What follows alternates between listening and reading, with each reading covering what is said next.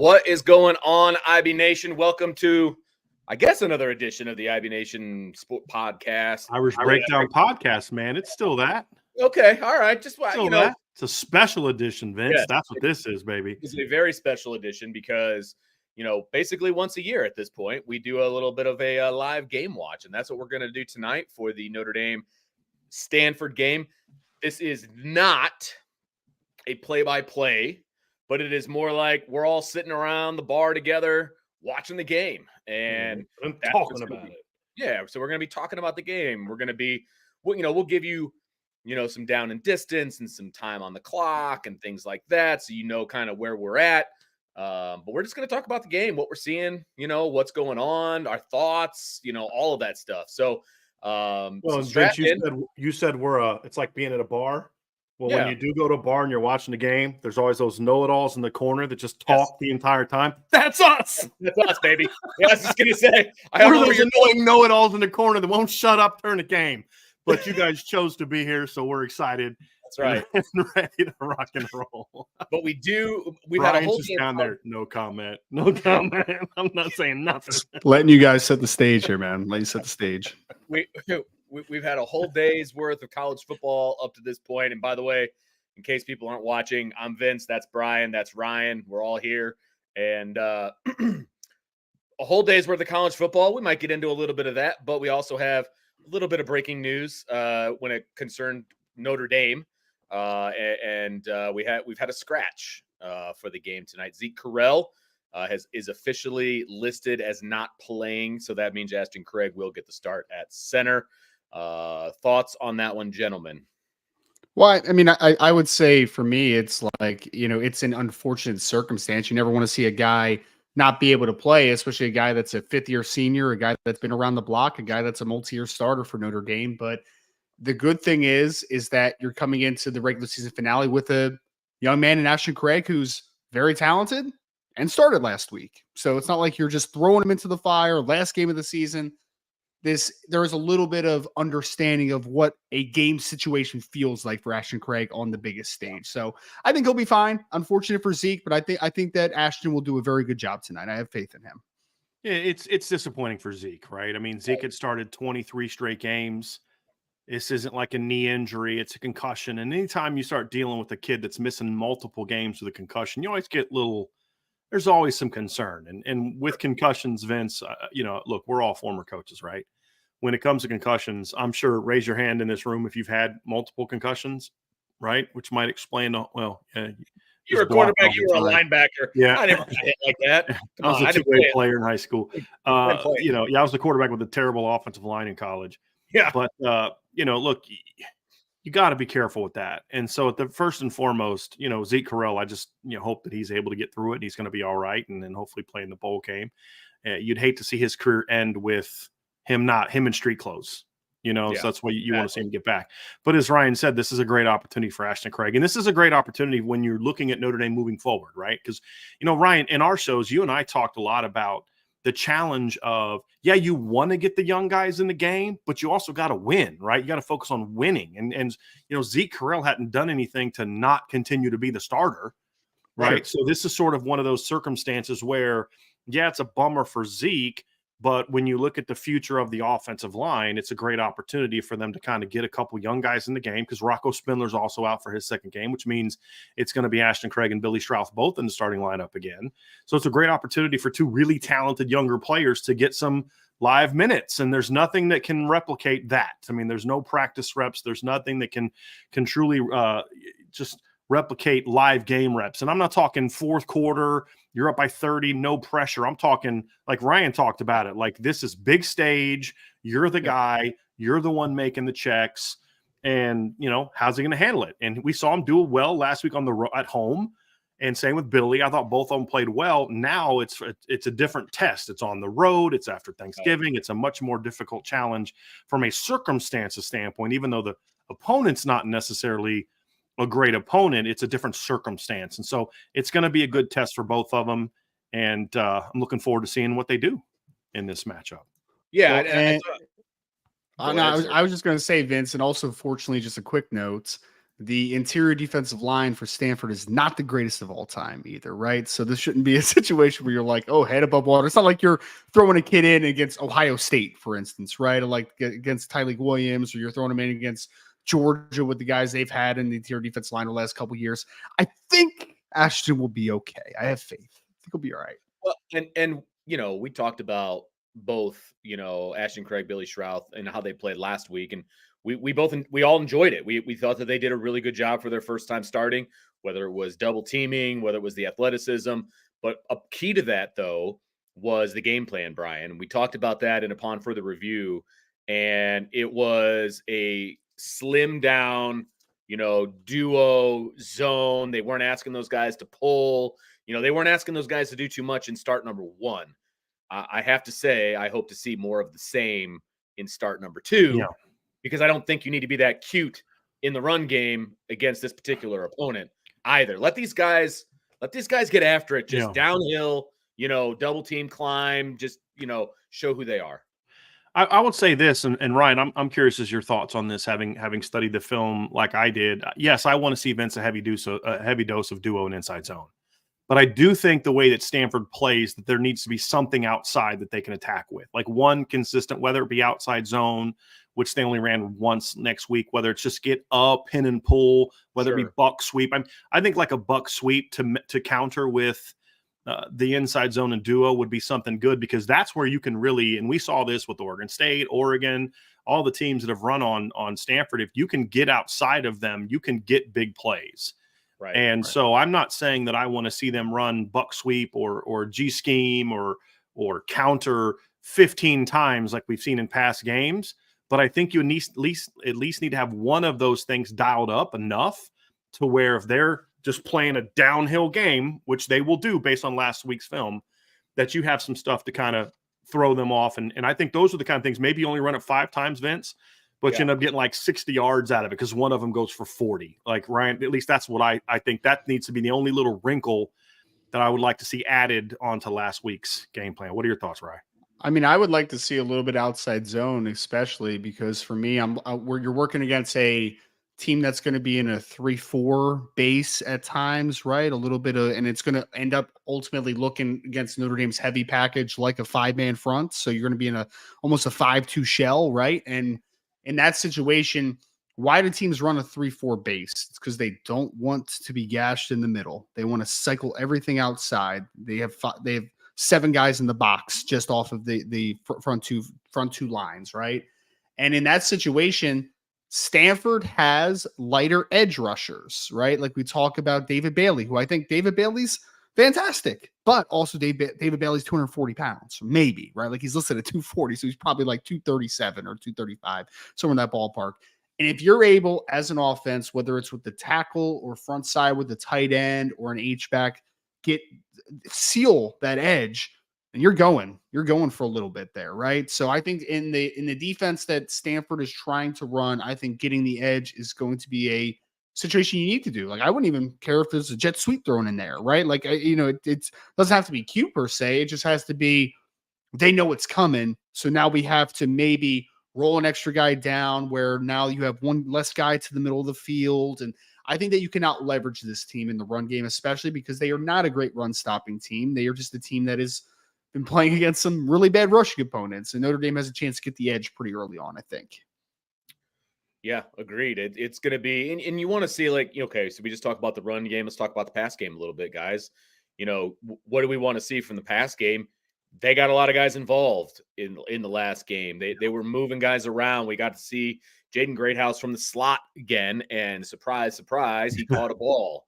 Right. I mean, he was dynamic in the slot. They were moving some guys around. They were playing the leverage game. I thought that they did a good job of getting more people involved. Eli Raridan caught his first balls of the season. So pass game, I kind of just want to see more of the same, just build on it week to week. Well, it's obviously the same, meaning same philosophy, same aggressiveness, right. Same willingness to build around your young guys. You can't just repeat the same plays over again, although there are certainly some things that they did last week, the high-low levels, the deep levels that we broke down in the Upon Further Review, Vince, and then also that Ryan and I talked about during the week. obviously you want to see more of those concepts, right? I mean, those are obviously things that you want to do more of and see more of from Notre Dame. But it's just more so to me, it's exactly, Ryan, what we talked about in the show yesterday, right? Attack all the levels, be aggressive. Don't just come out throwing it all over the field just because you still want to try to strive for some balance, but be willing to be aggressive, throw on first and second down, be willing to take some shots. If you get into 3rd and 1, go deep, and take a shot if you're in 2-down territory, or 2nd and 1, get into those situations where you do that.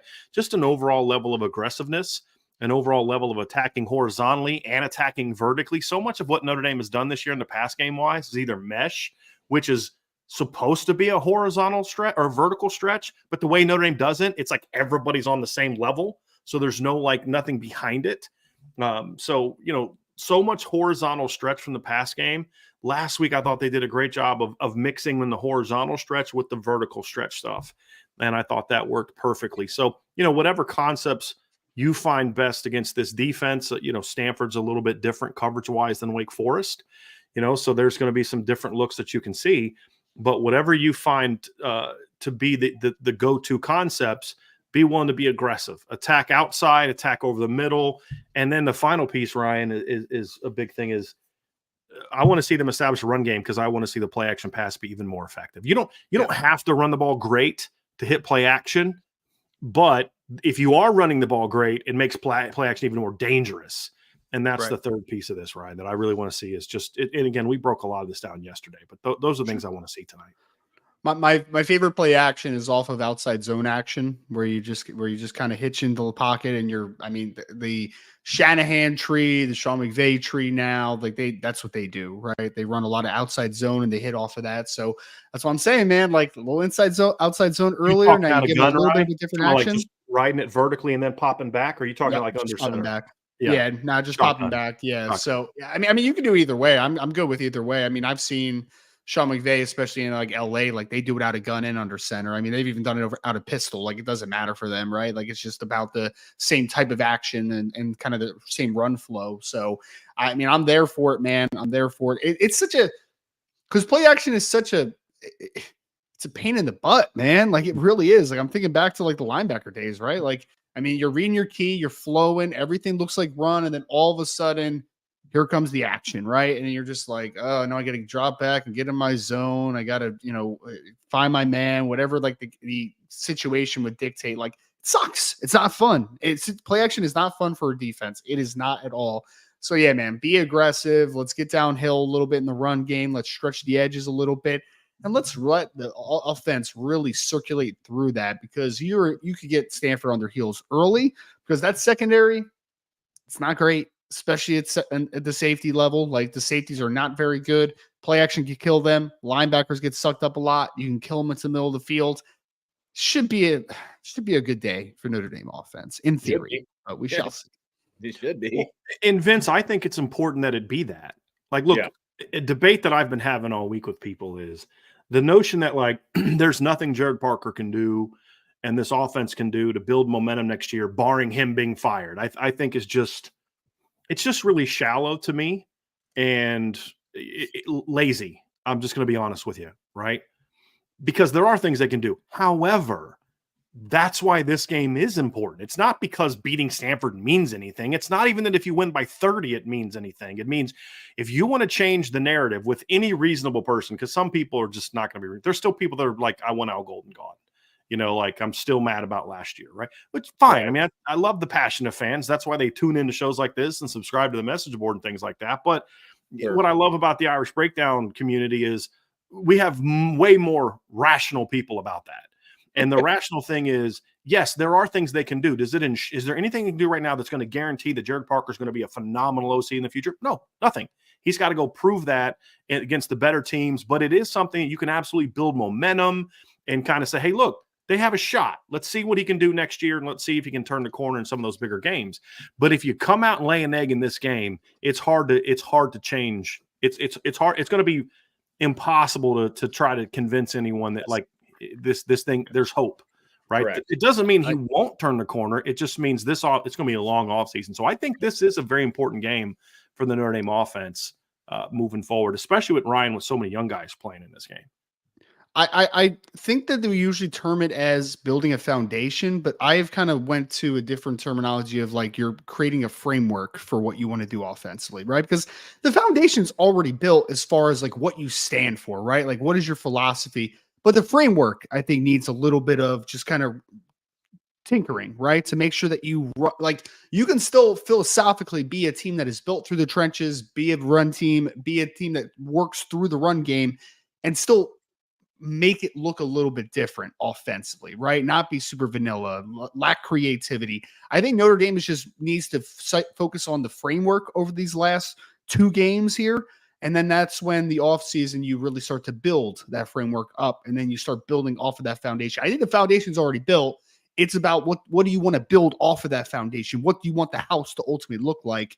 That's how I feel about this offense right now. Yeah, I mean, you talk about going into the offseason, and yes, there's still going to be a bowl game, obviously, between now and the offseason, right? But the coaching staff doesn't care what the fans think, okay? I want to be very clear on that. But we do, and we are fans, and we care, and we have to they can't, like you said, they can't go out and lay an offensive egg in this game. You just can't do it. You have to. You're messing with me now, Brian. But no, you have to go out and you have to build off of what happened last week so that we can at least look at it and say the offense is headed in the right direction. Let's do a little bit of self-scout in the offseason, all of those kinds of different things. They can't go back to what they were in the middle of this season offensively. They can't do it because it's going to be anarchy. Now, nothing's going to change. They can't just end the season the way the whole season went, which is just the up and down, by the way. But by the way, Vince, I love the poise that you showed during that little breakdown while Ryan and I are busting your chops a little bit. But no, I mean, this is, like I said, this is why I mute myself, right? Because I just have a habit of just jumping in and saying everything that's on my mind. But what I was going to say, Vince, was you are correct. They don't care. But it is impossible to avoid it when it becomes as loud of an uproar as what we've seen on offense this year. Right. I mean, you can just listen to Jared Parker's press conferences and you know that they hear it. Yes. He may not care. Yeah, and when we say care, it's not a dismissive F the Notre Dame fans not caring. No. It means, look, I've got to do what I think is right or wrong. Right or right, and then not do what I think is wrong. I've got to do it the way that I'm going to do it. But it doesn't mean that there isn't that additional pressure. Right? Like what we think and what we say should not impact Jared Parker's game plans and play calling. If that's the case, they need to find somebody else. And that's true for any coach. Right. Right. And that's just it. And if they think what Ryan and Vince are saying is so great, then they need to offer them jobs. You know what I mean? But they don't care about that. But it does matter to them that there's positivity in the fan base. Right. And they understand that. And they know what's at stake in a game like this, right? They understand that if they can really go into this offseason with some really good momentum, not just winning, because again, you're playing 2 really bad teams down the stretch. It's not about winning. It's not even about winning by 30.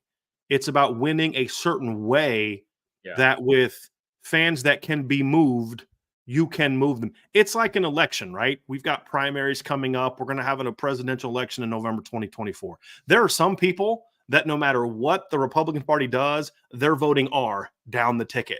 And there are some people that no matter what the Democrats do, they're voting D down the ticket, right? When you're campaigning, you're not trying to move those people.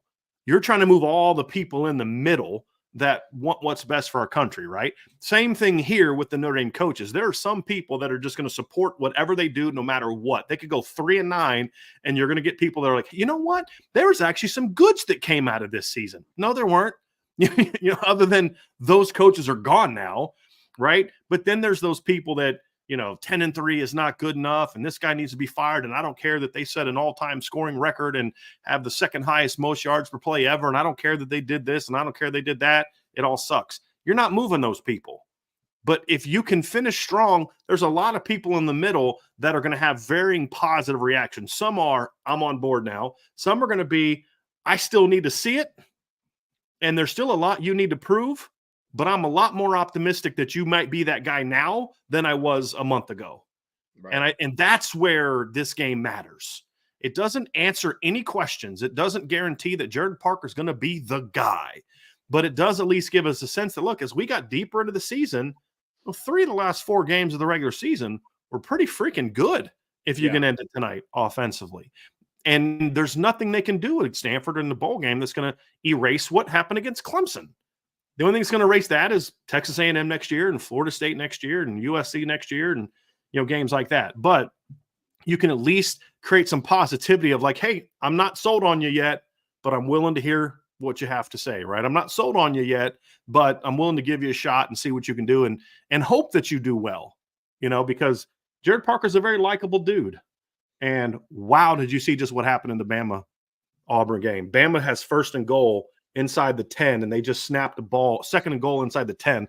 They just snapped the ball over Jalen Milroe's head, and they lost about 15, 20 yards. So now it's 3rd and goal from about the 26. And they're down 4, so they need to score TD. Need to score tutty. It wasn't over his head. I'm sorry. He wasn't ready for it, and it went backwards. But anyway, so yeah, Vince, there is a lot at stake for Jared Parker. And if you don't play well in this game, if you don't go out there and I'm just win by convincing number, but show the schematic changes necessary, it's going to be a real negative. It's going to be a lot of negativity around the program. And it'll even be worse than what we saw with the defense last year, to be honest with you. Yeah. Well, we have about 15 minutes before kickoff, give or take. And so we've all been sitting around watching college football all day. Mm-hmm. Give me some takeaways, boys. What did you see? What did you like? What did you not like? What was confirmed for you? I think we were all been confirmed that Ryan Day is a bad coach. He's not a bad coach. He's a very overrated coach. Okay, fair enough. A very overrated coach. I mean, look, you don't have the record he had if you're bad. Agreed. But you can have the record he has if your team is consistently way better than almost every team you play, because you took over for a Hall of Famer and the 2nd greatest coach of our generation, right? Like, and I'm talking like post Steve Spurrier, like there's the Bobby Bowden, Steve Spurrier, Tom Osborne, Lou Holtz generation, and then comes next was Dabo and Urban Meyer and Nick Saban and guys like that, right? That's the next generation in my view. And I would argue that Urban Meyer's 2nd, if not, at worst 3rd best coach of this generation behind Saban. I'd put him over Dabo just for longevity, and he did it at 3 schools, but you could argue for Dabo. Ryan Hare did, right? I mean, look, Jim Harbaugh says a lot of dumb things. The smartest thing he ever said was Ryan Day, started on, was born on 3rd base and thought he hit a triple, right. And, and he's proving that. Because like somebody said today, like, the guy's only lost 1 game and, one road game in X number of years. And I'm like, guys, it's a 3-team league, and team number 3 is coached by James Franklin, right? Like right now, the 4th best team in the Big Ten is Iowa. Like, think about that. Yeah. It's a terrible league. Of course they're going to rip people up, and I'm like, in the last 3 years, what's the big win for Ohio State? Beating Notre Dame at Notre Dame. That's literally I would argue, the biggest win they've had the last couple of years. And honestly, they got outplayed in that game. They just finished better, so very overrated coach. And look, I will say this. I thought it was going to be different because I thought for about 2.5, 3 quarters, Ohio State was physical in that game. But when the game was on the line, Michigan bullied them on that last drive and let all that time go off the clock. And it was a disappointing end if you really despise Michigan the way that I do. But at the end of the day, you're like, it was a win-win for a Notre Dame fan because both of those fan bases are just insufferable for the most part. There's some good ones. We have some, but it's like, Ryan Day's just not that guy. And he's going to make staff changes this year. But the biggest thing is he needs to do is look in the mirror. Like that's the biggest thing. He needs to look in the mirror and be like, what am I doing wrong? That's going to be the big key. It's 4th and goal at the 31 right now, Auburn, nice. Alabama. Ohio State is significantly more talented than Michigan. Significantly. I believe that wholeheartedly. I think Michigan is a solid to good roster everywhere, right? Like there's not a really position I look at and say like they're bad there or they're below average there. Like they're just solid to good everywhere, which is why they're a good football team. Ohio State has several positions where you're like, they are very good to elite there. Like they're very, very good. And so I think they had the upper hand on Michigan. I picked Michigan in this football game because quite simply, I think they have the formula and know the formula. And I wish Archer was in here right now. The formula is not they steal signs, right? The formula is they are much more physical than you are. They much more physical. It just is what it is, man. Like they just dominate the game when it matters most. They were able to run the ball when it mattered. They were able to stop the run when it mattered. They were the more physical team at the end of the day. And I think that there's a little bit of a mental block for Ohio State right now of when the game is in the biggest moments of the game, they are just like, oh man, we're in trouble here, guys. Like we're in trouble. I don't know how we're going to counteract the physicality. I don't know how we're going to. You saw a quarterback, both quarterbacks, I think, showed limitations today, showed some flashes, but limitations. But ultimately, JJ McCarthy didn't turn the football over, and McCord did. So that's just, yeah. So I don't know what just happened, but apparently Bama just scored on 4th and 31. They had a one-on-one in the back corner, and Isaiah Bond caught it in the back corner. How do you let that get behind you? That was terrible by Auburn. There's a fan that's like, what just happened? That was terrible. He just threw a go route in the back corner, Ryan. There was no help. They let him sit in the pocket all freaking day. That was just bad defense. And the one thing that Jalen Milroe does well is push the ball vertically. He's very consistent, short to intermediate, quick game, but he throws the ball vertically well. And for some reason, I'm curious where he came from. I wonder if he came from the opposite side, but it's the one thing if it's 4th and 31, you can't let the ball get over your head. I mean, that's just terrible. So much space between the receiver and a little bit of a push off there, but that's not going to get called there. That's just hilariously bad. That's just hilariously bad. Dude, right? The Iron Bowl is wild, man. There's always weird stuff that happens at the Iron Auburn Bowl. has just invented ways to lose that game. It's like they're still being cursed and punished because of the kick six. Yeah. Like there's still years of bad mojo that they've got to, or good mojo that they needed all of it to win that game, that it still hasn't all been exercised yet from them. Turn around. Look for the ball. That was so bad. Well, this is the kind of that, yeah. Yep. I mean, it's really bad too because Auburn actually has a decent secondary. They got a couple NFL players in the back end, and that's a pretty good push off. But turn around, look for the football. Look for the football, man. Yeah, that was bad. That was bad. Are you watching it now, Ryan? Are you able to see it? No, I can't see it yet. No, I'm way behind you. They just lost them. That's all there was. They just lost them. So anyway, rest of college football, guys. I mean, other than this terrible disaster, what a choke job by Louisville today. Oh my goodness. 38 points to Kentucky. Yeah. You've got, look, it's not going to change, their postseason fortunes most likely. Florida State wins out. They're still going to be in the Orange Bowl, right? But it just is going to suck away some of the positivity of your season.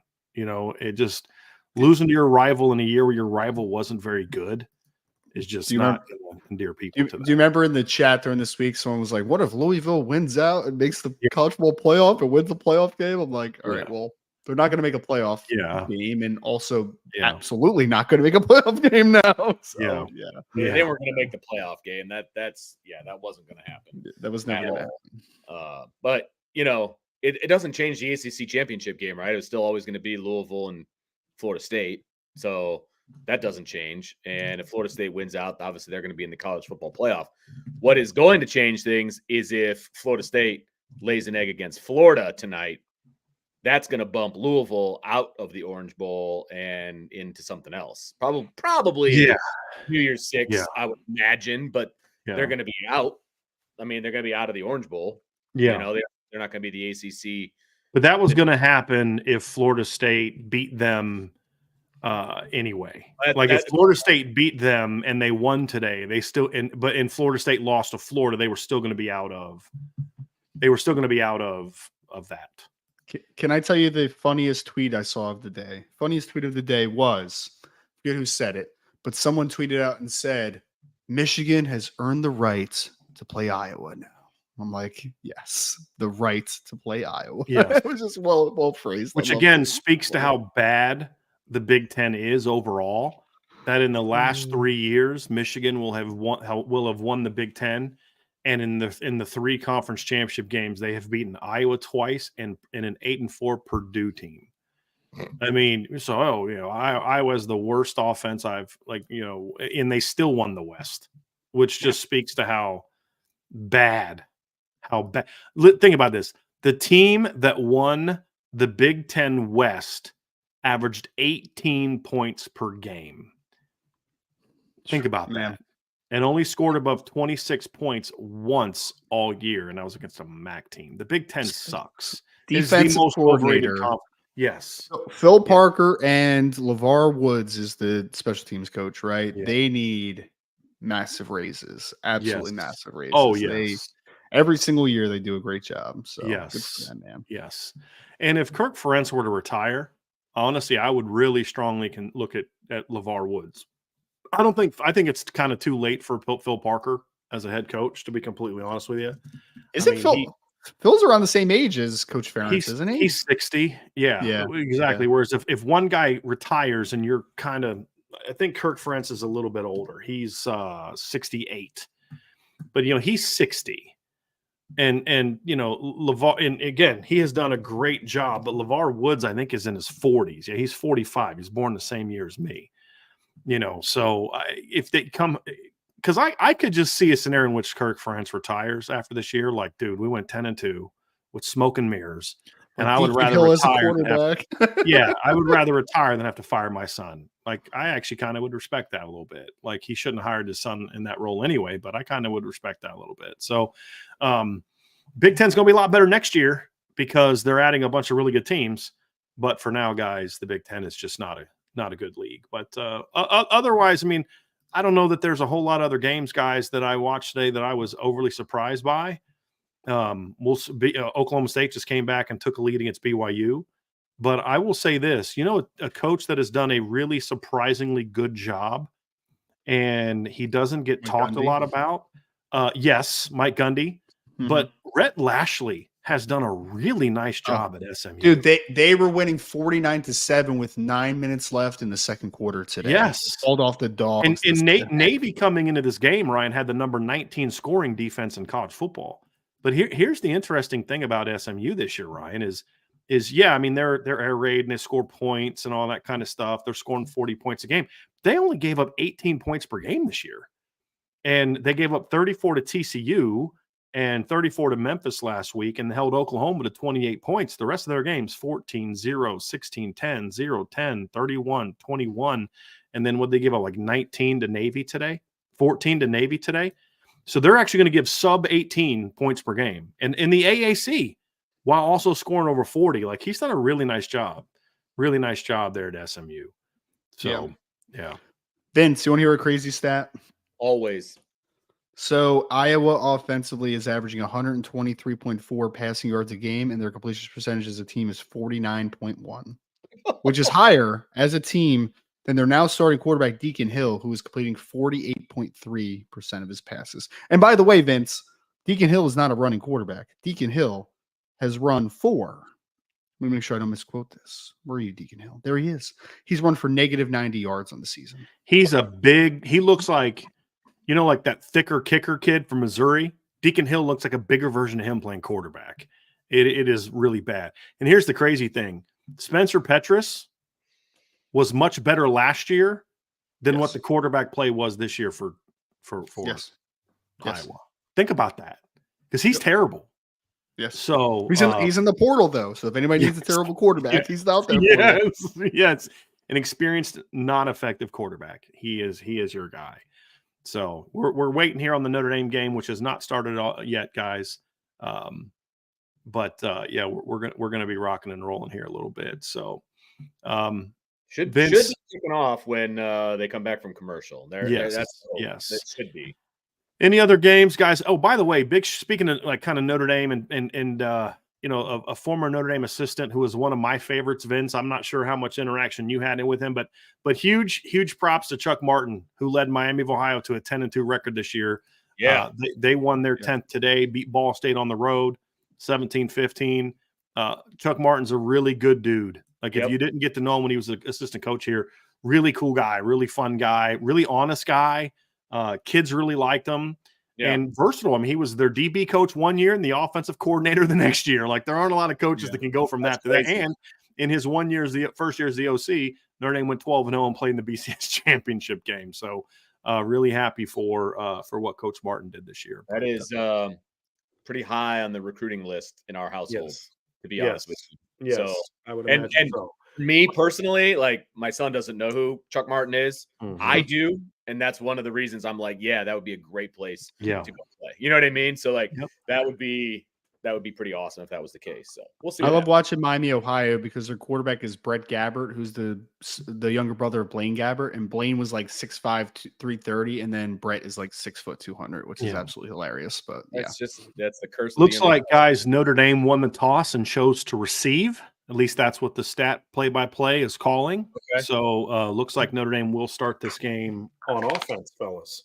They're showing all the old timers that played at Stanford and Notre Dame. So there have been some legends. There have been some legends. And that's why they call the trophy the Legends Trophy, Brian, the fake trophy that they had to make. So this, All right, fellas. Well, I think that's my cue. I will catch you on the post-game show. Ryan, thanks for being with us, man. Say hi to the fam for us. Enjoy the game, buddy. I'll see you in a little bit. All right, Vince. So Notre Dame is lining up to kick off now, man. This is a final prediction, Vince. What was your prediction for the game today? I think I said like 48-3, something crazy. It will be the lowest scoring game for Stanford in the history since like 1927 or something ridiculous. I took the Brian Driscoll route, and I said that's what should happen. Yeah, it looks like the stat thing was incorrect. Stanford is actually going to start with the ball. Yes, Notre Dame. So the stat thing was incorrect, and Stanford going with some new look unis, man. They almost look like Indiana. They're trying to be Indiana tonight, so they've got the Cardinal helmets and the Cardinal jerseys. They announced those helmets a couple of days ago, and they got the script Stanford along the side. It's 100% IU. It's 100%. Yeah, so pretty much trying to look like Indiana. So, which after the way Indiana played today, I don't know that that's a great idea, but so they almost won. Yeah, so we're ready to rock and roll, man. So Ashton Daniels, quarterback for Stanford, coming out of a two-back set. Here we go. 1st and 10 at the 25.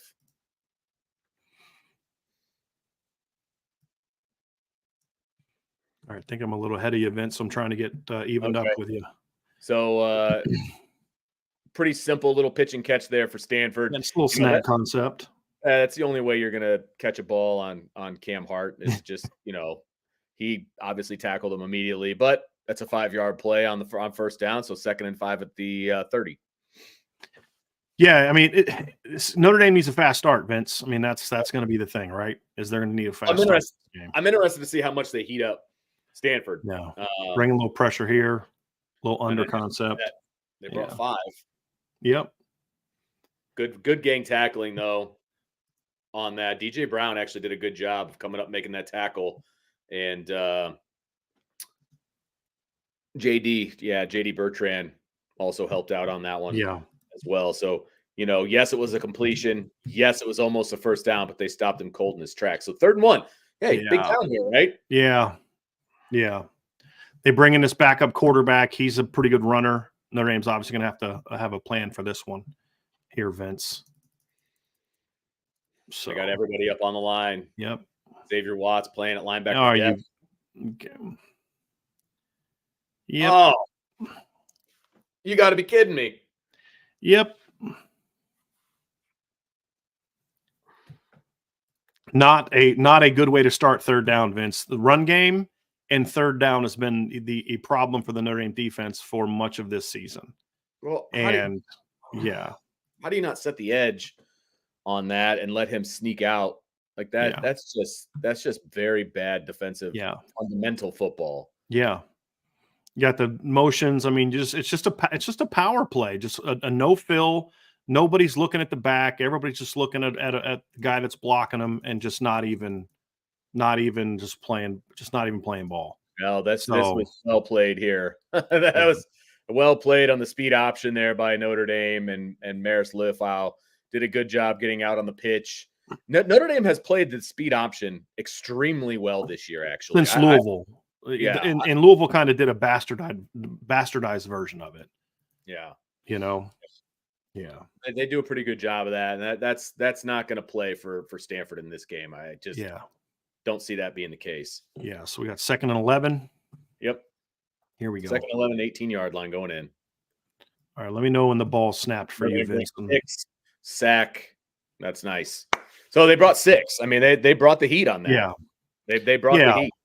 Well, and this is where your coverage package is gonna help you, because the reality is if you can cover just for a couple seconds, the pass rush should be able to get there. I mean, there were 3 guys that got to the quarterback on that one. Maris Louisville, obviously, with the pressure, and Javonte Jean-Baptiste got there, and then Howard Cross wasn't too far behind. So, obviously that was a big play. Now Stanford's in a 3rd and 18, and you feel like you kind of you were able to kind of stunt the momentum that they had going into that drive. So lose contain on the stunt. Nice open field tackle by Thomas Harper. I was going to say, at that point, I'm okay with a bit of a loss contained there. They ended up having Howard Cross on the outside.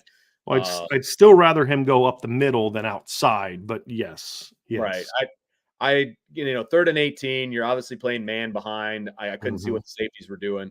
You're obviously in field goal range already. You just don't want them to get a first down. Right. So, gain too much. 9 yards is too much. But at the same time, I'm okay with it. Yeah, I mean, just you can't let them sniff the field goal range. And now Notre Dame's going to line up and attempt a field goal here, 34-yard field goal attempt by their All-American kicker. And as usual, he drills it. Right down the middle. So Stanford takes an early 3-0 lead, Vince, because Notre Dame gave up a 3rd and 1 quarterback power, which is coming from this team. I mean, their number 1 leading rusher is Ashton Daniels, their starting quarterback. Their number 2 leading rusher is Lamson, their backup quarterback, who comes in those type of situations. And it's just kind of like you said, Vince, how do you allow yourself to get out leveraged? I mean, they're lining up. Power's coming. You've got to come off more. They didn't come off aggressive, I didn't think, on that snap. And nobody was looking at the ball. Everybody just was engaged. And when the run game gets in trouble, it's because of stuff like that. People are looking. I got my gap. I got my gap. Is anybody going to get their gap and the football? Right. And that's been the one frustrating thing. This defense has been tremendous this year in a lot of ways, but the issues in the run game have been concerning. Well, and especially in that regard, because let's be honest, they had one bad play that series, but that bad play, not only did it flip the field, it got him into field goal range. Got him points. It was one bad play for the entire series, but you can't do that. You can't have one bad play every series, because not one that goes for 49 yards. Right, exactly. Right. So to a guy that looked like he was carrying a piano on his back, I mean, you can't do that. You have to hit. You have to engage with your head up. You got to keep one arm free. I mean, all of those different things that, again, fundamental. They were not very fundamental on that particular play. Yeah. So, but here's the key, though. Your next 2 plays were negatives. -1 on the speed option and then a sack. Yeah. Right. So that's the thing is, yes, it's a bad start for Notre Dame, but it was a good finish to the bad start. That's the key, right? Is you give up a big play. Like when they let Louisville get down the field early, they kept letting them go, and Louisville punches it in and gets a touchdown, right? I mean, you go down, you make a mistake and you stop them. Right. And that's the key. That's the key. So, and one of the keys that we talked about, Vince, and this is going to be something to watch moving forward, is we said, look, Stanford's not good enough to move the ball on Notre Dame. They're just not. Right. What you've got to prevent is the big mistakes by the offense, giving them short fields and big plays. You cannot let them get big plays. They got one on the first drive and it resulted in points. Notre Dame's going to have to make sure that doesn't become a regular thing, right, as we move forward. So Irish offense get a chance to respond now, right? I mean, that's going to be a key. If you want to, you can quickly eliminate any bad vibes, any bad, mojo or whatever you want to use that comes after letting Stanford go down and score, by your offense quickly responding with points. So we're going to find out what the Notre Dame offense can do here, Vince. No, absolutely. And they're obviously pretty convinced they're going to go down the offense's right side, because they've got everybody on the right side of the field. And they did. Yep. And it's going to kick it out of bounds. Yep. So 25-yard line for Notre Dame.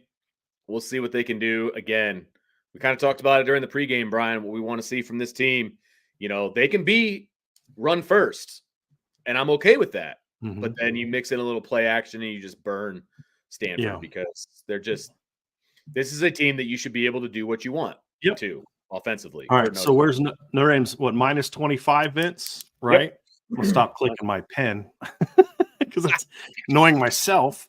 All right. Let's see how they start. Little 12 personnel action. Yep. Jaden Thomas and Rico are in there this week. So let's see what Notre Dame does. Inside zone. There Boom. we go. Boom. 9-yard gain right off the bat. Yeah. And that, look, isn't that what we said we wanted to see? And yeah, where did we run it? Right off the right side. You got 2 new starters. Right. Well, new last week. Yeah.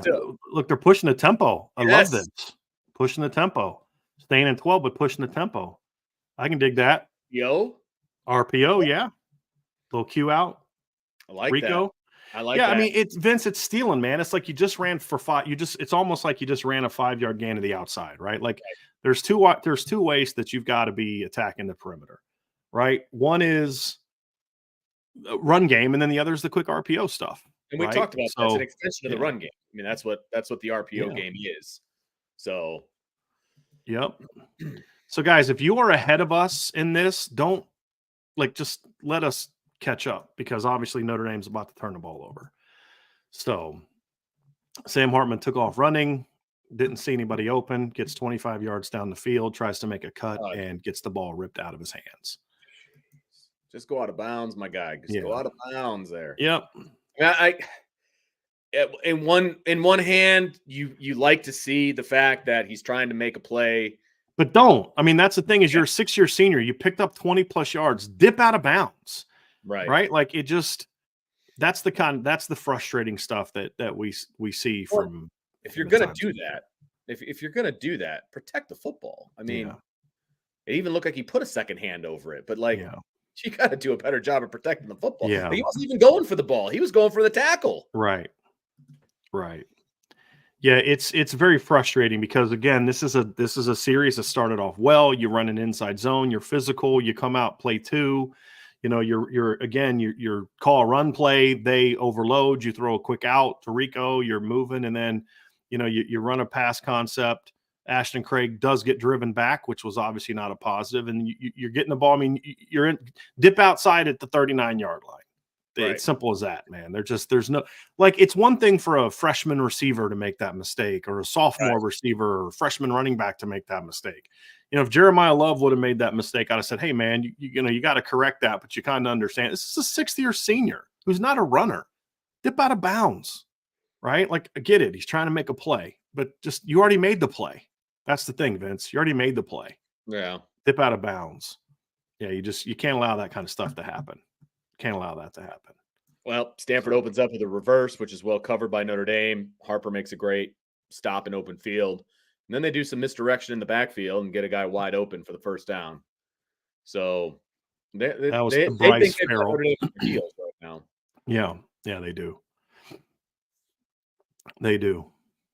The pressure is you're like way ahead of me now, Vince. I don't know what the heck's going on with my thing, but you haven't seen no, I'm on track. Yeah, I'm on track actually. Okay. Yeah. So I thought I was looking at the first negative and then So I think that was a negative play right there. So 2nd and 12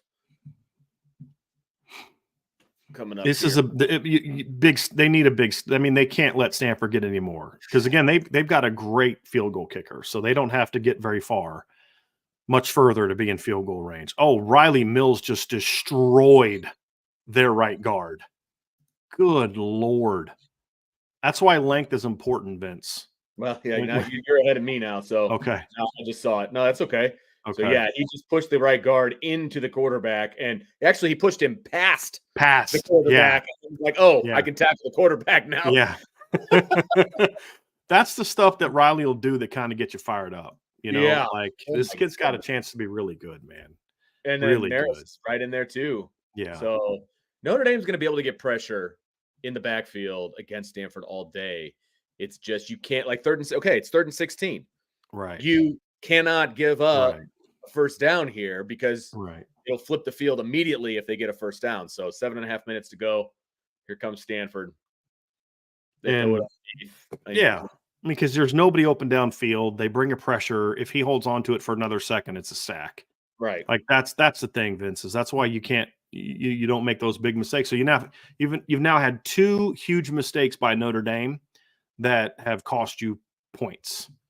Right? You have the mistake by the defense that allows you to get gets a 49-yard gain on 3rd and 1, which results in a field goal, and then your offense is moving right down the field.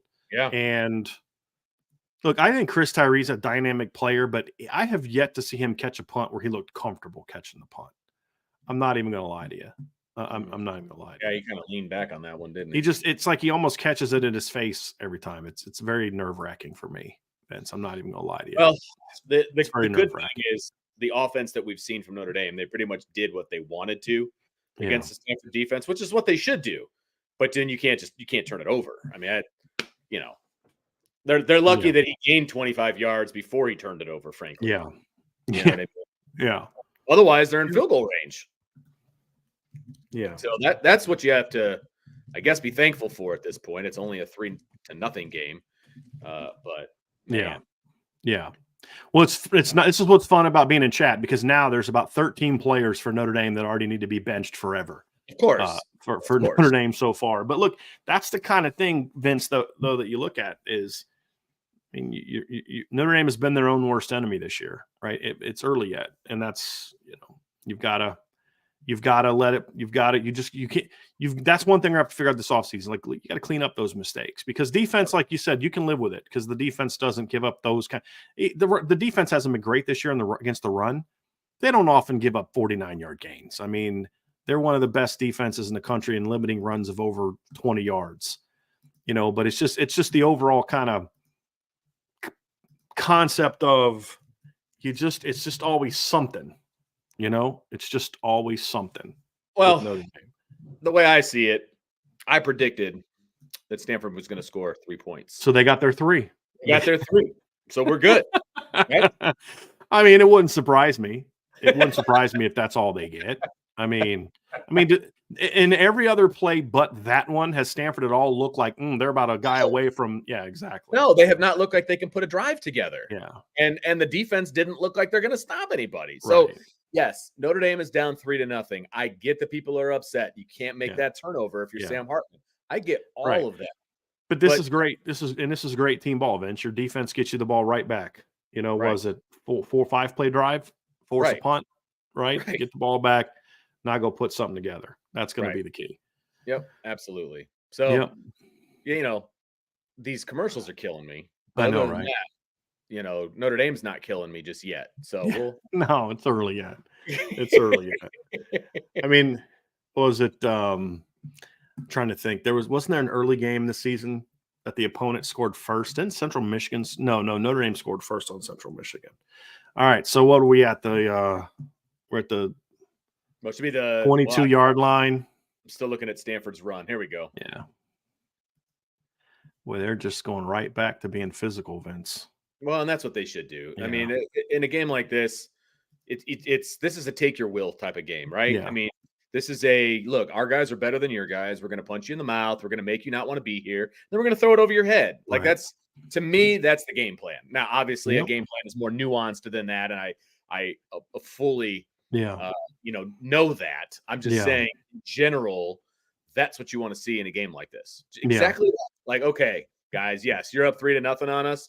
We got number 7, and we got a bunch of big ups in front. They're going to make you wish you're not here. So we got trips up top, 11 personnel, just nowhere to run. He's got to be a little bit more decisive there. Yeah, a little too fancy back there. Because he didn't see what he wanted to see right away. Just pop it vertical and just hammer it for 3, 4 yards. So 2nd and 9. I mean, look, we talked about this.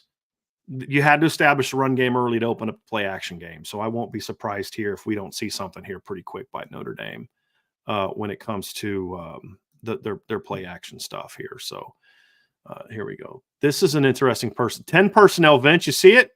10 personnel. Okay. Let's go. Little 10 per empty out of to empty. Just pure drop. Chris Tyree just ran smash. That Chris Tyree grab. What a catch. They just ran smash there, Vince. This ran corner. They just ran a hitch Simple. outside. That puts Tyree solo one-on-one on a corner route. Good read. Great job by Billy Schrouth picking up that. Yeah, they just ran smash. That's an old school concept. Great catch by Tyree. I would argue, Vince, that ball's late again. Yeah. Like that ball's got to come out sooner. 39-yard run. Oh, Lord have mercy. Okay. That was touchdown Notre Dame. That was a bludgeoning on the right side. Yes. Billy Schrouth, Blake Fisher, Ashton Craig just blew Stanford up there, Vince. You talked about it before the game, Vince. Don't get cute in the run game, right? Don't get cute. You're coming back. This is just inside zone, folks. Blake Fisher annihilates a guy. Eli Raridan annihilates a guy. Rico Flores getting in there on the second level too. He's been a great blocker. That's a safety. But yeah, just really, really good. That's just you line up and you smash a guy. That's what that is. That's what inside zone is. Nice job by Billy Schrouth. He gets up to the second level so quick. He really does. Fans, by the way, in the end zone stands, there was like 7 Stanford fans there. It was all blue. Yeah. Ashton Craig, my coaching point there, he needs to move his feet a little bit through contact. That was a little he did late, Vince, but that's one of those things where he's got to hit that contact and then drive. He kind of hit, paused, then drove. Yeah. But the key to that is the right side was dominant. So that's actually inside zone left. So when you run inside zone left, it's designed to cut back to the right, and that's what happens. So you're running it, you're stepping left, you get the backside cuts, you get a push backside, the bend back cut by Audric is just easy. And Audric does a nice job of being patient with his footwork initially, letting the blocks kind of develop, because timing on inside zone is so important. If you get downhill too quickly, the hole's not there. If you get down there too late, the hole closes up. Right, good timing there, and great right side blocking. Raridan had one. Rico, like you said, getting into safety, and then obviously Billy Schrouth get to the second level. Does a great block by Blake Fisher. Like Fisher and Raridan made that play happen. Oh, and absolutely. That's what Notre Dame needs to do. Right, well, that's how you answer. That's a great answer though by Notre Dame, Vince. They even had that tight bunch on the right side, which inevitably brings more guys in the box. By the way, defensively. Hey, and if you're complaining after a touchdown, just put yourself on timeout, guys. Okay, can we just not put yourself Just put yourself on timeout for 5 minutes. Okay, seriously, let's enjoy the game. All right, but I like the series, Vince, because Notre Dame had to kind of establish something in this game. Absolutely. And you come out, you're physical with them. You go 12 yards on inside zone on play, or actually it was an inside zone. I have to go back and watch that. That was more of an off tackle play. I couldn't tell. I have to go back and look at the blocking scheme. And then you come back, gain 1 because you kind of miss a block. They're coming down. You're getting kind of aggressive corner coverage outside. You run a smash concept, hitch outside, corner route by Tyree. And then, boom, you come right back. And they're going with some pace in this game, Vince. That's the other thing is they're not going tempo, but they're just going with a little bit of pace. Yeah. Which is I like, because Stanford is a team that's a little methodical, and it's just like in basketball, right? Stanford wants the slow half-court game. That's what Stanford wants, right? They don't want to go do an up and down game because they can't match Notre Dame athlete for athlete. So they want to slow it down. Yeah. They want to run their offense, the whole deal. Notre Dame's being really smart here by kind of picking it up a little bit. Hey, you're going to run at our pace in this one. So it's to me, very comparable like a basketball game. Like Notre Dame's going to kind of speed them up a little bit because that's not where Stanford's comfortable, right? So Vince, Angelo just kind of made a good point because it looks like a lot of people are ahead of us. So what I would encourage you guys to do is if you want to be on par with us is pause your TV, and on the very first play of the next series, we'll tell you, actually, let's do it the second play. On the second play, because I think the next play might have already happened for some, but on the second play, pause your TV after the first play right before this ball's about to get snapped. And then we'll let you know when we see it get snapped. And then you guys can immediately hit play, and then we'll all be on kind of the same thing. So right now they're lining up for 1st and 10, Vince, at their own 25. That's what I've got. Yeah, a little 11 personnel, little quick game, little quick out to Aya Manor, and he gains one whole whopping yard against Cam Hart. Less than a yard, actually. The way yeah. So go ahead and right. So if you're ahead of us, go ahead when they line up and it's about to snap, or as soon as the ball snap, like pause it immediately, and then we'll tell you when the ball snapped on our end. You want to do it? You want me Yeah. to do it? No, we're going to keep going. I'll just let them know. No, I meant yeah. So 2nd and 9, Stanford lines up, empty backfield, motion EJ Smith into the backfield, and the ball snapped right now. So, and it turned him loose. You got to be kidding me. Just out of the backfield, Jordan Patojo turns the running back loose. This is what we talked about, Vince. You can't allow big plays. Right, and this is a big play. I mean, it's once again Jordan Patelho. Yeah, I mean he's got to have the back. I mean, you can tell by the way the coverage is. He's dropping back. He's got to work for depth against the back, and he doesn't. And the ball gets over his head. And and then he stops to try to jump up. Like, keep running. Yeah, he's been a problem all year. Notre Dame, they go quarterback draw on the next play. Great play by Jack Kaiser on the next play. They ran quarterback draw, Vince, and Jack read it perfectly and blew it up. You are way ahead of me, but that's okay. Yeah, just see if you can, I don't know, forward it, Vince, but yeah, I'll just kind of do let people know what the time is and all that good stuff. But good. It says I'm live. I can't go any further. Yeah, so we're at 3:55. Go empty again. Just a little. I mean, Notre Dame is just not getting lined up right now, Vince. So they just snapped a ball on what was it, 2nd and 9. Notre Dame goes empty, and the back just runs a little option route, just the back. And Notre Dame just not getting out to it. Backers are not getting out. I mean, just not getting out to coverage. Notre Dame is not handling their empty stuff well. 2 empty plays, both of them go for positive gains. So you're letting a Stanford team that's not very good on offense just move the ball up down the field on you.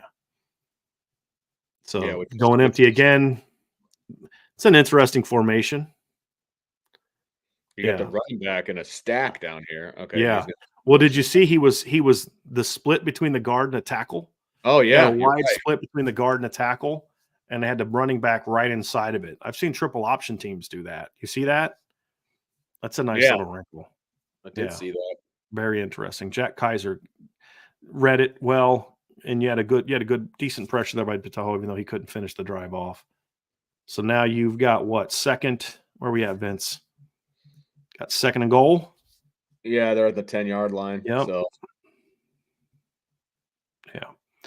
So I'll tell you, we'll have to do some things here on one of these series. We said it, man. Stanford's going to try to pull out all the tricks in this game. So they are. Look at those splits. Holy yeah. What is Notre Dame doing? Not putting somebody on the note?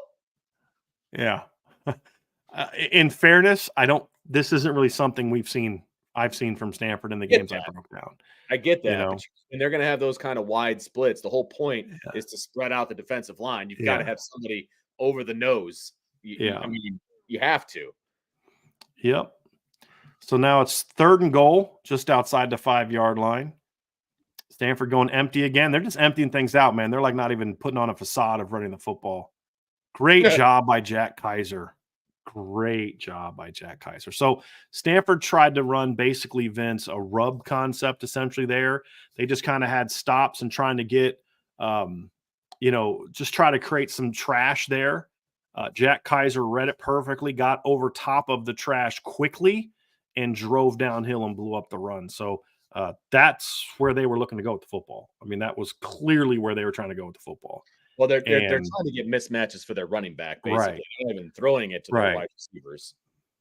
Well, I mean, right now it's smart, because who do you have a better chance of taking advantage of? Their name's linebackers and Jordan Pateljo, or Cam Hart, Benjamin Morrison, and Xavier Watts. So it's a good early game plan by Stanford. It really is. And it's generated, their entire game, they've got over 100 yards right now on basically 2 plays. Yeah. You had a 53-yard gain in a pass, and then a 49-yard gain on a quarterback run. So you've got 100. They've given up 135 yards in the first quarter to Stanford, and it's 100 and what? I'm trying to think, 53 and 49. It's 102 of that is on 2 plays, and that's what we talked about. I mean, what was key number 3 in our breakdown on Friday? Big plays. Yeah, can't let big plays happen. They've given up 2, and they both led to field goals. Yep. Because outside of those 2 big plays, Notre Dame hasn't given up squat. Yeah. I mean, it's 2 big plays per drive, And though both of those drives have led to scores, and Mm-hmm. that's now Notre Dame is not going to be stopped offensively, I'm guessing, unless they turn the ball over, Better not. do something that they out of character for themselves, like Right. beat themselves, right? Right. And so right now you're trading touchdowns for field goals, which Right. of course is not going to end Yeah. well for Stanford, but still. And this is a little out of character for Notre Dame too. I mean, Notre Dame coming into this game ranked 6th in college football in fewest plays allowed of 30 yards or more. So Jadarian Price, I love that kid. He needs to touch the ball more. It's hard because, it means no Audric, but did Stanford just recovered a freaking fumble? Oh, I don't love that kid as much right now. Big return by Jadarian Price, and then he fumbles the football at the end. Did he 30-yard fumble? return. It looked like he was on the ground for a while. Yeah, well, the referees are saying Stanford ball. So here's the replay. They're going to replay it. It came out before he was down. That's Great. a fumble. Yeah. I didn't see his elbow or knees down, Vince. I'm sure they're going to show another replay of it. No, he's not down. Yeah. His whole body's off the ground. That's what I thought too. Because your hand can be on the ground. Your elbow and your knee or your butt can't hit the ground. And none of those things were on the ground. His entire body was off the ground. So yeah. Well, I think his hand was on the ground, but that doesn't count as you being down. That's what I'm saying. Yeah. Yeah, that's not good. You just said, offensively, Notre Dame is going to be just fine as long as they don't do something to turn the ball over. And guess what? So 1st and 10 for Stanford. Run a little slide. Missed tackle by Benjamin Morrison. Defense is not bringing it today, Vince. They are not bringing it today. That's just an easy little boot slide right there. And Benjamin Morrison hasn't played perfectly, and then he just whiffs on the tackle. He got bumped by the I mean, look, credit to Stanford on this one they're doing some interesting stuff. They are. They're doing some stuff Notre Dame hasn't seen a lot of, but you've got to know that. You've got to be prepared for that. You can't come into this game thinking Stanford's just going to line up and do what they do. Yeah. And now Stanford's about to take we talked about this. Fake reverse, boom, touchdown Stanford.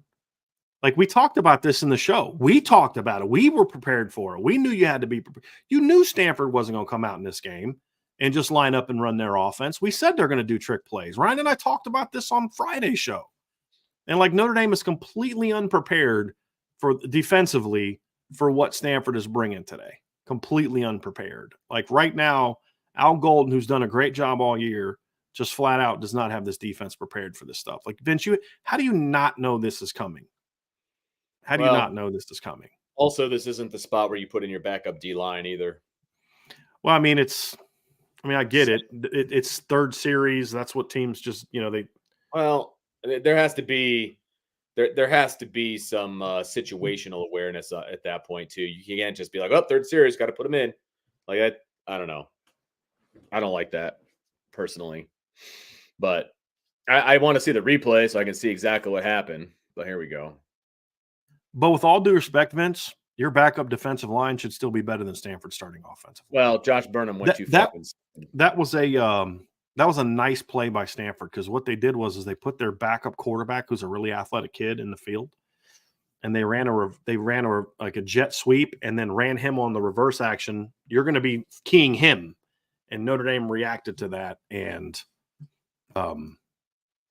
Benjamin Morrison reacted to that. Joshua Burnham went way too shallow and went down the line of scrimmage as opposed to staying up high.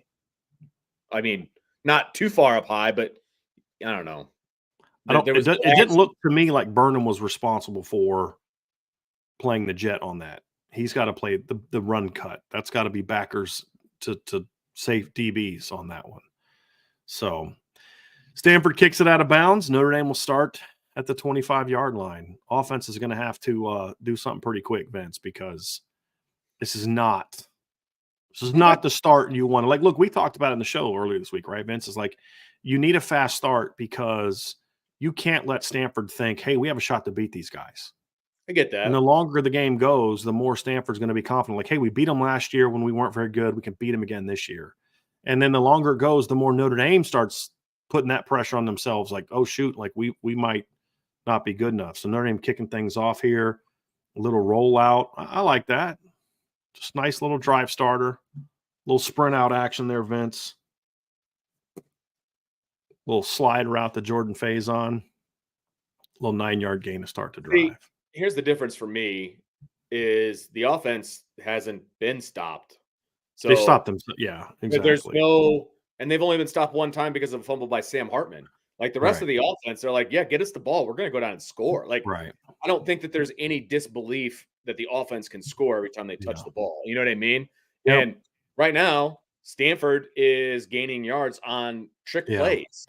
And that's not, you can't, know as well as I do, you cannot sustain an offense on trick plays. Yeah. No, well, I mean, I get all that, but it's just it's not so far they have.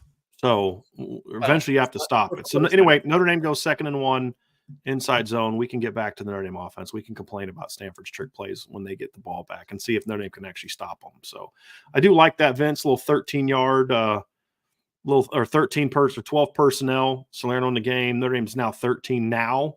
Davis Sherwood making an appearance back in this game. So let's see what they got. Dude, that was a really interesting way to get the inside zone, Vince. They ran 3 tight ends to the right and then had 2 of them come backside to the short side. You don't see that kind of look. And then Audric just trucking people. Horses them. They're getting a nice push up front right now, Vince. They're getting a really nice push right now. So that's going to be the end of the first quarter. And we will I'm going to go back and watch that run again, man. So they went 13 personnel. You had Cooper Flanagan, Eli Raridan. Yeah, that guy wanted no part of Cooper Flanagan. Goodness gracious. Let me see what the nice little Joe Alt comes off really quickly and just blows a dude up, washes him down. Let's see what the right side did here on this inside zone play.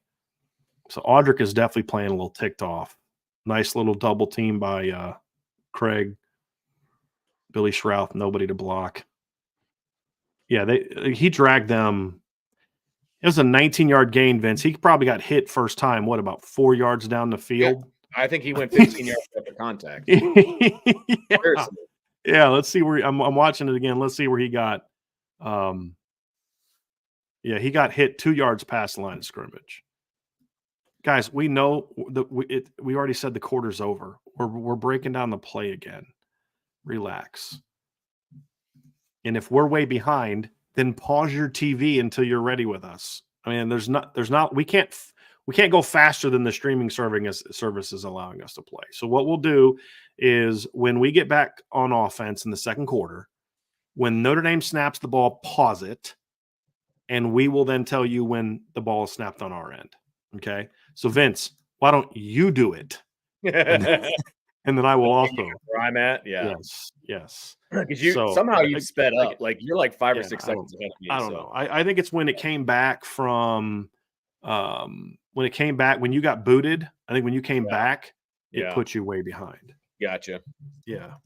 Yep. So what we'll do is when we come back from this break, wherever you all are, if you're ahead of us, pause your TV when the second the ball snapped, and we'll let you know. Okay. Best part about this is we don't have to listen to the announcers, whoever they are. I don't even know who they are. I didn't know. I didn't recognize either one of those guys. It's Pac-12 network, so you knew it's not going to be. That's true. Yeah, you knew it wasn't going to be good. Good call. Yep. Well, yeah.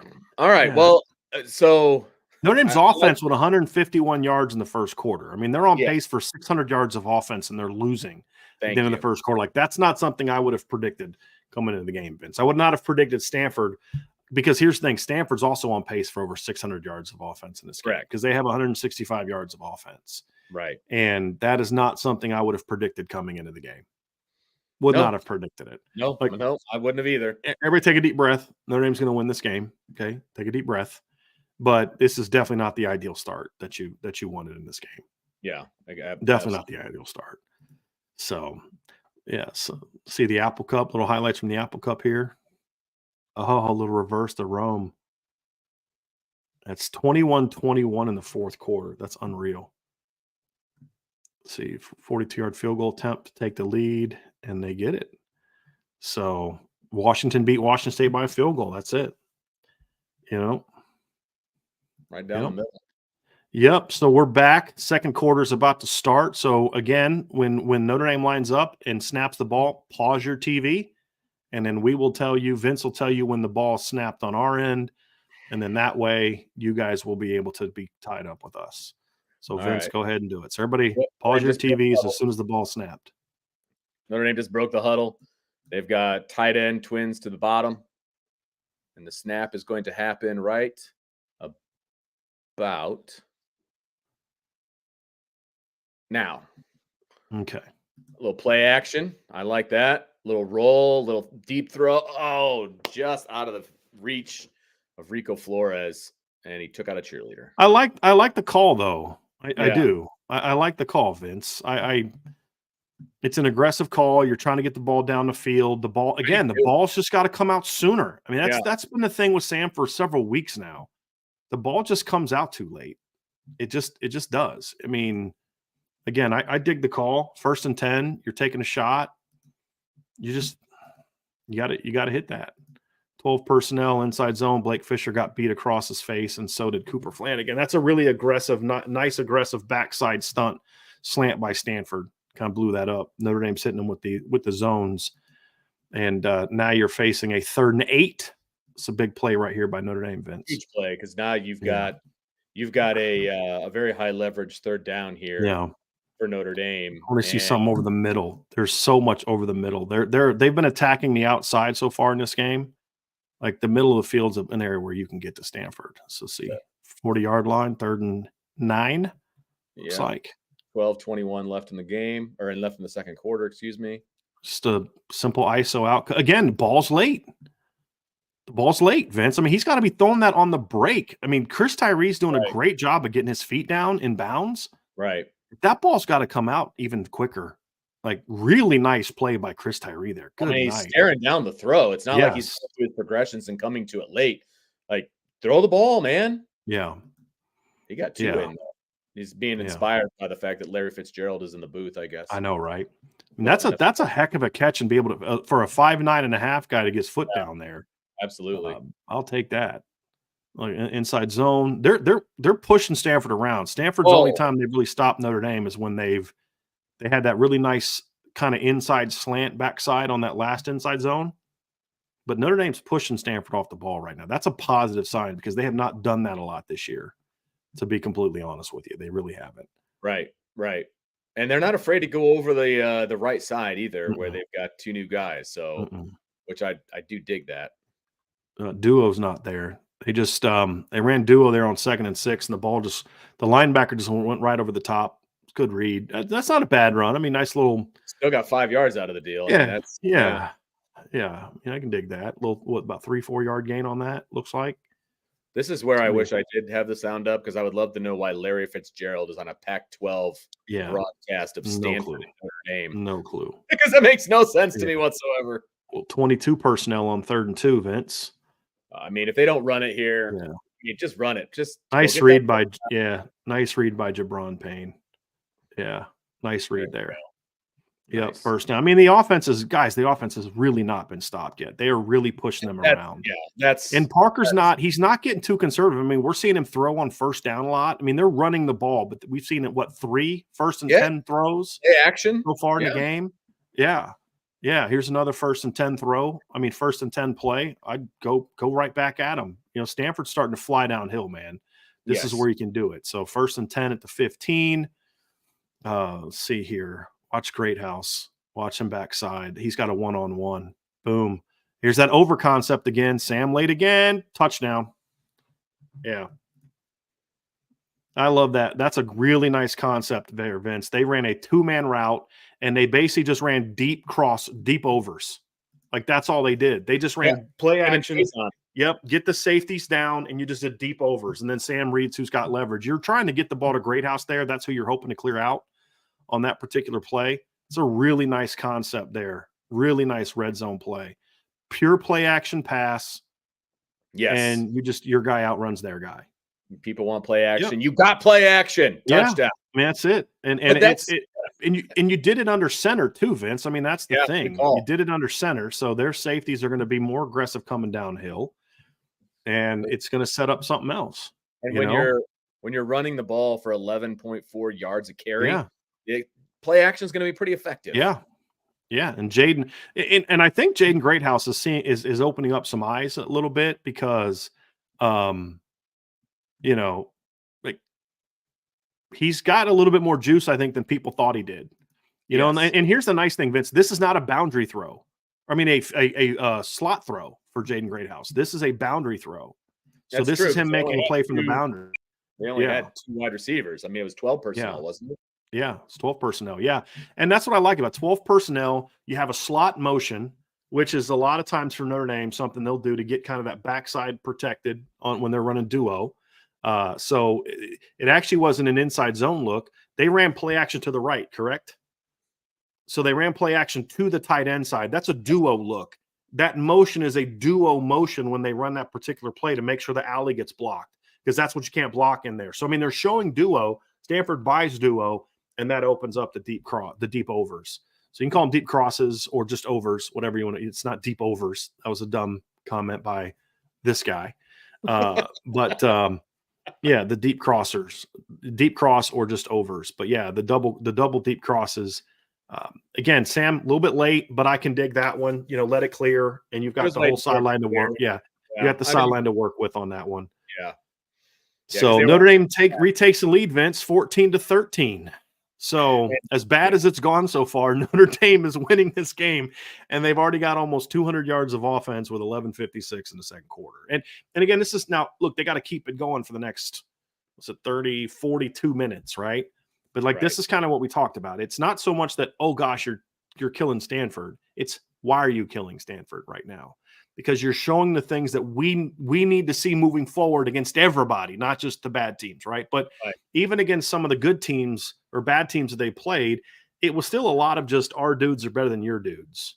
Yes. That's what a lot of it was. And in this particular game and against Wake last week, and even against Pitt 2 weeks before that, it wasn't so much about you're just running go routes by those guys, or you're running it down their throat. You're showing stuff that's well designed, well scripted. You're attacking certain parts of what they're doing. There's a rhyme and a reason to what you're doing. And that's what was missing for so long. So it's, even again, games where they would score a lot of points, it was still just kind of, we would even criticize them then, Vince. It was still just kind of, you're just calling stuff to call stuff. There's nothing building on top of another thing. And in this particular game, you're seeing a lot more of that. So now the defense just needs to get a stop. Well, there's a rhyme and reason to what they're doing offensively. Yeah, there is. It's not just, finding a play on the call sheet and calling it. It's, you can see what they're building up to. You can see the plan. You can see it. Yeah. Like even that 3rd and 2 play, they lined up in a pass look with Jabron Payne at running back, which is a heavy pass look for Notre Dame. And like that whole thing is just heavy pass look. And they just hit him with a quick gash, quick inside zone, quick hitter to get the first down. And then what do you do on the very next play? You come back and you throw the football on first down. Yeah. So, I mean, we've seen Notre Dame on first down hit several, downfield shots and make big plays. So that's where you want to be, Vince, is you want to be able to have some effectiveness on first down, throwing the football, keep them honest. And they're doing that in this game. Right. Which is important. So key here for Notre Dame, Vince, you can't lose your aggressiveness as far as playing downhill. But I wonder if we're going to see Al Gold maybe back off the blitzes a little bit and try to just read to the ball. Like let your D-line feast on their O-line a little bit. Well, yeah, here's why I like that plan. It's because the trick plays, if you're just playing defense, the trick plays aren't going to get you as much because you're not going to have guys running out of position. Right. And you've got guys that can attack from depth. Right. Whereas if you're attacking with linebackers, see, there's a 4-man pressure. Howard Cross just feasts on him. Guy has to scramble. He only gets 4 yards because everybody's deep. That's what I want to see more of right there, Vince. Yeah. 4-man pressure. Let Howard Cross eat. And now there's 7 dudes rally the football when he takes off. Right. Right. That's where you need to be. And you can do an occasional 5-man stunt, but just don't get too crazy. Don't let them get too much going. Let your guys beat their guys, man. I mean, I know that sounds so simple, but got 2nd and 6 here, Vince, for Notre Dame. 11:22 left. Let's see what Notre Dame's got. I don't know if that. I wonder if that looked like a stunt, but he read that play perfectly. Is he? Yeah, I want to see that again because he has it. Oh yeah, he's coming. Yeah, it's a stunt. but he timed it up. It was perfect because the guard was pulling, and he just replaced the pulling guard before the guy could come to replace the pulling guard. And so he just timed it out perfectly. Great play by JD on that one. Yeah, great and play. A great call. I mean, it just sometimes the defensive call is perfect because of what the offense is doing. And and you brought the backside guy on that one, Vince. This is 3rd and 10. Still dump off out of bounds. Notre Dame's going to force a punt. Extra half here Howard gets the sack there too. Yeah. Here's what I liked about that call, Vince, because you're kind of running the backside guy on that particular look, right? They went jet away, right? And so jet away doesn't impact JD.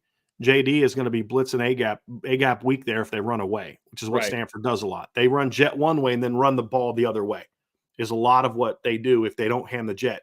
If they hand off the jet, JD's not responsible for tackling the jet anyway, right? JD's responsible for inside zone and then pursuit.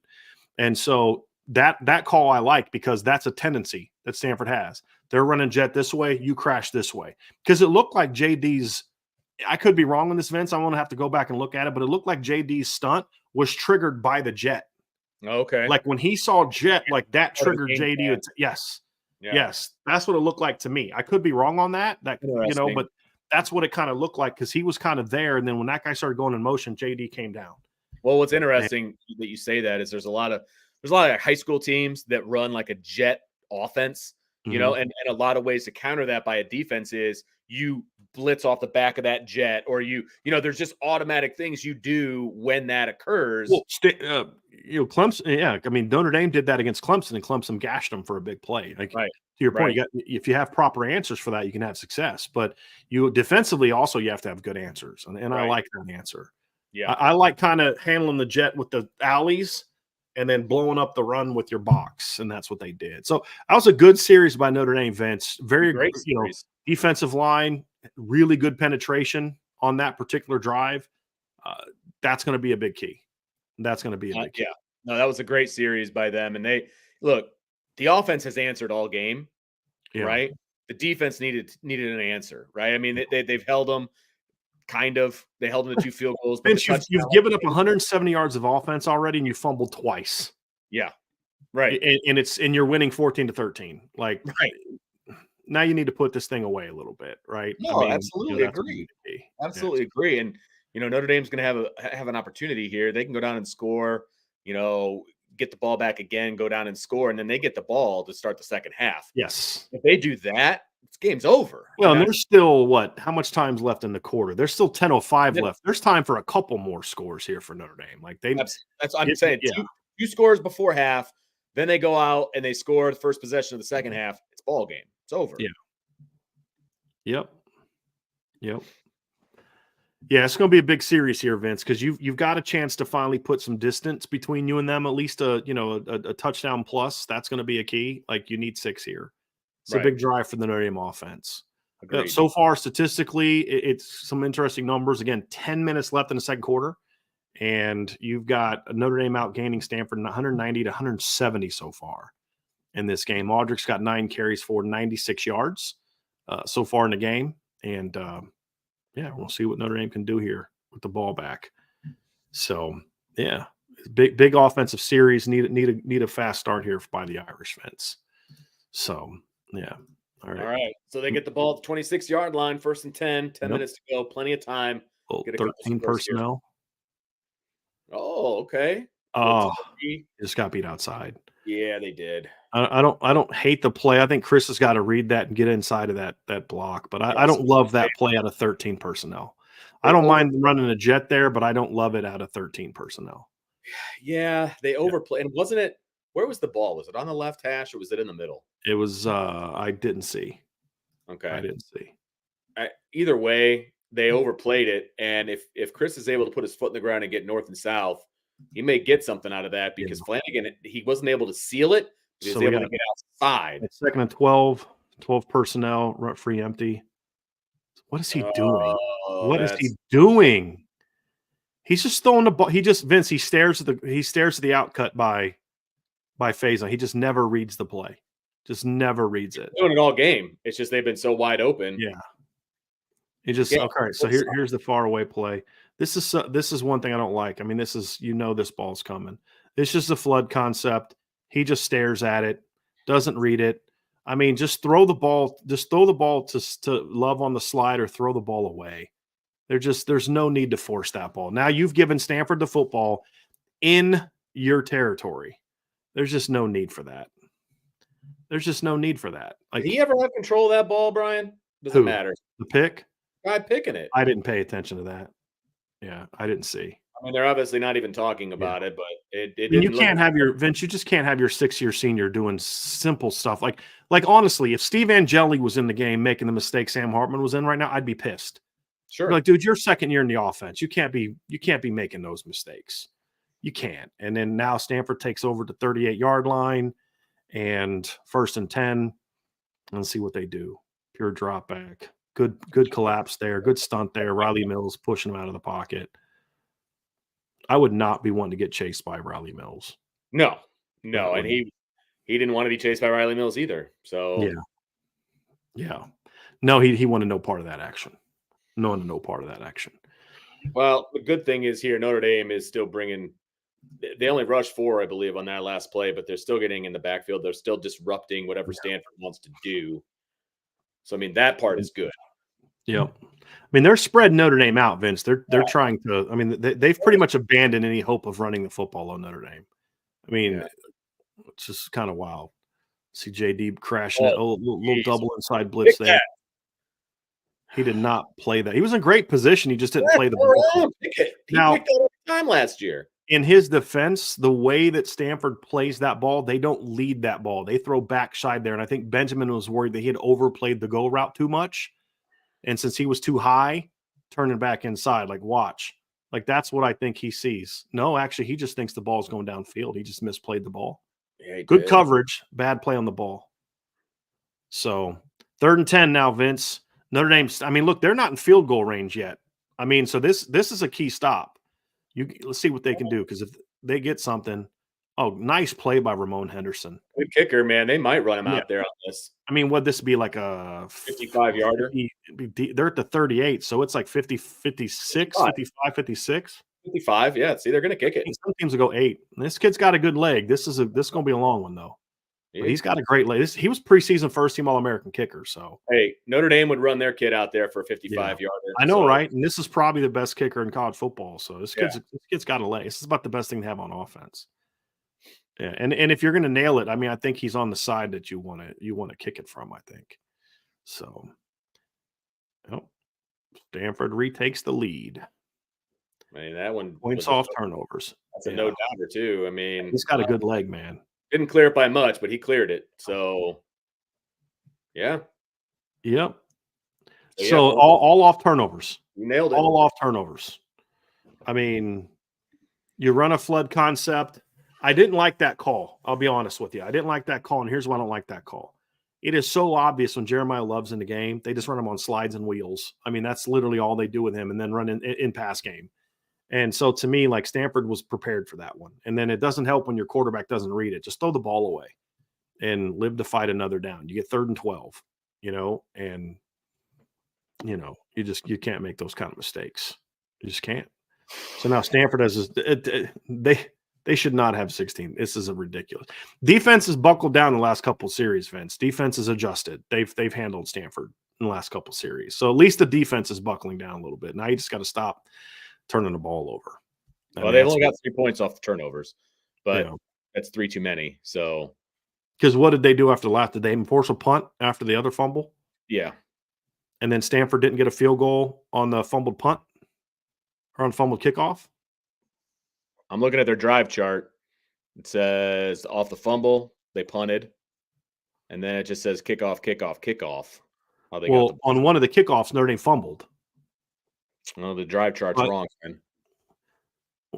So, we watched it, right? We saw him. I'm not disagreeing with you. I'm saying, trying to find out, did they go down and score after that drive, is what I'm trying to ask. Yeah, they scored a touchdown.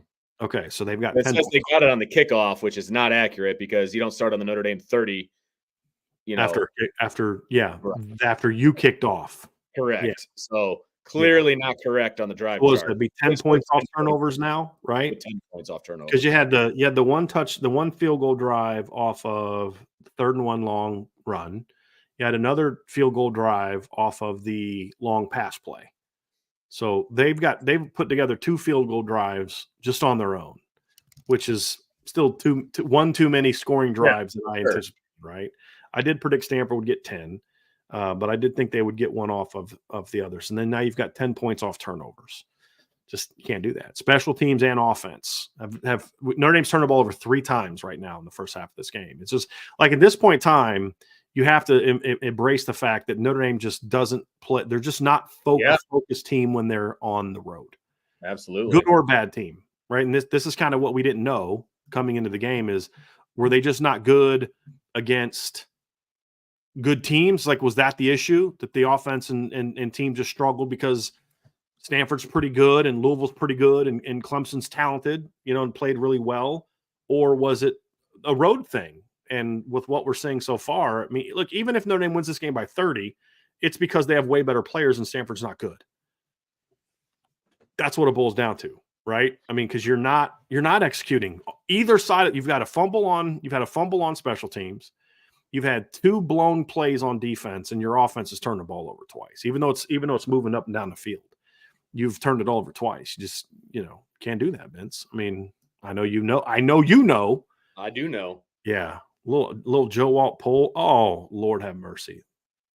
Vince, that's one of those plays where you're like, my dudes are better than your dudes. Yeah. Otter Estimate made that guy who is in position to make the tackle for a 1-yard gain.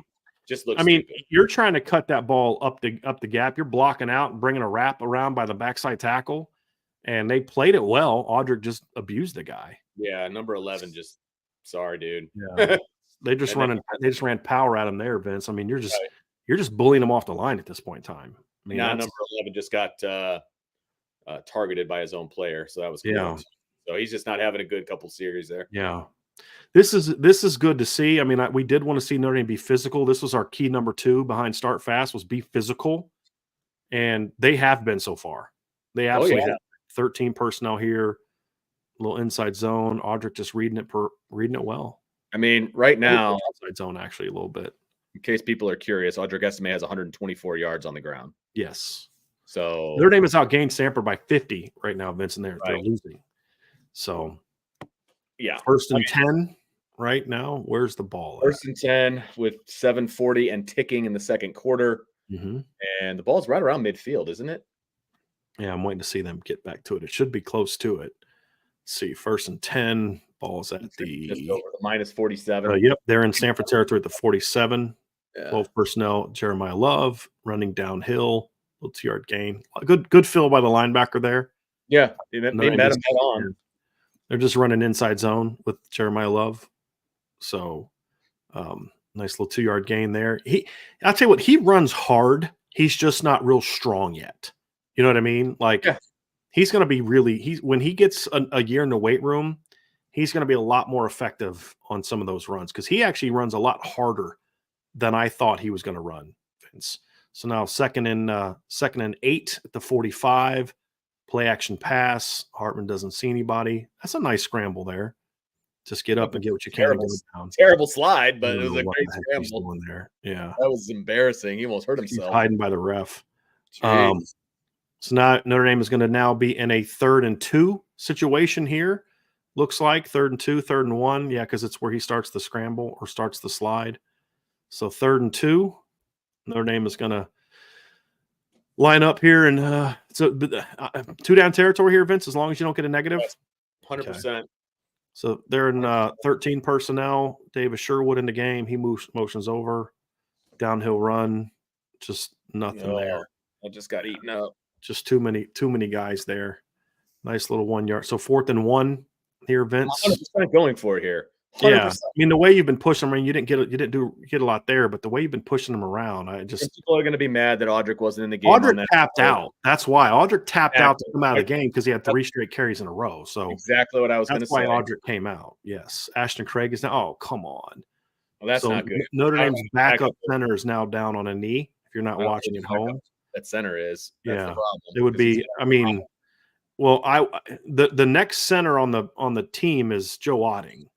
Okay. My thought would be as long as he's healthy that they would actually bring Andrew Kristofic in, who has Good played call. some center this year. So that would There be you go. my and then we see Andrew Kristofic warming up there. So Andrew Kristofic is going to come in. That would kind of make sense. Yeah. So Agreed. big moment here, Vince. So 4th and 1, and you're now down to your third string center.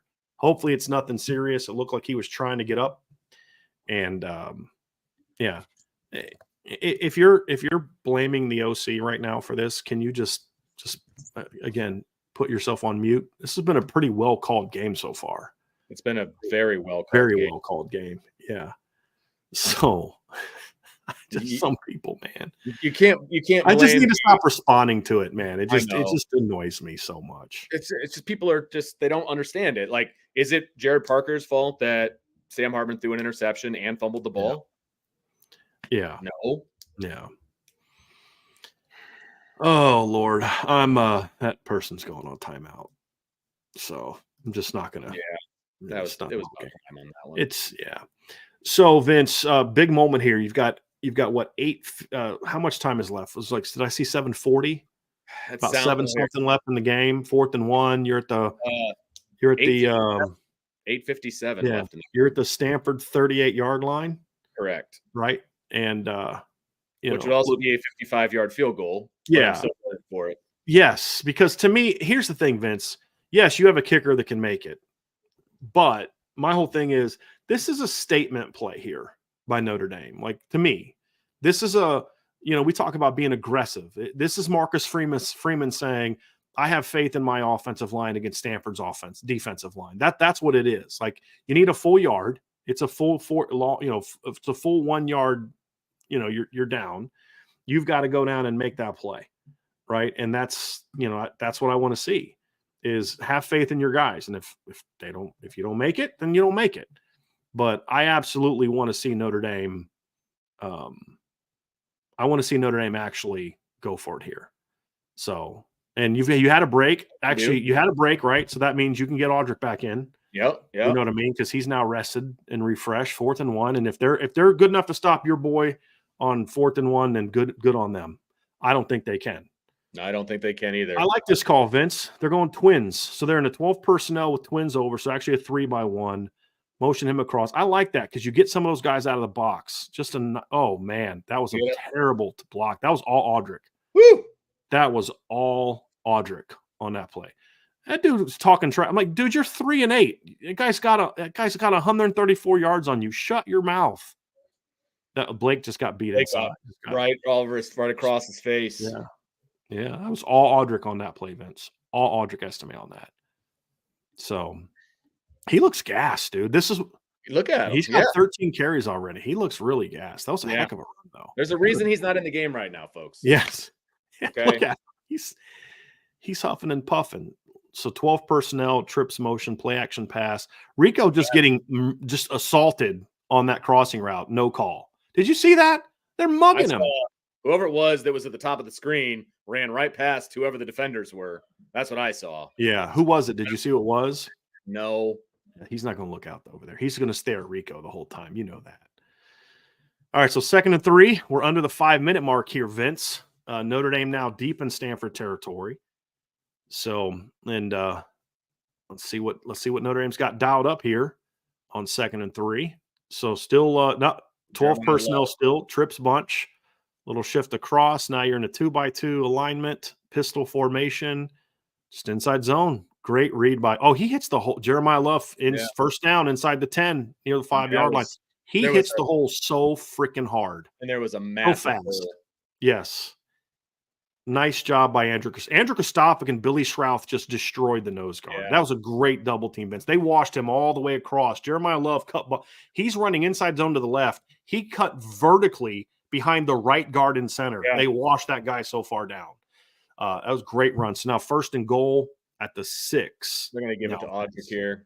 And he's probably going to score. Got to. 13 personnel. Just run it down their throat. Great run. Nice block by Cooper. Cooper Flanagan, Jaden Thomas, great blocks on the backside. Touchdown Notre Dame.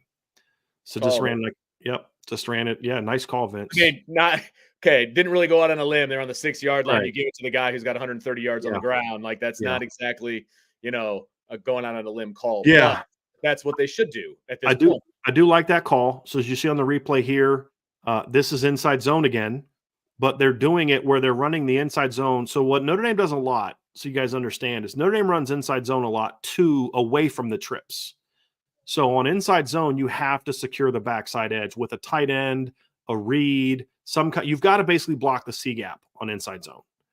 And so what you can also do, and Notre Dame will do at times, is they'll put one tight end front side, run inside zone to the right, and then bring him backside and seal off the C gap on that inside out block, right?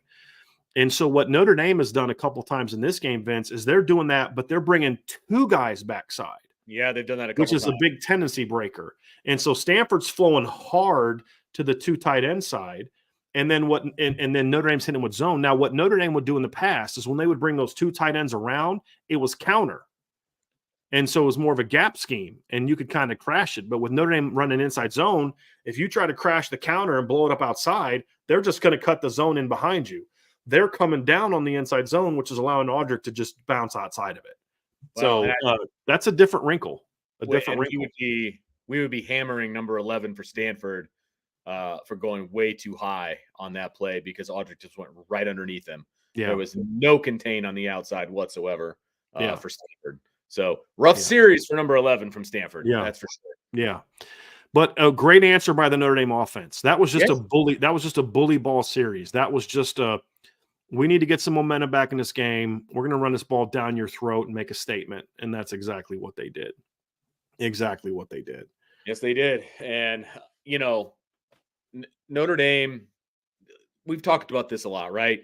A lot of times the more physical team is going to win the game. That's what happened in the game at noon in the Big Ten, and that's what's happening right now. And they have given up stuff that they should not have given up. They've turned the ball over when they shouldn't have turned the ball over. Yeah, no doubt about it. But Stanford has no answer for what Notre Dame wants to do offensively because they can't stop Audric Estime in the run game. So we got 1st and 10 at the 25. Little quarterback run here by Stanford, and it goes. Can't wait that long, dude. Like he was waiting for his blocks to set up. Nowhere. Work against Notre Dame. No, that's going nowhere. Sorry. I'll say this: Notre Dame has settled in against the run after that first long run. That first run was 49 yards, Vince. They have 11 carries for 67 yards right now. So they have 10 carries for basically 18 yards outside of that one long run. And then they had a 14-yard jet on a touchdown. So 2nd and 9, Stanford going play action here. Little boot. We got like no routes. There's nothing. Nobody open. Oh, that was a nice play by Cam. He almost picked that ball off. Oh, and he'd be running. He'd still be running too because everybody was off to the left. Did he get his hands on that? Did he get a hand on that? Yes, he did. Pass breakup for Cam, number 2 on the season. Yes, he did. They don't throw at him. He doesn't get a lot of production. That was well played. I mean, and they ran like a 2-man route from what I could tell. So now we're 3rd down, 3rd and 9. It's a big stop here needed.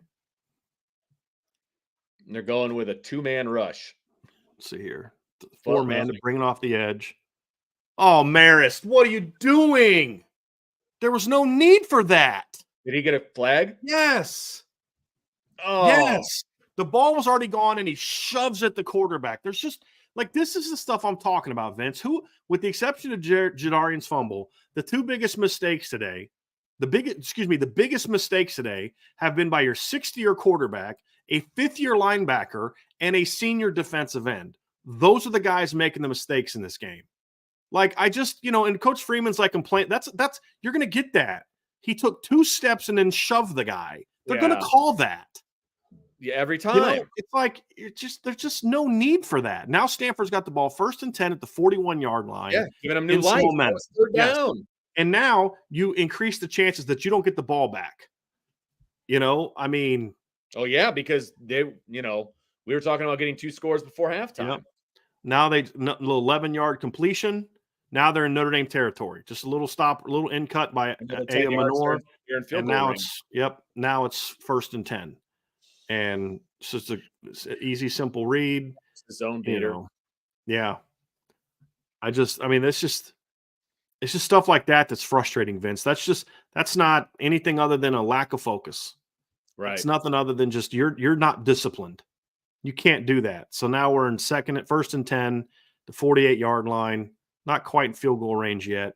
Little jet sweep to their tight end. The tight end Played well to Yeesh. I mean, that Jordan Patel played it well. I mean, Vince, that's fine when you want to do that to Benjamin Urasek or Brock Bowers, not Sam Roush. Exactly. That's like Notre Dame running at the Cooper Flanagan. Like, I love Cooper Flanagan, but that's not the guy I'm running a jet sweep to.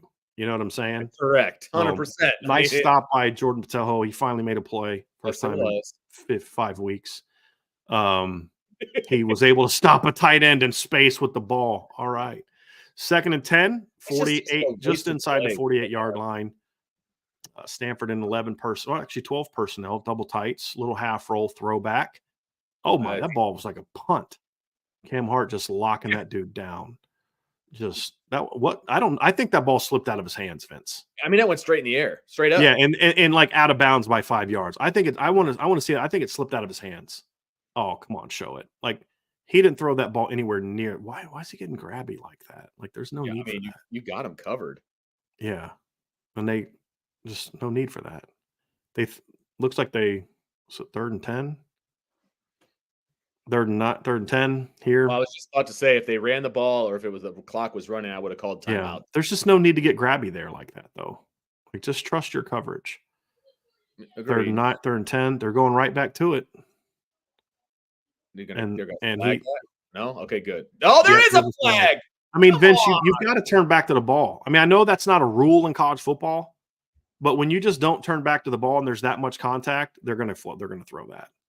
I mean, he didn't really. I mean, he turned his head briefly the first time. Second time, I don't know that he turned around at all. Not at all. You just ran right through the guy. I mean, I don't think that should be called because the guy didn't even make a play on the ball. We say this about Notre Dame guys all the time. You know, like, if you don't make a play for the ball, they're not going to call that. But like, there's just that's not pass. That's just not pass interference. I'm sorry. He's holding his arm down. Yeah. No, I mean, that's just that's arm fighting. You know, that guy's pushing him too. But here's the thing: when you don't make a play on the ball, they're going to call that. Right. That's my point. You know what I mean? Like, should that have been pass interference? I don't think so. I mean, they're both fighting each other. But when you just don't play the ball at all, they're going to call that. Just a mistake by Cam, 5th-year senior, making that mistake. So now it's 1st and 10 at the 33-yard line. Nice pressure there. Oh, there we go. Great blitz. He's going to score. He's going to score on this. He's going to score. Kaiser is come on, JD. Baby, come on now. He's a former quarterback. You can't get tripped up by another quarterback. JD got to make that block. JD played running back, man. That's a nice – I like that call, though, by Al Golden. I do like that call. Like, you need to go make a play. What are they going to call here? Probably a block in the back or a hold on the return. It better be on the return. Let's see here, Vince. It's going to be way in the back. But as long as Notre Dame has the ball, I can live with it. I can. Sure, and they got plenty of time, and they've got all 3 timeouts. I mean, right. So minute 25 left. All right. So holding. Okay, it looks like it came after, so it's going to be Notre Dame's ball. So Notre Dame's got the ball 1st and 10 at the 44-yard line, their own 44. Yeah. I like that blitz. Nice read by Jack Kaiser. Did that bounce off of Kaiser and then DJ Brown and then back to Kaiser again? I didn't see that part. It might have. I didn't see that. JD's like pointing his finger up. Go block somebody, bruh. JD's making some plays in this game. You got to go block someone. Look at him pointing his finger up. It's like, dude, go block somebody. Seriously. Yeah, come on. He knows Notre Dame 1st and 10 at the 44-yard line. Where I think we're behind a little bit. I wonder. Anyway, it doesn't matter. Nah. Okay.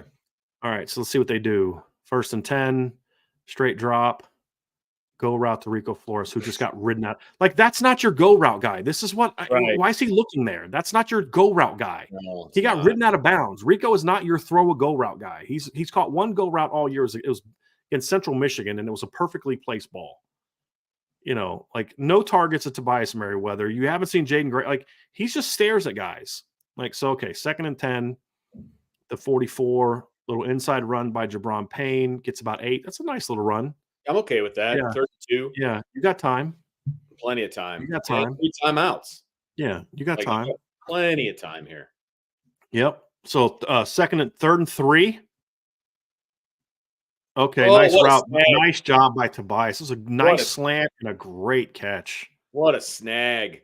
Yeah, that was a heck of a catch. He caught that That all was hands, that was too. not a good. It was a good read, but not a good ball. Notre Dame's hustling up too. Okay, still 11 personnel, little inside zone. Get through Off there. LeBron's running hard, man. He is. Little 9-yard gain.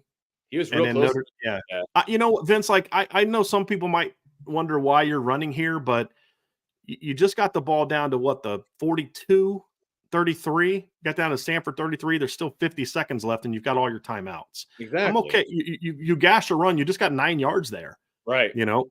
Absolutely. Now you're on the 24-yard line. You literally have you got 2 timeouts left. The clock is stopped, 47 seconds. Your entire playbook is wide open. Right. Yes. So they ran double slants on that third down. We haven't seen Notre Dame run double slants in a while. I was happy to see that. We haven't seen double slants. Sam he made the correct read, but ball wasn't great. He's got to put that like right on Tobias's hip, but Tobias made a great catch. Yes, he did. Catch. Man. Yeah. Great catch there. So, I mean, he keeps making plays. I mean, I know Sam doesn't like to throw him the ball, but he does keep making plays. Amazing. So, yeah. But nice read there. So, still 11 personnel. You can still run the ball here, by the way. Yeah. Yeah. 2nd and 1, though, I'm taking a shot. I'm throwing the ball. I'm not going to lie to you. Pressure off the edge. No awareness there by Sam. He's got to see that pressure and hit Eli a lot sooner. Yeah, he was really late reading that. So now we're 3rd and 1. And, you still have everything, Vince, because the clock is stopped. Right. You can still run it. You just got to get the first down, right? I mean, that's the thing. In the box. I'm handing off here. Yeah. But you've got They're running out of 11 personnel. I dig that. So there's less guys in the box. Blake Fisher got beat inside again, but great read by Jabron Payne. And he got outside. That was a great job by Jabron Payne there, Vince. He reads it perfectly. Blake gets beat inside again, outruns the linebacker outside, but the awareness to get what you can get and then get out of bounds. And yes, that should have been a 15-yard penalty. Yes. 2 steps out of bounds. Yes. So now Notre Dame has the ball here. Where are they at? Did you see where he went? They're inside the 15, right? They're on the 13, I think. Inside. Okay. So yeah, inside 15, 13-yard line. So you can get a first down. So 1st and 10, clock is stopped with 36 seconds left. They're back to 12 person. I don't love that. Little mesh concept. Oh, the arm was hit. Because he was late. I mean, who gave up the pressure there? There was a quick pressure there. He had Jaden Greathouse coming across. He's just got to get that ball out. But let's see who gave up that pressure. Just a blitzer. That's got to be on the quarterback. And it's an extra man. You got to account. That's got to be on the quarterback. Yeah. They're real lucky that didn't get picked off. Real lucky. Yeah. Yep. So they've got 3rd and 9 or a 2nd and goal, 2nd and 10 at the 12-yard line, looks like actually. Oh, come on. Hustle up. What was Rico doing? He was like jogging on that crossing route. Sam scrambles down. You've got now 3rd and 1 at the 3. Notre Dame's going to call timeout, which is smart. Smart timeout. He was short. Like if he gets the first down, maybe you don't have to take the timeout, but he was short. So you got to, know. Now, Notre Dame can run it here. Absolutely. What's the second? It'll be 3rd and 1 here, Vince, correct? 3rd and 1. I'm not saying I would necessarily run it, but they can because they still have a timeout left and there's still 20 seconds left. I would. Yeah. I would run it. I would get the first down. Clock stops anyway. And if he doesn't score on it, I'm running it again because just put your run heavy package in. I'm sorry, but at this point, it's beat us. Stop us from running the football. That's what I would say where they're at right now. You know what I mean? The ball's on the 3-yard line. Run the ball and run it again. And then run it again. You still got a timeout in your back pocket. Audric Estime's on the sideline, so maybe you don't run it here. I don't know. I mean, we'll see. I mean, maybe think that they can catch one inside. They're in their run heavy look. Yeah. They're in 13. Again, 20 seconds left. Clock is going to stop. I'm okay if they just, you got to get a push. This is man to man. Nice push. I'll tell you what. I have been. Oh no! He was the ball. The ground calls the fumble. They cannot possibly rule that a fumble. They gave it to Stanford. There's no way they can call that a fumble. They're going to review that. You could see it. The ball hit the ground. There's no way they're going to There's no way they can call that a fumble. Real quick, while they're reviewing it, they're going to review it, Vince. I like the call. I do. Jabron's running it hard today. I want to see the replay again. Look to me like the ground caused that. Yes, that's not a fumble. First of all, that should be a touchdown. I mean, is his knee down? The ball hits the white. That's a touchdown. That's a touchdown. The ball hits that should absolutely be a touchdown. That's a touchdown. Look at the ball. Boom. That's a touchdown. That's a touchdown. That's 100% a touchdown. I don't want to hear what they're saying. Yeah, I know, right? Yeah, they're gonna if they don't overturn this and rule it a touchdown, then if I'm Marcus Freeman, I'm saying I'm everyone working for that crew, whatever conference they go to next year when the Pac-12 dissolves, is never doing a game of mine again. Yeah, that's a touchdown. I mean, that's 100% a touchdown. That's a great. The announcers are calling it a touchdown. That's a great run by Jabron Payne. Look at that, using the third leg to extend the ball. Yeah, that's six. No, look at Jaden Thomas in that play though. Look how deep Jaden Thomas is blocking that dude into the end zone. That dude's nowhere near the play. Yeah, that's got to be a touchdown. That's got to be a touchdown. There's no way they cannot rule it a touchdown. I'll tell you what, Vince. If they appropriately call this, that should be a touchdown. Are they not going to? Are they not going to call it a touchdown? I mean, the ball literally hit the plane. To me, that's got to be a touchdown. Agreed, but they're still looking at it. Yeah. Okay. So they have officially ruled that it's overturned, but they haven't ruled whether it's going to be a touchdown or not. Really? It looks like basically that's got to be a touchdown. That's got to be, because Marcus just said it's going to be a first down, and yeah, it shouldn't be a first down. It should be a touchdown. Let's see what they rule. So they've already ruled that it's not a fumble. Yeah, I think they're going to rule it a touchdown, Vince. They have to. Yeah, it's going to be a touchdown. Here he comes. That's a touchdown. That's a touchdown. Yeah, touchdown. Ball's in his possession when he broke the plane. Touchdown. Yep, touchdown. That's huge. That's the right call. Yeah, that's the right call. Yeah. Yep, touchdown. I love the comment from Matt Romero in the chat, Vince. I picked a hell of a week to stop drinking. My thing is, though, how's that not even ruled a touchdown to begin? I understand that you have replay now, but at the same time, it's look, man, make the right call. Right. Make the right call. That's a touchdown. You're looking at the ball. You don't see the ball hit the ground at the goal line. It's easy call. Yes. That's an easy call to not get fumbled. That's the problem. But isn't that the problem with instant replay right now, though? Is these refs let everything go because they think they can get it fixed on replay. Right. Great comment here by Fifth Wheel. Jabron had a really good 2-minute drill. Yeah. Yes, absolutely. Notre Dame has turned the ball over 3 times in this game, and they're about to take a 28-16 lead at halftime, and they get the ball. How sad is that? Yes. And what did we say when there was 10 minutes left to go? Notre Dame can go down and score twice, and they get the ball to start the second half. If they go down and score, the game's over. It'll be if it's 35-16, 20 minutes from now. Even with how bad they played and how many mistakes they made, still the game. It's still game over. Yeah. They better be getting some fluids into Audric Estime. Let that ball run some more. Yeah, no doubt. And just a reminder to people, when we get to halftime, we are going to play the theme music, the Ivy theme music. We're going to take a little we'll take a little halftime break. We'll come back before the second half starts and just do a quick sort of preview of the second half. But we will do a little bit of action here, Vince. Obviously, to me, I mean, I'm kicking that out of bounds. Okay, good. They did. You keep saying kick it out of bounds. I think that they kick it out of bounds, and it's down the 35-yard line. Touchback. Yep. There it is. All right. So, no, I do not have a Heisman vote, Richard. I do not. Richard Holt. I haven't seen Richard in the chat in a long time, man. Good to see you, buddy. But no, I do not have I don't vote. I don't vote in anything. I think Ryan's the only one that has those voting privileges, and he had those before he came on to IB. So Stanford is going to take a knee. Let's just do a quick recap of the first half, Vince.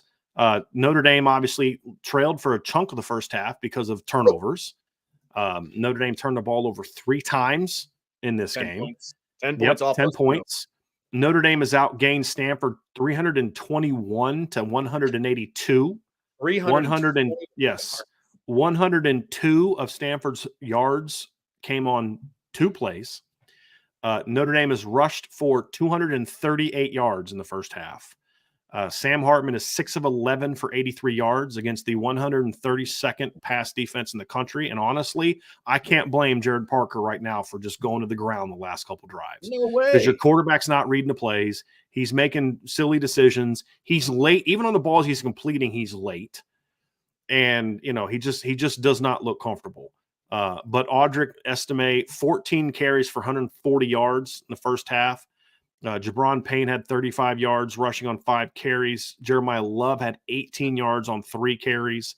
Sam Hartman had 47 yards rushing, turned the ball over twice in the game. Chris Tyree, your leading pass catcher, 2 catches for 38 yards. Tobias Merriweather has a 16-yard gain on 1 target.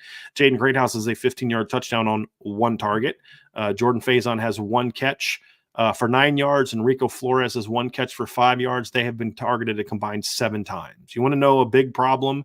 It's that stuff right there. Sam Hartman gets his guys, and he just locks in on them way too much. Way too much. And, Rico's been targeted 4. Rico and Faison have been targeted a combined 7 times. They have 2 catches. Yeah, somebody just asked, what's the reason for only 14 carries? Guys, you realize that puts him on pace for 28 carries in a game. You want to know why Audric only has 14 carries? Because after carrying 3 or 4 times, he taps out, as most running backs do. 14 carries in 1 half is a lot of carries. That's why. You don't want to wear him out in the first half, and then if you need in the second half, he's worn out. There's also no need to have him in there on that last drive. I mean, the runs to Jabron Payne worked because it's Jabron Payne, not Audric Estime in the game.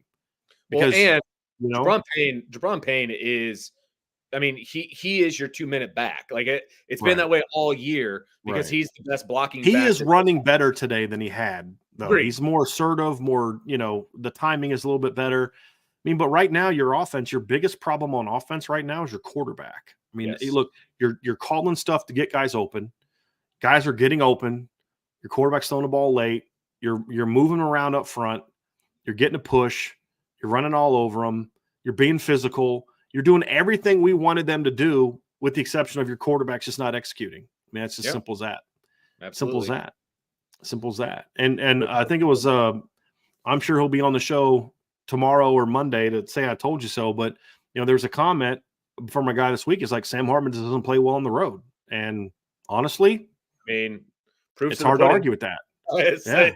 Even like NC State game where he put up big numbers. He struggled early. He struggled out of the gate. And it's frustrating.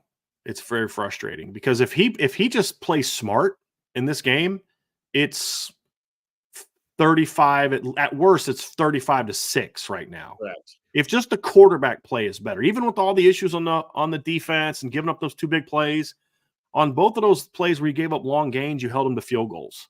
Right. I don't like the long gains. You've got to be more disciplined, but you held them to field goals. Their touchdown came after you turned the ball over on a kick return. You had another and then you wiped off. It would probably be closer to 42-6. Because normally, Vince, you get 10 points for what you get. Was it 10 points for every 100 yards, basically?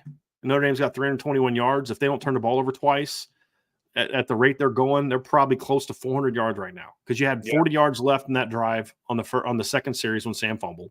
Or was that the first series? First series when Sam fumbled. First series. You got another 40 yards left. Stanford wasn't stopping them there.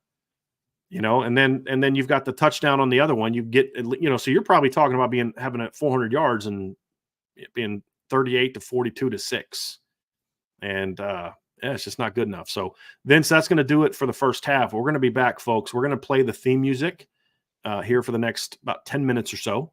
We'll be back though. Vince is going to take a little halftime break, and then we'll be back. So don't go. Everybody go get a drink. Go use the restroom if you need to. Get some food. Vince, Angela wasn't feeling great on Thursday, and we decided to not do Thanksgiving dinner on Thursday. So we actually did it today. So I'm actually going to get a little seconds. I'm going to go back for seconds here at halftime. Get a little bit something. So our turkey was very, very good. And are you watching Florida State getting beat by Florida right now? I told you. So, all right. I told you.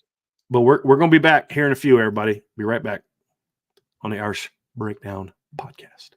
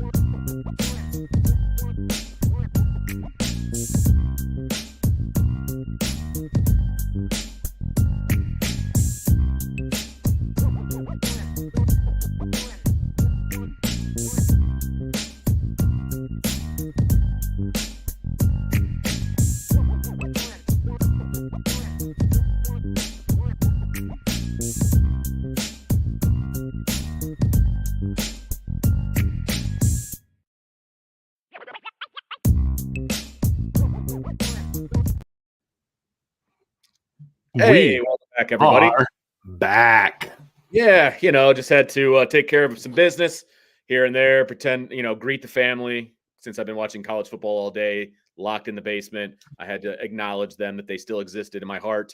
Come back down, hang out with all of you people. So second half, I mean, you people. all y'all, all 700 of you. But second half is about to kick off here, and we've got Notre Dame's up 28-16. We went through all the stats before we took our halftime break. They over 300 yards of total offense. In the Just quick great. recap on that, Vince. Okay. Stanford outscored Notre Dame in the first quarter 13-7. Notre Dame outscored Stanford in the second quarter 21-3. So more in line with what we expect this game to be like. Notre Dame has outgained Stanford 321 to 182. Notre Dame has 238 yards rushing on 27 attempts. That's 8.8 yards per attempt. Stanford has 67 rushers on 13 attempts, 49 of which came on one carry. Notre Dame has passed for 83 yards on 6 of 11 attempts. Stanford has passed for 115 yards on 11 of 20 attempts. Notre Dame is leading 16 first downs to 10. And Notre Dame is 8.4 yards per play to 5.5 for Stanford. Both teams are 3 for 3 in the red zone. Notre Dame has got 2 touchdowns. Stanford, 3 touchdowns. Stanford has 1 touchdown and 2 field goals in the red zone. So those are the first half stats so far for the two teams. Yeah, and the dominating stats by Notre Dame. Obviously, they need to continue doing that as we look forward, except for the turnover stats, right? Because it's 3-1 right now, right? And let's turn the page to the second half. Brian, what do we want to see from this Notre Dame team to put this game away? We're not going to have football for 3 weeks or so, or more. Month. Yeah, a month. It'll be over a month. Yeah, over a month. Notre Dame football. Yeah. Yeah. So what do we need to see from Notre Dame to kind of calm everybody down a little bit? Well, I mean, look, the big thing for me is just play clean. That's going to be the big thing for me. Like, I want to see Notre Dame come out and still be aggressive on offense. I want to see them come out and look, guys, this is a 12-point game. This is not a game that is over by any stretch of imagination. You gave up 16 points in the first half. If they just match their total and you don't score, they win the football game, right? Like, you have to come out aggressive and really put this game away in a hurry. Just take away Stanford's heart. Yeah. And at the end of the day, Vince, I mean, Notre Dame has not been stopped by Stanford yet. If I'm correct, Notre Dame has yet to punt in this game. Also correct. Right. And the only drive they had that they didn't end with points, both were because you turned the ball over. Notre Dame has had 6 possessions, 4 touchdowns, and two turnovers, a fumble and an interception.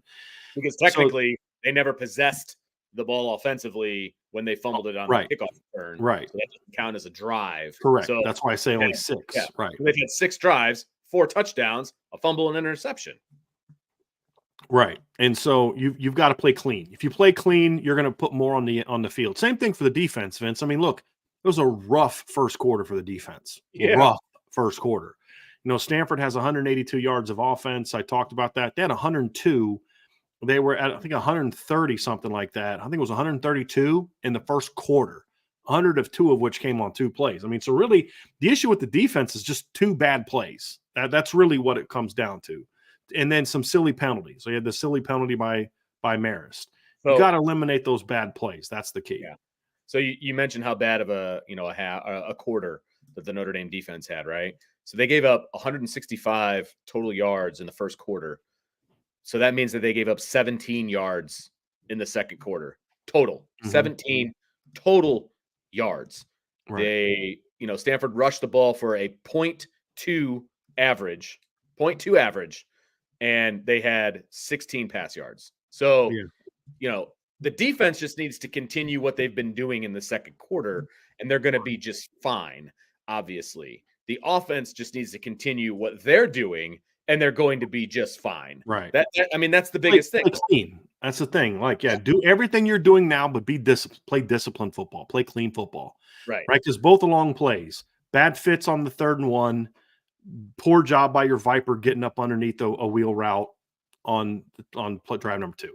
And then your fifth-year senior, third-year starting linebacker getting just a silly personal foul on third down, Correct.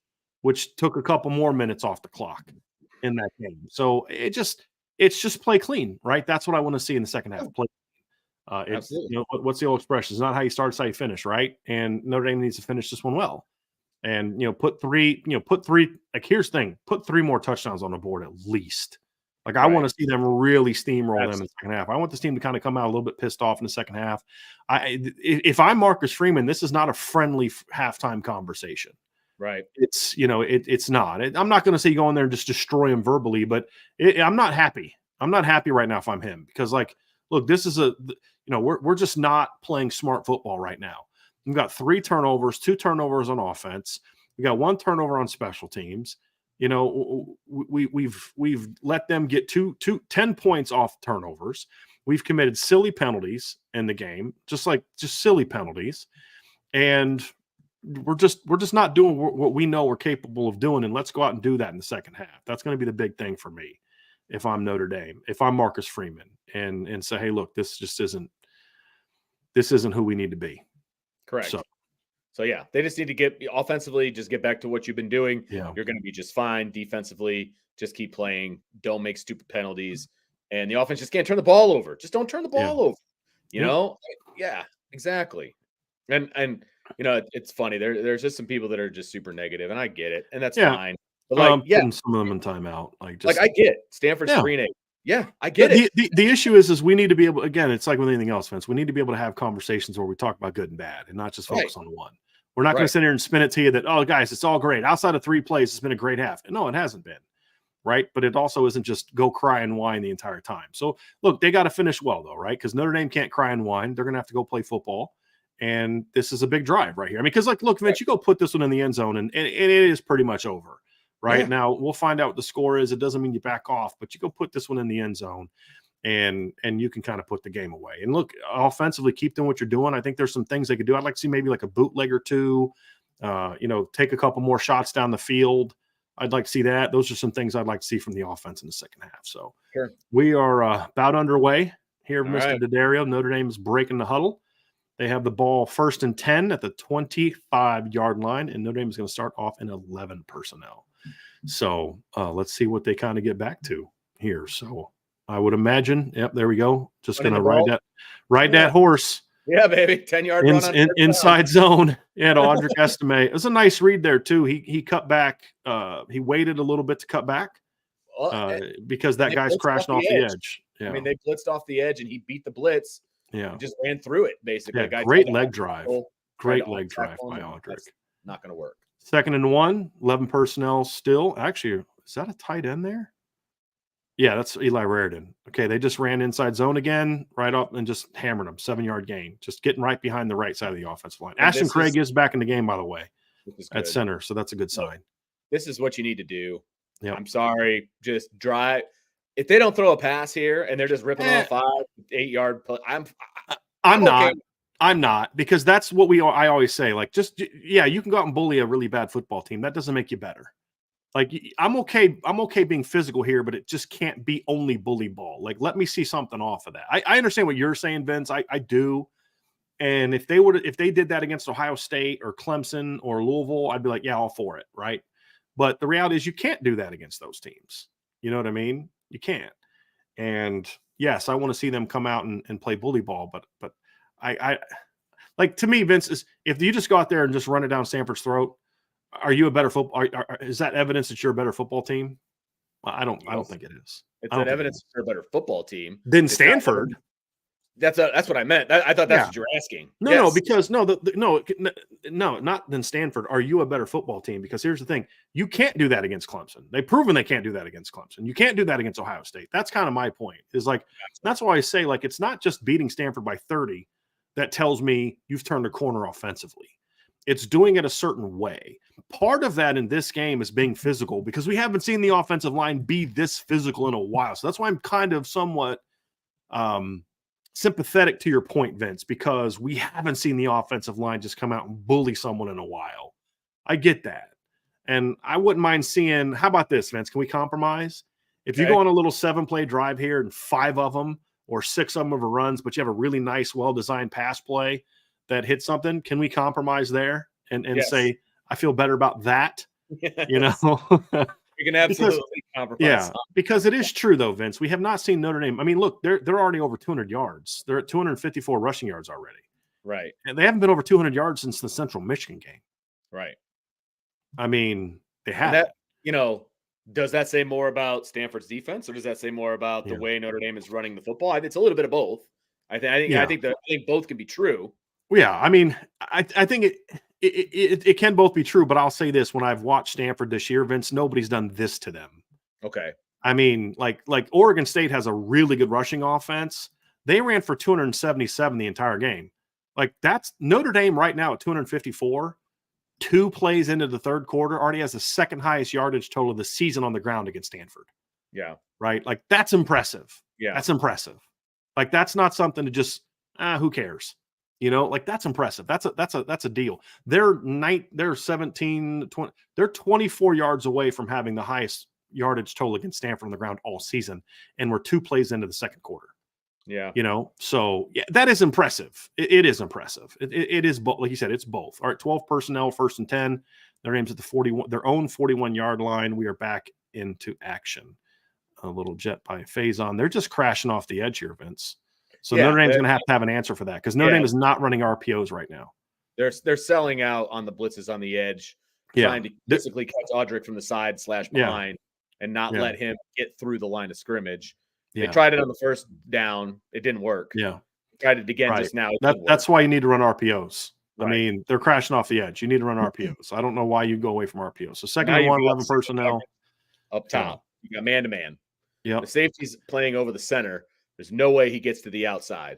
So you've got man-to-man up top. And they're spreading out. You see that? They widened out. Yep. So pass is coming here, clearly. It looks like Stanford knows it too. So you drop back, play action-ish. And he just, I don't know what that is. He sailed it over Rico. Just missed. So now you're 3rd and 9. And you're in he's just not, I mean, you can just tell by that right there, Vince. He's just not comfortable going through progressions right now. Just not comfortable. 3rd and 9, Vince. You need this. Notre Dame has not been a good 3rd down team this year. Time to get it going, right? Like, that's going to be a big key. So let's see what they can do here. You got to put a drive. You got to get a play here. They're 6 of 7 tonight, though, Brian. Yeah. 6 of 7. So, still same thing. Yeah, that's really good. 3 by 1. Oh, Faison's on the over. You see that? Oh, there we go. First down. Yep. I like that concept, man. That's where I'm at right now. Like, early in the season, they were running so much of that mesh where everybody was on the same level. They're now running mesh stuff though, Vince, but they're running it on different levels. Like, that was a cross by the tight end, and then an over by the receiver, and then you see that right there. You got a post, and then Tobias come on a deep end. Tobias comes open as well, as you can see on that replay right there. Yep. Those are much better levels concepts because you space things out more.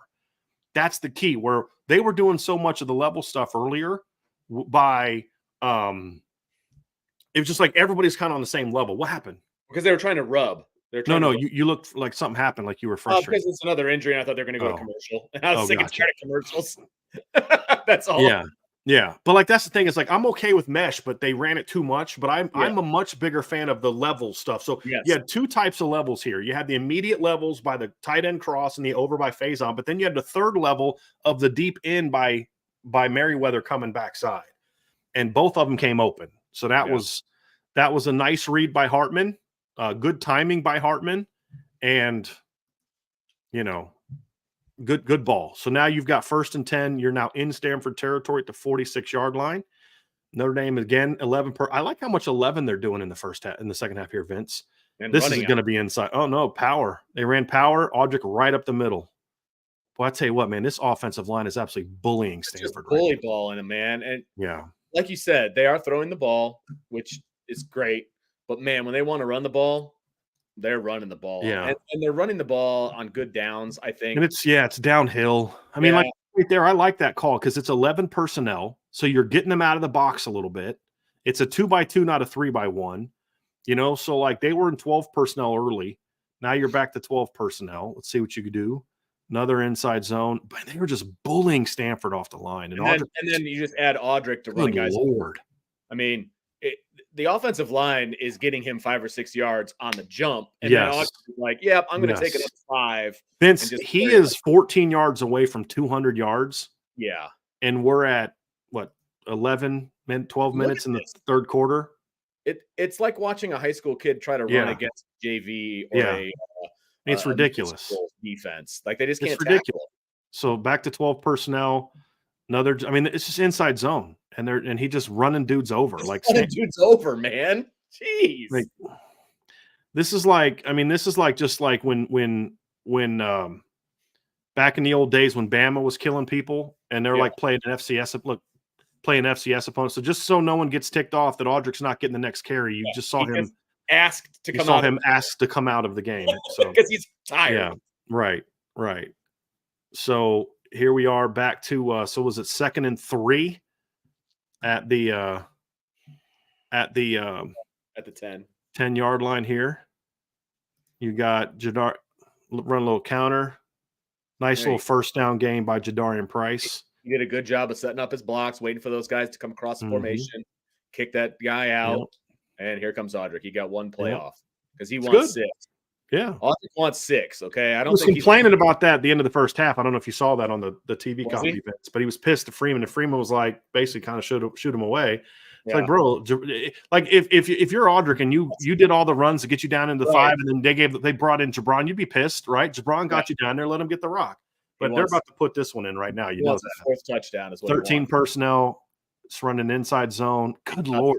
Did you see what Pat Coogan did on the backside of that inside zone run? They didn't touch him, Vince. No, they didn't. They didn't touch him. No. Brandon, that's just basically a power formation. You're basically just in you're just in the right formation with the double wing. I mean, it's basically it's a bunch out of 13 personnel is essentially what it is. Jeez. Man. I mean, all of us could have run that one in. That was but you know what? He got rewarded for that because he was that drive.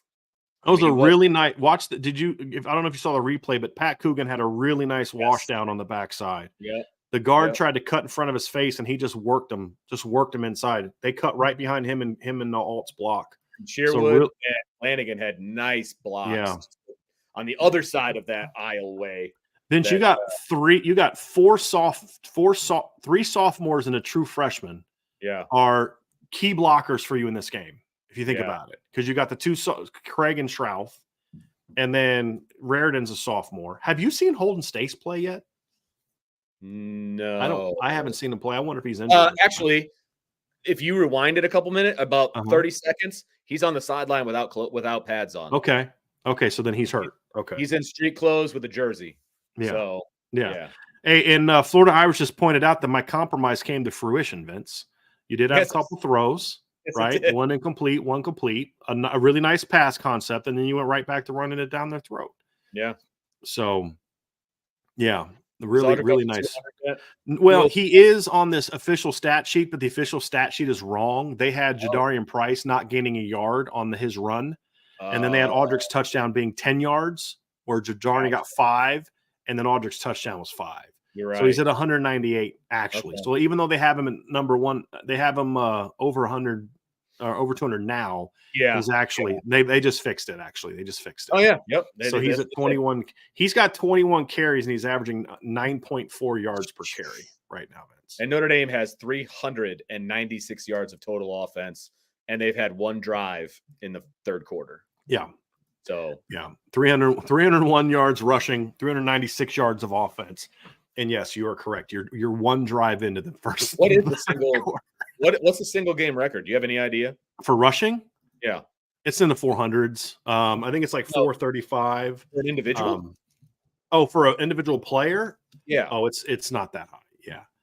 Let me go find that here. I thought you're talking about for a team. I remember Lou talking about this.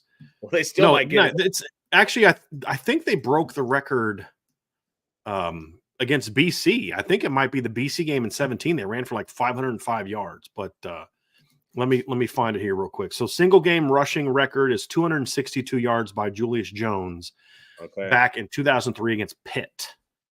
The last 200-yard game for Notre Dame was Josh Adams in 2017. That can't be right. I thought Josh Adams had another. It says Josh Adams. Actually, I think if this is correct, I think the last time Notre Dame had a 200-yard rusher was a game in which they had 2 100-yard rushers, and that was back in. They had 515 yards in that game, actually.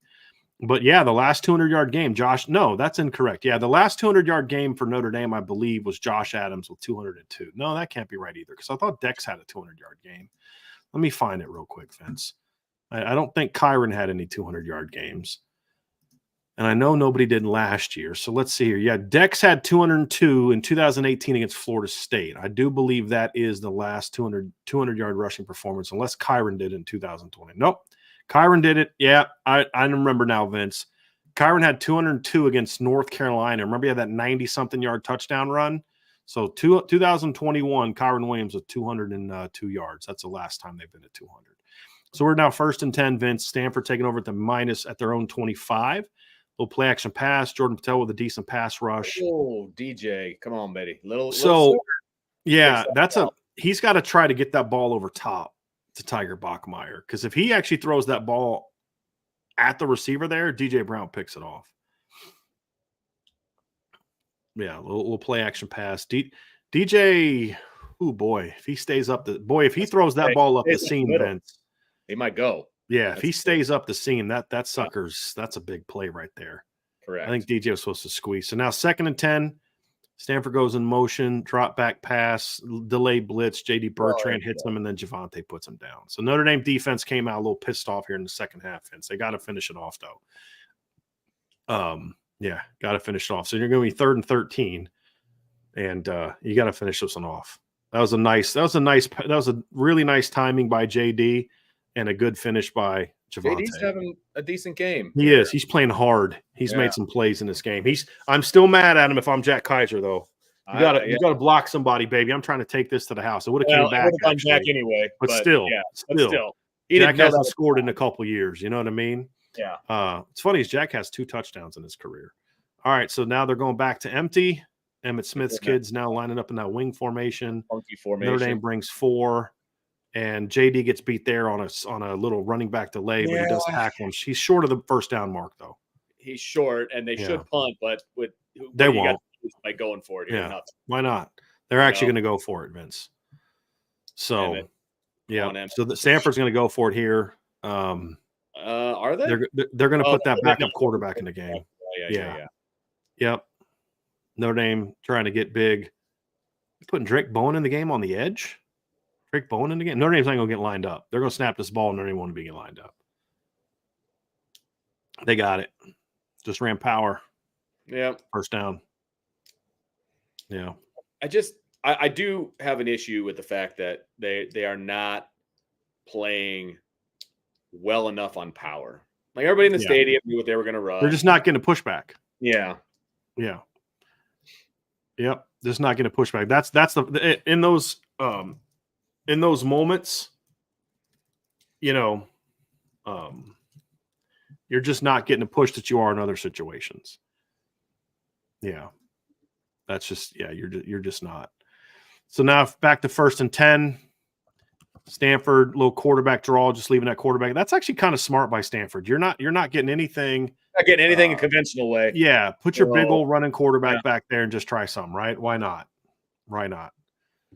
So it's a little 6-yard gain. You need to kind of buckle down here and make stops. That's going to be the key.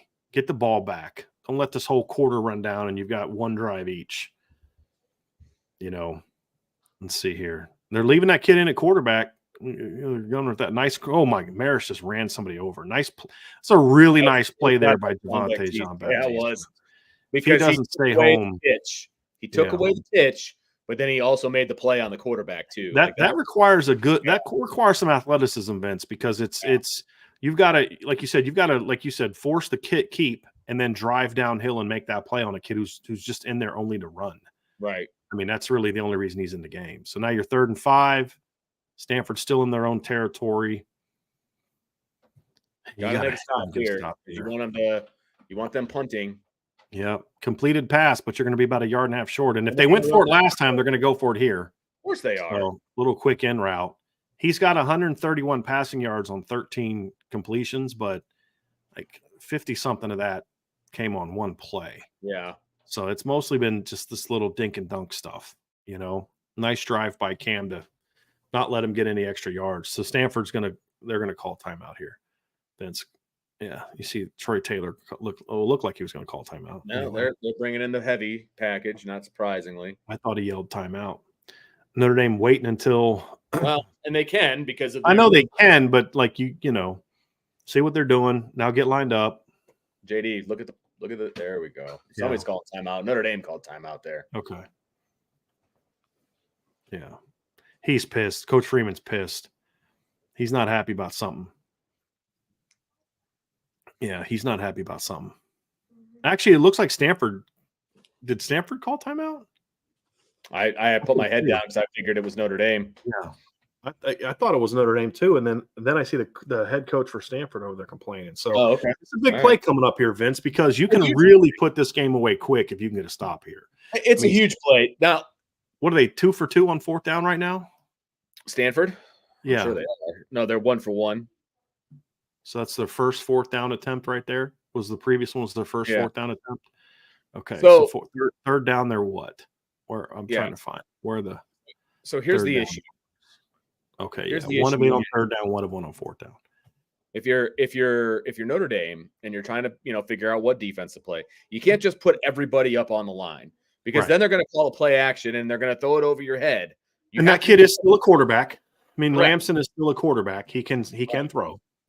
So you have to be wary of the play action. Now, I don't think that's what they're going to do, but you still have to be wary of it and you still have to cover it and you still have to be ready for it. But you also have to know that the power is probably coming here. Yeah. I just want to say something too real quick. Somebody's complaining that we're not doing a play-by-play. Guys, we can't. It's illegal. Like we can't do a pure Literally. It's just it could get us in some trouble. We can't do a pure play-by-play. Right. We don't have the rights to that. So we're giving you as much of it as we can without running the risk of getting in trouble. Yeah, remember all that we money? Would like to, Brad. Like I'm not coming at you, Brad. We would love to be able to do that. That'd be a lot of fun to do like a true play-by-play color type of thing. Like we talked about that, but like there's Notre Dame, especially now, like Notre Dame's has been dinging like all of our videos. Whenever we play like any sound bites from Marcus Freeman, they demonetize it, force us to cut the clips out, stuff like that. So Notre Dame is not our friend right now. When we're broadcasting a game, there's rights fees. You got to pay for it. There's contracts and all of those different things. And so we talk about it all the time, right? It'd be fun, man. We would like to be able to do that, but it's the way it is, man. Yeah. But yeah, we're trying to. You're all good, Brad. I'm just explaining. I'm not mad at you. I'm just explaining because I know that some people have asked, "Hey, can you just bring it up?" Right. I mean, right. And so we're trying to give you as much as we can as far as hey, here's the down and distance, so you kind of have an idea of what's going on. But 4th and 1. Here we go. Yeah. I'm telling you, Vince, they're going to throw the ball here. Look, they're not even bringing in. Well, they still have. They still Eight's in the game. Eight's in the game. Okay. I bet you $20 they throw the ball here. Yep. Let's see. He was open. He was open. They had 2 guys open on that play, Vince. He just missed. He just missed. He just didn't catch it. Not a good throw, and it just but he was open. That has to be caught. Like that was there. DJ just got toasted. I mean, he's playing way inside leverage. It wasn't a great throw. Never mind. No, he's got to flip his hips to that ball though. But that's the thing. That's their best wide receiver. Yeah. Like, dude, put this game away. Put this game away. Be aggressive here. I want to see Jared Parker be aggressive here. Like that's my big thing. They just blew a chance to get back in the game. Be aggressive. You know what I mean? Put this thing away quickly. That's what I want to see. Like, be aggressive. Absolutely, be aggressive. Absolutely. You make this a 42-16 game. You can call off the dogs. Yeah. And I'm still not calling off the dogs, but you start putting backups in. Here we go. 12 personnel. 12 personnel. Play action. Oh, they're going deep. Oh, it's wide open. Touchdown. I love that play call, man. Yes. Love that play call, Vince. Just ran a post route from your number 2. I think Faison was inside at number 2. And just Play action pass. 'Cause what did I say all week? They're one of the worst play action defenses that you're going to see. And that's another example right there. Watch this. It's just a post route. Just Oh my God, he double turned move, around. just smoke. Jeez. No safety help. Just torched them. I mean, and all Sam Hartman had to do is just put it out there. I mean, Faison had to slow down. He had plenty of time to slow down, catch it. Like, yes. And guys, Jordan Faison's not their best receiver. Just stop. He was like, they're literally every guy on the team would have got open there. Like, don't make me say things like that. That was a great job by Faison, but let's just. He's not the best wide receiver. But he is. I'll tell you this. He is a great revelation for Notre Dame. Sure. Like, I love the kid coming out of high school, Vince. We interviewed him on our signing day coverage. Yeah. Because they're like, dude, this kid's got really good film. We talked about that. We did a film breakdown of him and Luke Talich, and like, this kid's got really good film. Yeah. But if you would have told me before the year Jordan Faison's going to be a playmaker for you this year, I'd be like, come on, dude. Look, we talked about him during fall camp. Yeah. We did. And you know what I'll say? He catches the ball better than he did in fall camp. Or he was the one guy at receiver that like had, to me, the most noticeable drops in fall camp. But I mean, I haven't seen him drop a ball. I mean, but he's just so quick.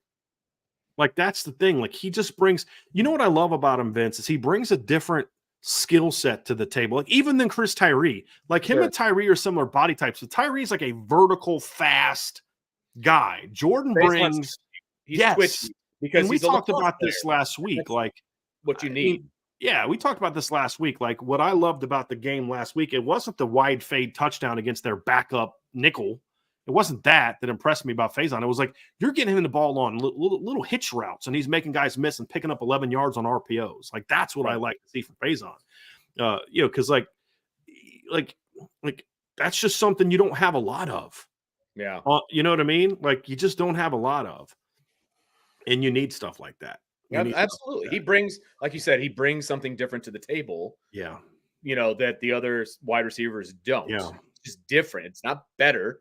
But it's needed. You need that type of dynamic, and they haven't had that. Like, it's hard to have an offense really be dynamic if you don't have at least one or two guys that can do damage after the catch. Right. But the thing is, he's not just a shifty playmaker, as he's shown on a couple plays. I mean, he's now caught 2 touchdowns on downfield throws. If I am 2, no, 3, because his first catch was a downfield touchdown against Louisville. Yes. Backside seam route. So it's not just that he's a quick guy either, you know, and he's a guy that can also push you vertically, which makes it even harder to defend the quick stuff, Vince, because if the deep stuff can work, then the quick stuff, because you can't just come up and press him. You know what I mean? Right. So that it adds a lot to it, man. Somebody said that he runs like rocket. So I just wanted to make sure. I wanted just to tick you off on that one, just to let you know. His running style is similar to Rocket's. Like, you know, he's a bit of a long strider for a shorter guy. He doesn't have Rocket speed, but I actually can somewhat agree with Alan's comment. He runs like Rocket. If you're talking stylistically, Alan, then we're on the same page. If you're going to tell me he runs the same speed, I'd say no freaking way. Yeah, right. Stylistically. Because Rocket was so smooth in and out of breaks too. Right. Like Rocket, you know, I could see that. So I can dig that. So Notre Dame now leads 42-16, Vince. That's what you needed. That's a really nice turn of events there. Really nice turn of events. And I'll say this, Sam Hartman's not playing another down for me in this game. I'm getting Kenny Minchey I'm getting Steve Angeli in for a series, and then I'm putting Kenny Minchey in the game. Agreed.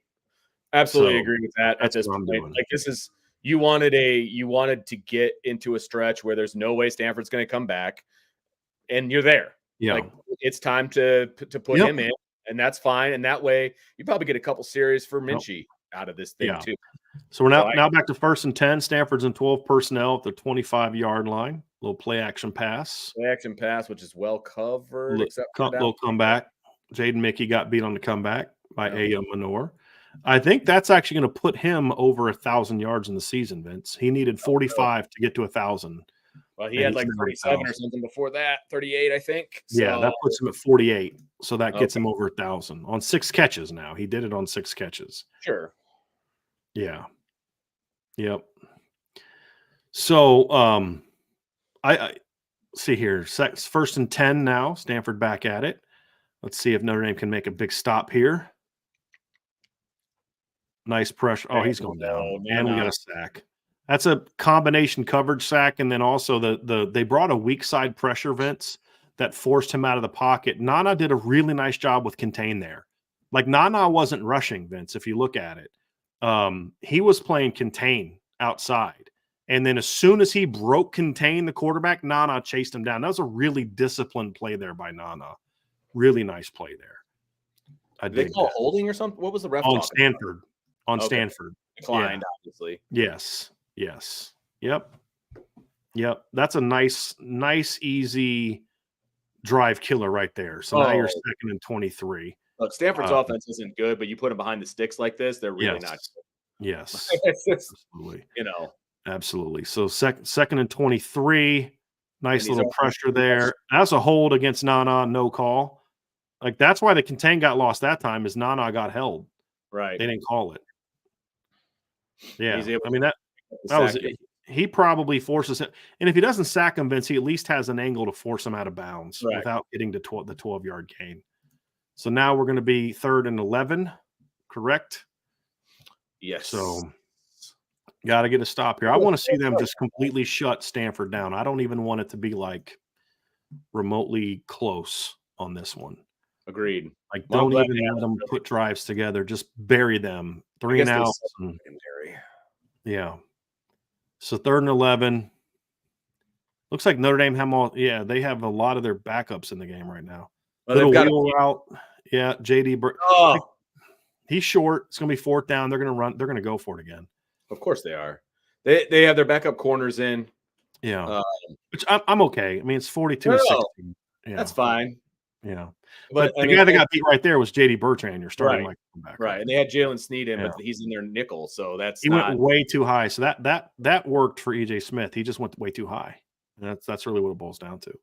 Their running back, they've handed the ball off to a running back once this entire game. Literally one time. I mean, I don't blame them, but another 4th and 1. Can we get a stop on a 4th and 1 where like they actually stopped? Nope, not going to be that time. Actually, they might have stopped him. They might have stopped him. It looked like they got to push it first. They did not get that. Didn't it like at the snap? Didn't it look like they pushed him off again? Who was it that got through there and blew that up? Was that Riley Mills? They stopped him cold. If the spot from the officials is the stop, then there's no way he got the first down. That quarterback trying to move the ball. That's going to be close. That's going to be real close. That's a generous spot too. Yes, it's a very generous. I still think it's short though. I still think it's short. Let's measure it, of course. But that is. I still think it's short. That is a generous spot. Yeah. Yeah. But let's see here. Like, it was okay. Xavier Watts filled, and then who is that? JD or is that Mills? That's Mills. That's a great fill by Xavier Watts there. Look where the ball is, and look where they spotted it. Like I feel like that ball is about a foot too far. It's still going to be short, though. Yeah, it could be. It's still going to be short, though. Like they needed to get up to the yard line there, and they didn't get to the yard line there. There you go. Still short. But you are correct, Vince. They gave him too much room. That's nice. So the previous 4th down was stopped because Stanford screwed up. Now Notre Dame stops this one. That's good. Look at Al. He's so excited. Yeah. Notre Dame, Vince, gave up 132 yards in the first quarter. Now we are over halfway through the 3rd quarter, and they've only given up 223, which means since in the last quarter and a half, they've only given up 91 yards. Al Golden is okay. So let me just say something right now. My wife was on the sidelines of a lot of Notre Dame games, and she tells me like that dude is like the calmest. Yeah. Like doesn't look like very stoic. Like he does not get emotional. That's a lot of emotion for Al Golden. Like that. I love to see that. Like that's a fired up dude. All right. So Notre Dame comes out. They got the ball just outside the Stanford 45-yard line, 11 personnel pistol, bring that tackle wrap again. Just nobody got to the backer. They just got to get to the backer, stuff them for a little 300. And that does put Audric over 200 yards, though. Yeah. So he is at over 200 yards. He looks tired, though. Even getting up. He's gassed. He's gassed. I mean, there's no doubt. Get him out. I mean, I understand what they're trying to do here, but, like, dude, I'm not record chasing. Unless he's going to play in the bowl game, but he's they not have breaking proven they like to chase records. I get all that. I get all that. I understand. Yep. I don't agree with it, but they chase records, man. You don't want to run the risk of him getting injured either. So I don't love the fact Sam Hartman's back in the game right now. I'm not gonna lie. They just left side of the line just pushed Stanford off the ball. Nice little 6-yard gain. They're just running inside zone right down their throat, and there's just nothing Stanford can do about it. Just a little inside zone. Boom. Great push from the backside, and he just follow. I mean, that's just follow the leader. That's all that is, Vince. Just follow the leader. Oh, yeah. They're just going to keep doing that. Just inside zone. Boom. Backside collapsed again. 6 yards. Boom. They're just pushing Stanford around right now. Right. Again, this is fun to watch, but I know. Put your back – okay, I understand. It's 42-16. You don't want to be throwing bombs to your starting quarterback in there. So, okay, so get him out. Put your backup in. Let him get some touches.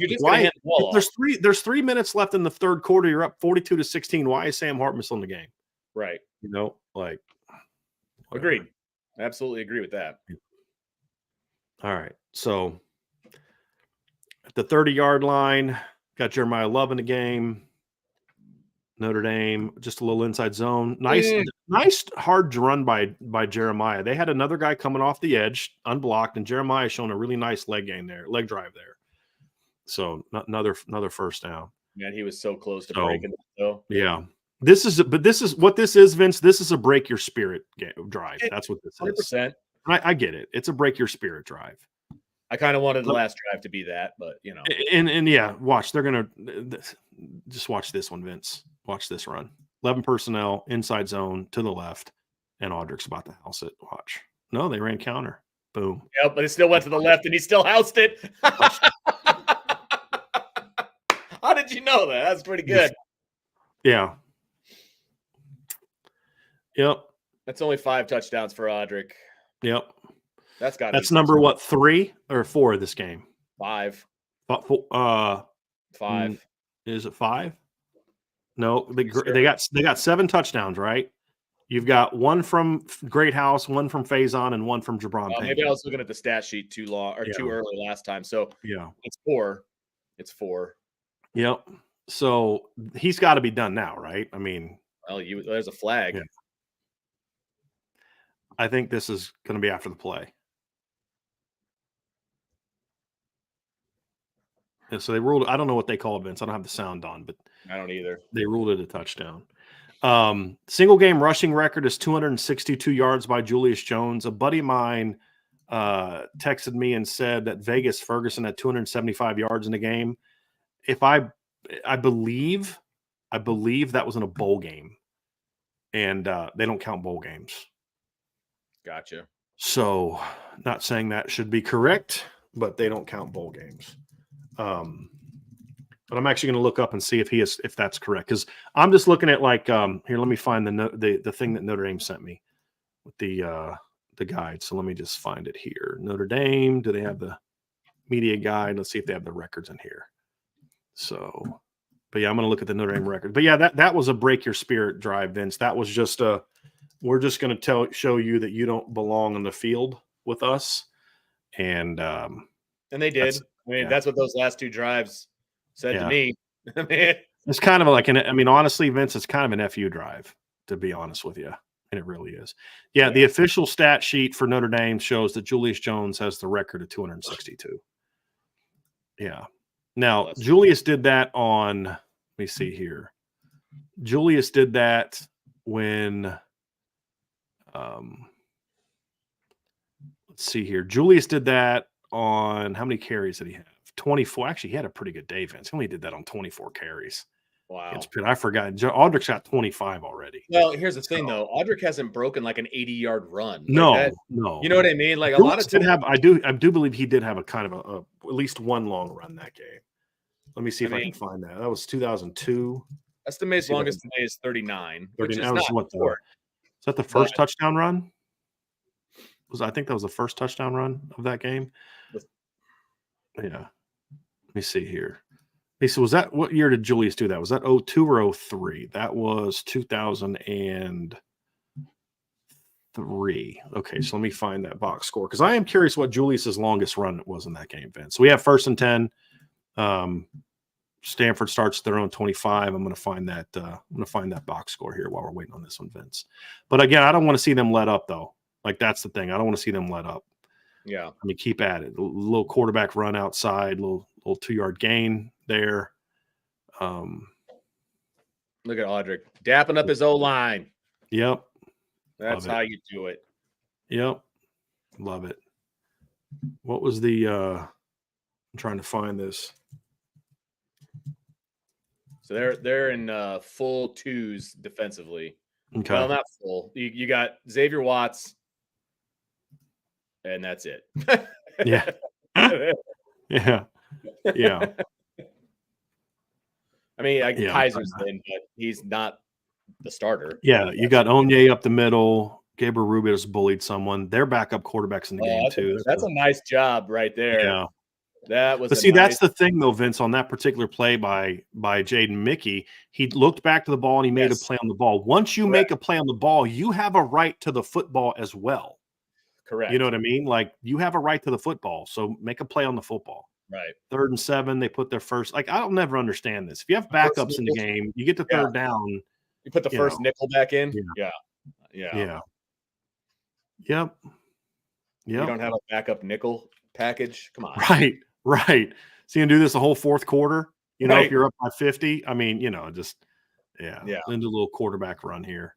And they're bringing some heat. I like it. Oh, no. You can't draw. I mean, I saw it coming, Vince. I mean, Notre Dame's blitzing and they have their running quarterback in the game. It's just a quarterback draw. Not that he doesn't want to throw it. He doesn't want to sit back there and throw it.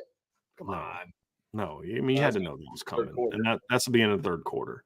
I don't want to see them let Stanford get another score and make this game look closer. I want them to really bury this football team. Really bury this football team. Notre Dame currently, Vince, has 346 rushing yards. Stanford has 241 total yards. So pretty good day's work. Yeah, no doubt. Pretty good. Saw Vinny Freeman on the sideline. Oh yeah. Yeah. Gotcha. Yeah. Trying to see. I can't find the run. Yeah. So Julius Jones had a touchdown run of 49 yards, and he had a 61-yard run in that game. So 2 runs for 100 yards, basically. 110 on 2 carries. Where, to your point, Audric's is 39. Yeah. Yeah. Yep. And then his next, I didn't see what his next longest was. I think he's had. I think his next longest was a couple. He didn't have a 20. I thought he had another. 25er. Yeah. But 39, 25, and then 16 or 19. Excuse me. So there's been a bunch of double digits, but not like big game-breaking type carries. Right. So I mean, that's still a good day's work. Oh yeah, he's averaging almost 10 yards a carry. Yeah, it's a real good day's work. I do wonder if they're going to put him back. If they're going to put him back in. Yeah, I mean, because he is close to the individual, like the game record. I mean, 30 yards. Like, yeah, he's 24 from tying, 25 from breaking. I mean, look, I get all that, but I know it is. I mean, Julius got his 262 within the game. It was a 20-14 win. Like, he needed all 262 of those yards. Like, God forbid Audric gets his knee or ankle jacked up because you're trying to chase a record in the game. You're winning by over 30. Yeah. So that would be terrible. Now, if you can keep them clean and get the record, all right, whatever. So yeah, Jason Warnock, it was against Pitt back in 2003 as a 20-14 game. So yeah. Somebody just said Stanford's pissed that Tommy Rees isn't their OC. Like, did you guys not watch the game the year before when Tommy Rees just absolutely shredded Stanford in 2021? Like, it was like 40-something to 14, wasn't it? It's 45-14, and the offense just absolutely ripped Stanford apart in that game. So, yeah. Remember, speaking of chasing records, they put Michael Mayer in the game, late in the game, remember, to set the tight end record in the regular season? Yep. Yeah. Yep. And look, whatever. I don't find it. Just get your backup quarterbacks in the game. That's like agreed. I mean, he's had 3 touchdown runs tonight, Vince, where he just did not get touched. Yeah. Like, I mean, like they're showing the highlights now. The That's 2 touchdown runs. 3. Actually, Neither one 3. got touched. Yeah. Actually, I don't think he got touched on any of And them. he didn't get touched on the 4th one either. No. So Like, great downfield blocking by Tobias Merriweather on that, by the way. The receivers have been blocking their butts off tonight. No doubt. They really have. But, yeah, that was a really impressive run. He's got 18 rushing touchdowns. That is the best single game record. I'm trying to remember. I think whose record did he break? I think it was Jerome Bettis, I believe. Rushing touchdowns in a season. Let me find it here. Oh, that's a great play. Nana's having a day, isn't he? He did sniff that one out. That was pretty good. Yep. Let's see. Rushing touchdowns in a season. The record was 17. Alan Pinkett and Vegas Ferguson both had 17. Vegas had it in 1979, and then Allen tied it 5 years later. So Audric did break the all-time touchdown record. He has 18 rushing touchdowns. So, yep, that's a good. That's a good one. That's a good one. Let's see what they can do here. Put this game away. Nice rush by Howard Cross. Oh my gosh, you're killing me. Well, Henderson came off his guy because he thought the quarterback was going to run, but he's got to commit to running first. Ramon Henderson blew a play. I am just shocked. I know you are. Absolutely shocked that happened. I think I'm behind. Am I behind? I'm like way behind or something. I think I am. How'd you get behind? I don't know. Like what player are you looking at? I just saw a drop pass from the 38. Okay. Drop pass by Tiger Bachmeier. Yep, right there. Just dropped it. Okay. So I'm probably ahead of me. Yeah. Yeah. 2nd and 10. Stanford is just picked up a first down to EJ Smith. I think it must be the stat sheet is all jacked up. But 1st and 10, they're driving. They're at the 38-yard line.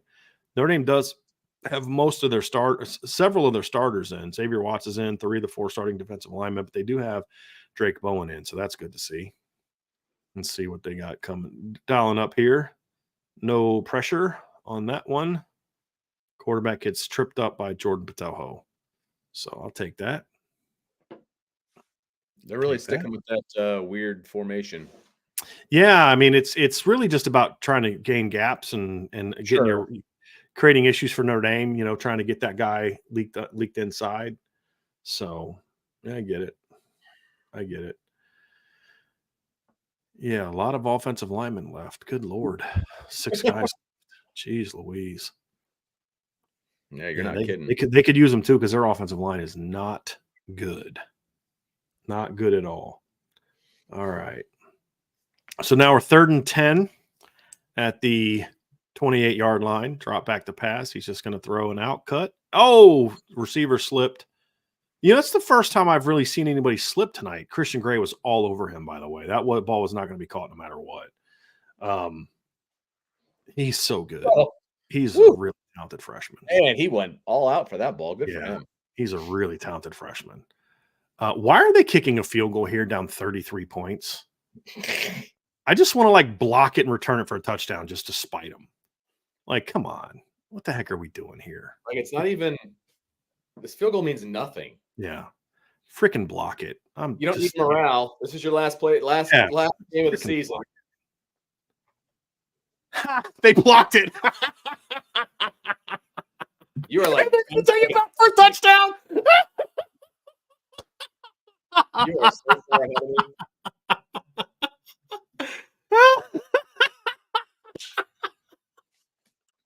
You are having a great time right now. Yeah, man. I'm calling him, baby.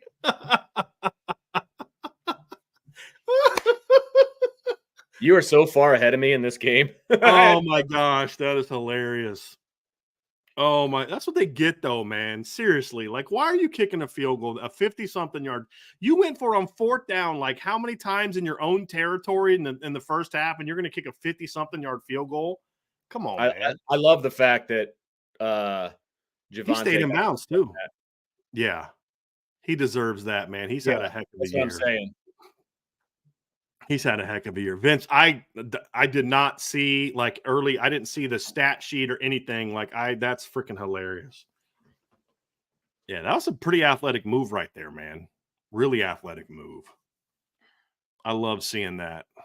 Love seeing that. Yeah, that was awesome. That was awesome. And that, you know what? You're right, man. Don't go for a friggin' A field goal. 50-something yard field goal, like, bro, what was it? 4th and 10, Well, it's 4th and 10. right? But like, what do you have to gain by kicking a field goal? I know what you Yeah, have to lose, a yeah, touchdown. exactly. Kevin, I have no, I'm not going there, buddy. I wish I knew. And if I did, I'd tell everybody, because then we could all win a little something on the Powerball, man. All these Irish breakdown people get it right, man. But yeah, I appreciate that, man. But no, but that was just more of a spite thing, Vince. Like it just bothers. Yeah, that's karma. You go for a field goal, you get that stuff blocked. Yeah, just what you get, man. You're down 49-16 and you're kicking a 50-something yard field goal. So we are now here with 12:41 left in the game, folks. Notre Dame is up 56-16. The Irish have outgained Stanford 486-260. And I kind of feel like that got one of the scores back you lost earlier because of the turnovers. Yeah, like that's kind of how I feel about that. Yeah, because so they like would have scored on that fumble by Hartman on the first drive. Yeah, one of the and so now you at least kind of feel like the game is a little bit more reflective of how the score is now a little bit more reflective of how the game has gone. Yeah. But you've outgained Stanford 486-260. Irish have outrushed Stanford 346-89. Like 10 years ago, that would have been unheard of. Just unheard of, the way that Stanford played, just to see how different they are as a football team than where they were 10 years ago. Right. It's wild. Heck, even 5 years ago, was it 5-6 years ago, they had Bryce Love rushing for 2,000 yards, right? Wasn't that 2016? So it'd be 7 years ago, actually. But yeah, I mean, Stanford, this is a team that within the last decade, Vince, has had a pair of 2,000-yard rushers in the last decade. Think about that, Stanford. They had Bryce Love rush for 2,000 in 2017, and Christian McCaffrey rushed for 2,000 in 2015. And then he rushed for 16 the year after. And since that time, since the 2,000 yards by Bryce Love, the most yards they've had in a season by a running back was 840. That's it. And this year, their leading rusher was their quarterback with 288. Yeah. And their second leading rusher, who will now be the leading rusher because of how today's gone, is the Lamson kid at 252. So he'll be over 300 now on the season. That's their leading rusher. Their leading rusher this season is going to have over 300 yards rushing. Like that's bad. Yeah. That's like 25 yards. It's bad, but it's also this team. Like this team, Stanford, like that's not who they were not that long ago. Right. That's true. You know? So, yep. So, like here's what I want to see the backup defensive players get in there, Vince, but I want to see them make some plays. That's going to be a key. Yeah. It's going to be one of the keys. I mean, I can think you can say that from across the board. Like I want the offensive guys to make some plays too. Like I want to see plays being made on both sides of the ball by the young guys. Yeah. Frankly. Yeah, it'd be nice to see those. I mean, in Europe, there's still 12 minutes left. Yeah. You know what I mean? Yeah. Yeah.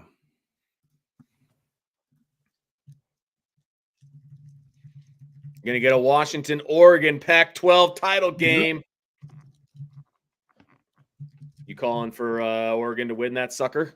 I don't know. I haven't broken it down yet. I kind of feel like the team that's not playing great coming in usually wins those games, but we'll kind of see how it plays out. But that would be the Huskies. Yeah. Oregon's red hot right now. There's no doubt about that. No doubt about that. All right, let's see what we got here. Notre Dame. See what Notre Dame can do here defensively. We'll expect to see a lot of young guys in there, man. I would think so. I feel bad for What'd you say? I would think so. Yeah. I do feel a little bad for Troy Taylor. I mean, his team is just not good. It's not. I'll tell you what. They coach well. Like tonight, Vince. He's called a really good game offensively. Like he's their play caller on offense. He's called a really good game. It's just Notre Dame's players are way better than his players. But like that first quarter, man, he was coaching circles around Notre Dame. Sure, absolutely coaching circles. He just doesn't have the guys. I mean, he just doesn't have the dudes to do right. Right. And again, we kind of talked about it a little bit during the first quarter, right? Like they were doing stuff to Notre Dame that Notre Dame wasn't prepared for, and they didn't adjust in the moment very well for it, and they didn't execute very well. but that's not a way to sustain an offense either. Right. You know, so it's like they caught Notre Dame napping. There's no doubt about it. No doubt. But so you can't do a full game of that. Yeah. No, you can't. And you said that. I mean, you said that earlier. You said you can't gimmick your way for 4 quarters. I'm like, well, we'll see. But they've tried. They've done some things. Notre Dame's just playing better. And Notre Dame just shut down a bootleg there, forced an incomplete pass. Yeah, you got a lot of backups in now, Vince. You've got who's that playing big end? Like little miscommunication there. You got Ramon Henderson and Antonio Carter in at safety. Stanford's 2nd and 10 pass fell incomplete. You got Onye in the game. Gabriel Rubio, Junior Tuihalamaka is in the game. I couldn't see who that was at big end, Vince. Looked like 40 something. Yeah, that's what I thought too. And I was like, I don't know who that is. I didn't see. Oh, it's Burnham. It's Josh Burnham. That was going to be my guess, but I didn't know. Then you got Drake Bowen and Jalen Sneed in at inside linebacker. You've got Clarence Lewis at nickel. And then, of course, you've got Jaden Mickey and Christian Gray in at corner. So a lot of backups in here. So the 3rd and 10 throw, actually quarterback draw. Get to it. Dang it. I'm so tired of that. Oh, ball came out. Notre Dame's got it. Junior Tuihalamaka came up, or Jalen Sneed, came up and drilled the quarterback and knocked the ball out. Lost his helmet on the deal. Good Lord. Absolutely drilled him. That's a heck of a hit. See if – come on, Antonio. You got to – and he leveled his shoulder too. That's textbook, man. Put your shoulder right through the ball. That's a really textbook there by Jalen. Really excellent play by Jalen Sneed on that 3rd down. Really excellent with the helmet. Oh, did you see the ref pulling? Oh, he pulled for the bean bag. Never mind. Yeah, I thought he was pulling for the for targeting. For targeting. Nope. Yeah, that's a heck of a play right there. You know, you stop a drive. Now put the backups in and let them go. Absolutely, and they need to have a full. Like as much as I generally would like to see. Angeli with the ones need to be out at this point. Well, he's had enough. I mean, honestly, I wouldn't even put Steve Angeli in the game right now. They will, in my opinion, but I wouldn't. Steve Angeli's played great in mop-up minutes. You now need to see what Kenny Minchey can do. Give him a little bit of something, in my opinion. But they'll probably put Angeli in the game. But we'll see. But yeah, let him. I mean, whoever you're putting in though, let him throw it. Let him run the offense. I'm not saying you come out gunslinging every play, but let him run the offense. Right. Yeah. Absolutely. The problem with putting Angeli in for a drive and then Minchey in for a drive is number one, you don't know how much time Minchey's going to have. Number one, and number two, let's say Angeli leads him down on a touchdown. Now all of a sudden it's 63-16. You're going to tell me you're going to come out and let Kenny Minchey start throwing the football up 63-16? I doubt it. But, yeah. I mean, because Steve has earned a backup job. I get that. But this is about developing your roster. That's what this is about. You've gotten Steve a lot of playing time this year, and he's played great. But they're saying it's going to be a battle, right? So let's see what he can kind of do. So, yeah, we shall see. There's so many different theories with backups and how you let them play and all that. I do not want them to bring in whoever the quarterback is and just have them hand off. Yeah. I do not want that at all. Yeah. Yeah. I definitely don't want to see Audric Estime again because I just have this bad feeling you bring him back in and he ends up. Especially if you've got the backups in across the board. Like, yeah. I don't want him running behind the backup offensive lineman. Yeah. If you're going to put remember that one game they were trying to get him to 1,000 or 100 yards against last week against Wake, that one game a week ago. Remember that all the way back a week ago? Hold on, let me think about it. Angeli is in the game, so you got your backup line. I was going to say, Vince, if you wanted to keep your starting line in with your backup, hey, you've got Sam Pendleton action in there. So you got Emil Wagner at right tackle, got Sam Pendleton at right guard. You got Quinn Murphy at left guard. I'm trying to see who the center is. You got Tosh Baker at left. Is that Joe Odding? I can't tell who the center is. 70-something. 73, so it's still Christophic. Got Jeremiah Love in the game. And let's see what Notre Dame does here. So a little draw. They're going right to the air. Well, oh, God.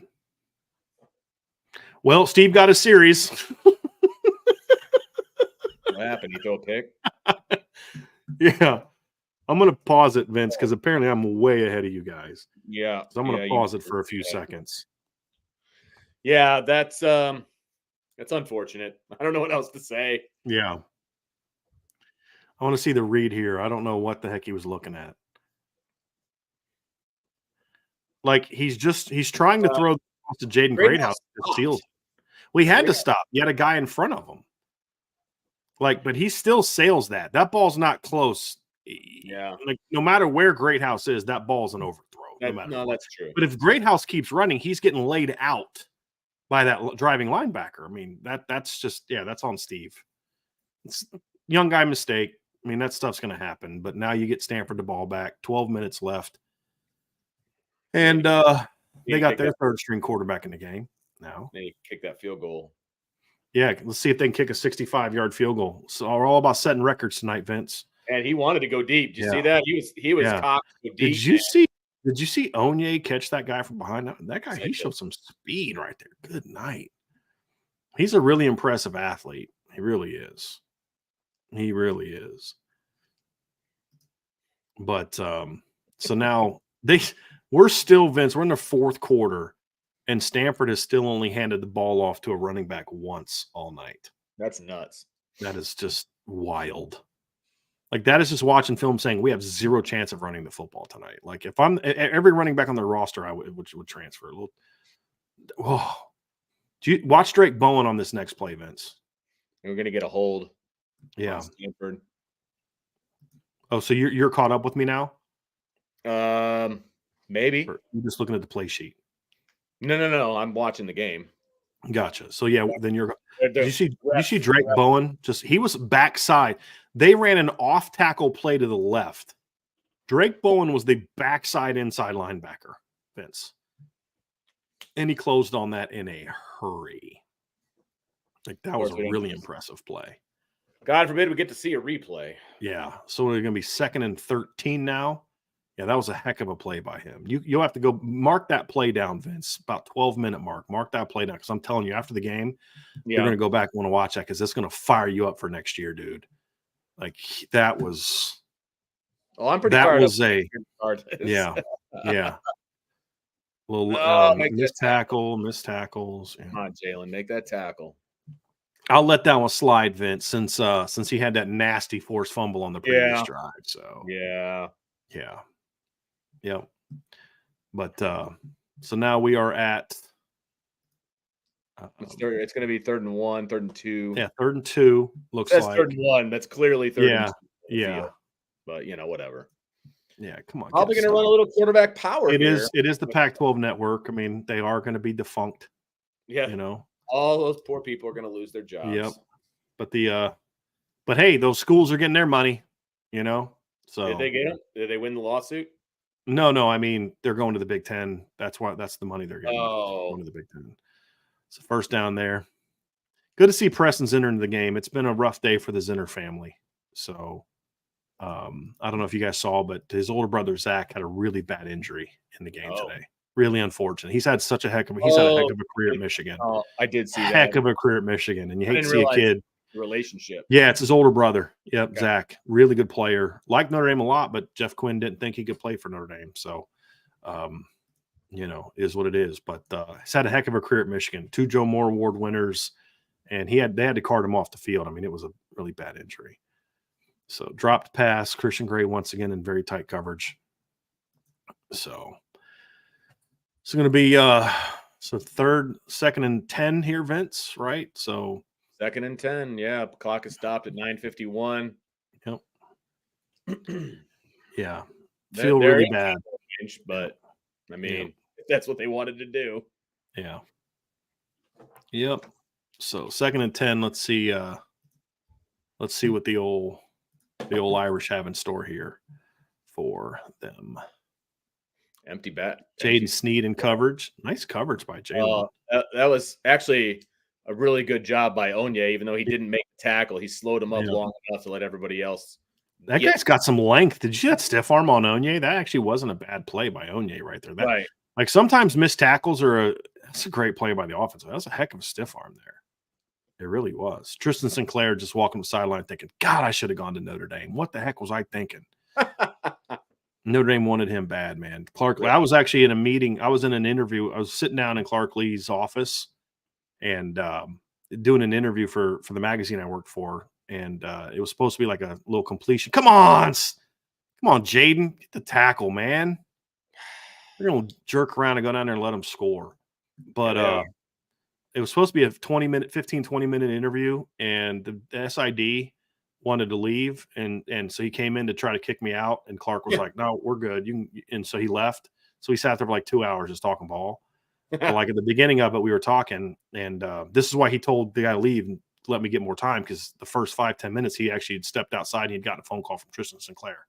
Saying he wasn't coming. No, he was still recruiting him. He called him. It was during one of the times where they had to call him. He couldn't call them. But gotcha. Yeah. Guys, I'm not gonna say it. Like, it's the backups, guys. Right, they're not sleepwalking. This is the first opportunity they've they're had. Backups. It's all good. Come on. Yeah, I mean, you got to be cleaner. You got to be crisp, right? Yeah, hopefully they can end this drive. But it's the backups, guys. It's the backups. Right. They're backups for a reason.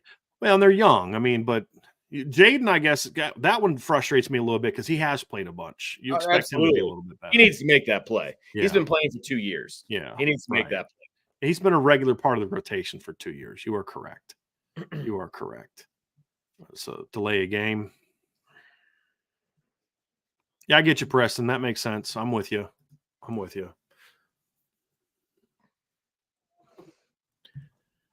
Oh, yeah. So I would not have been surprised if Notre Dame had a 346 yards in one stat category and the 140 in another. But with Stanford having the 132nd ranked pass defense in college football, I kind of assumed it was going to be the 346 passing yards and 140 rushing yards. Legit. But the frustration, I mean, 3 turnovers a day by the offense and another by the special teams, and they're winning by 50 or 40. I mean, that's pretty good dominance. You need to do a better job cleaning that stuff up, right? But you can get away with that in games like this. Yeah.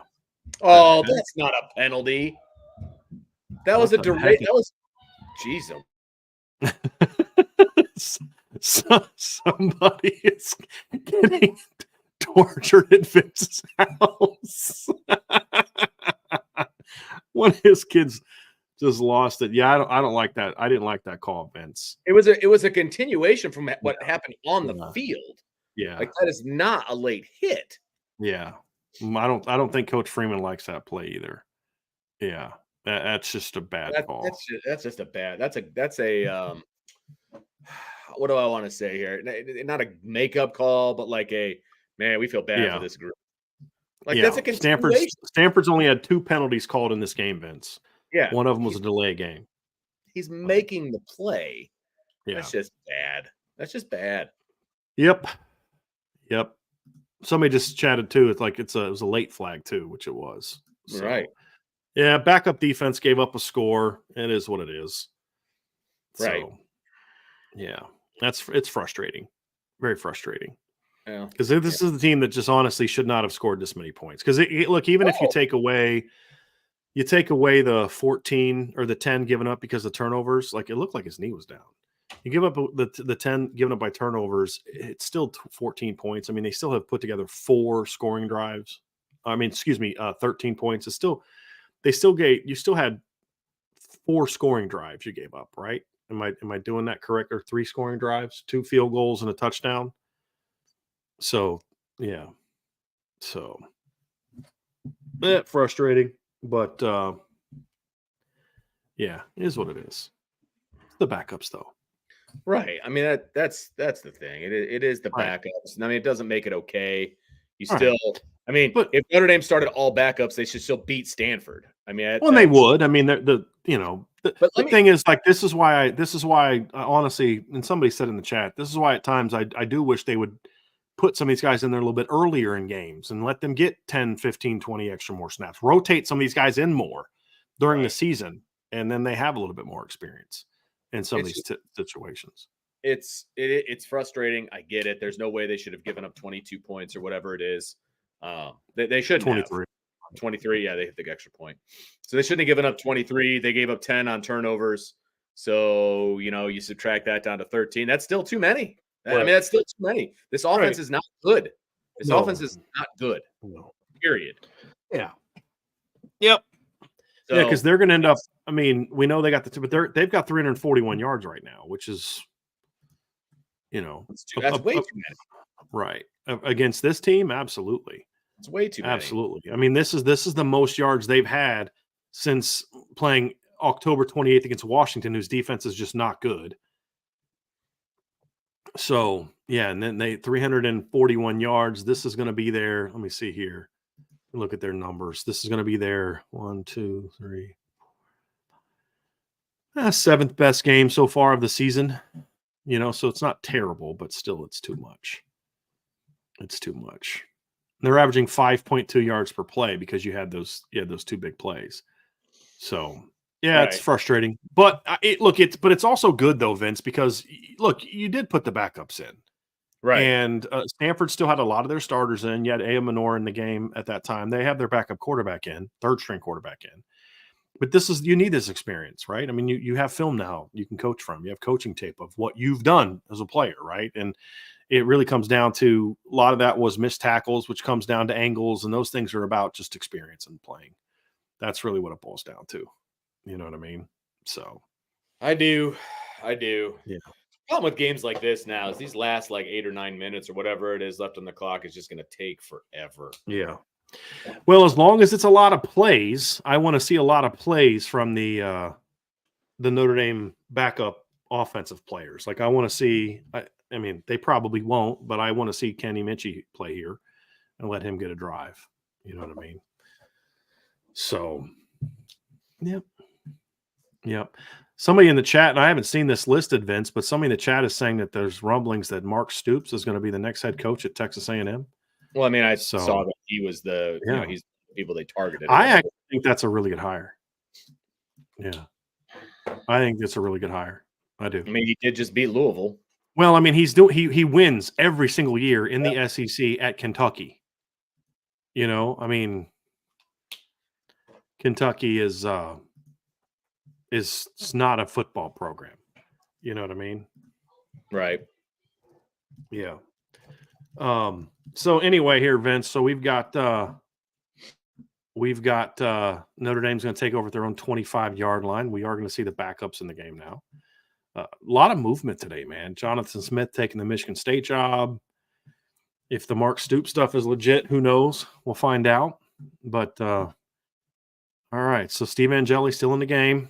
Oh, inside run, 3-yard, not much blocking there. Backup offensive line not getting the same kind of move. Well, what a hard run by Jeremiah Love. Good night. Yeah, it's a heck of a play. That was a tough run there, man. Real tough run. But yeah. Well, I don't know. I don't love this. Backup quarter. No, just get Kenny Minchie a game. He's only played 2. He can play this game and not lose a red shirt. He came in as a backup guy and he played, he threw a pick. So move on. So yeah. All right. So 12 personnel. Hey, Justin Fisher's in the game, Vince. You see that? No, I did. Oh, yeah, there he is. Backside tackle. Little inside run to Jadarian Price for 5 yards, 3rd and 2. They're just going to run it. Just going to run it up the middle. Oh, Jay Fish getting some clock. Yeah, good for him. And good for him, man. Another Stanford. Tell you what, man, Stanford's gotten beat up in this game. They've had kids late getting off the ground all night long. Yes, they have. Well, we needed some more commercials for this game, so just yeah. Here we go. I guess. But yeah, I mean, it's been a physical game for Notre Dame. I mean, that's the thing I like is even on defense with the mistakes, we've seen them play physical. Yeah. And honestly, Vince, like a couple weeks ago, I don't know if it was you and I talking in the postgame show or in the Upon Further Review postgame show. Like Notre Dame hasn't been like a super physical team this year, especially on offense. Defense at times has been, but especially on offense, they haven't been a real physical team. They were physical last week, even though I would say that the results in the run game weren't great last week, they were still physical. Yeah. And they were very physical tonight. And they're just this. I don't like this. I mean, there's still a lot of time left. You just brought the backups in and just run up the middle every time, and now you're going to punt. I don't like this. Let them run the offense. Okay, so if you don't want to let Steve run the offense because he's still picked, then put Kenny in and let him run the offense. I don't like this. This is a missed opportunity for development. Another missed opportunity. Yeah. Well, I'm pretty sure Freeman's not happy about it either. Yeah. Look at him. He Yeah. is not a happy camper right now. Yeah. Yeah, I don't love that series. I don't love that. Yeah, it's almost like he's like, "F it, fake a punt, get the first down." Oh man, if they'd have faked the punt there, I'd have been like, "All right, I am playing the lottery tonight." I would have absolutely whatever the next Powerball is, man. I would have done it for sure. That's the first punt of the game. Yeah. Yep. I don't like it. It's just like you had a great game and you just kind of you end it with you're winning by 33. I shouldn't feel that way, but it's kind of like you let them score. You just ran up the middle 3 times with your backup offensive line. It's like, yeah. So everybody that bet on Notre Dame in this game, Vince, is like, you better not let them score another touchdown right now. I'm telling you that right now. I was going to, but I was like, you know what? That's just stealing money, and I'm not going to do that. Yeah. I did not bet on this game. Oh, man. I mean, it's like, here's the problem, Vince. Like, we can't have a conversation. Like, J-Biz, dude, I'm putting you on timeout, man. It's going to be hard to get first downs next year without estimate. Yeah, if they play the entire games next year with the backup offensive line, dude, yes, you are correct. Exactly. It is going to be really hard for Notre Dame next year to get first downs with the other running backs if they're playing the backup offensive line the entire time. And Steve Angeli at quarterback, you are correct. You are correct. It's going to be hard if Notre Dame plays every game with their backup running. Look, there's more talent in the running back room than we're starting. I'm sorry. I'll say it, and people are going to get mad, but people are going to be just fine next year watching the running backs do their thing while Audric is doing his thing in the NFL. They're going to be just fine. Just fine. Yeah. There's a lot of talent in that running back room, folks. Yep. So Notre Dame, Vince, is up 56-23, 33-point lead. And Stanford's going to get the ball with what, about 7? That was actually Ben Krim that punted that ball. Oh, was it? So Ben Krim got in the game before Kenny Minchie. Totally makes sense. Totally makes sense. Yeah, totally makes sense. It actually does make sense, but no, it's sarcasm. It doesn't. How does it make sense? Because he's the backup punter. Right. That's the sarcasm, though, is that Kenny Minchie should have already been in the game. So it does make sense to me. No. We're going to have to agree. Your starting punter never had a punt. He never got to play. I understand that. So, they got the backups in. Yes. Whose development is more important, Vince? Ben Krim or Kenny Minchie's? I don't think you're developing anything letting him kick the ball one time. I don't think that's a development question. It's just guys develop when they play, right? You develop by playing, right? We're putting the backups. You develop by playing, right? So whose development is more important, Kenny Minchie's or Ben Krim's? It's Kenny Minchie's. So, yeah. I don't. Now Stanford's now down to their 4th string quarterback. So now Bo Nelson is in the game. So Stanford's playing a lot of quarterbacks tonight. Notre Dame is not. So these games, this is like, you remember when we were trying to do the post-game show for the national title game? I was like 65-7, and you're like, the freaking heck are we going to talk about now? Fumbled snap, nobody gets there, picks it up, brushes it off, looks at it for a minute, and then throws it away. Backup games can be a little like, okay, what are we doing here? A little sloppy. And that's the other thing. Throwing it out of bounds, now the clock stops. Yeah. And this gets to be even more. Well, good, because maybe Notre Dame can get another freaking series and they can actually get, a guy that's supposedly going to be contending for a starting job next year into the football game. Oh, they just had a big pass interference penalty on Florida. Florida State's beating them by 2. Another first down run by old Stanford. So 4-yard gain for a first down. Well, they're pretty much going to run the clock out here is what it looks like. Yep. Drake Bowen really is fast. He really is fast. Good Lord, I can't wait till he's a starting linebacker for Notre Dame. It's like, you watch a guy, Vince, and he just moves at a different gear than everybody else. Yeah, that's he does Drake that Bowen. For sure. Oh, Ramon almost got, dude, that was a rangy play by Ramon Henderson. He almost got over there. Yeah. He really did almost get over there. That was a nice range decent coverage. Was that Clarence or Mickey? I didn't see who was in coverage there. Was that the Clarence. slot? So that was the slot running a wide fade. Okay, because Clarence is a nickel. Come again? It's Clarence and Henderson. Clarence. So that would have been a wide fade then by the slot, because Jaden's the nickel. Clarence is the nickel. Drake on a blitz. Come on. Oh, Junior. That was holding too on Junior. Junior. Onye with another rangy in space play. That guy's an athlete, man. He's a really athletic kid. He's gonna be making a bunch of plays next year. Man, I sure hope so. Yeah. So what is this now? 3rd and 4, Vince? Yeah, 3rd and shortish, 3rd and medium. Clock is still running at 3rd and 4. Oh, Lord have mercy. Torrey Taylor reminds me of somebody. I just can't think of who it is at this point in time. Homeless guy down the street? No, dude. Don't be grumpy. 3rd and 4. That's nice breakup by Ramon. Yeah, he closed on that quickly. Nice breakup. So you're going to go for it on 4th down? I would imagine so, right? Is that Rick Myers' kid? Is that who they're talking about? Who's that they're talking about? I have no idea. Number 17 for Stanford. I can tell you.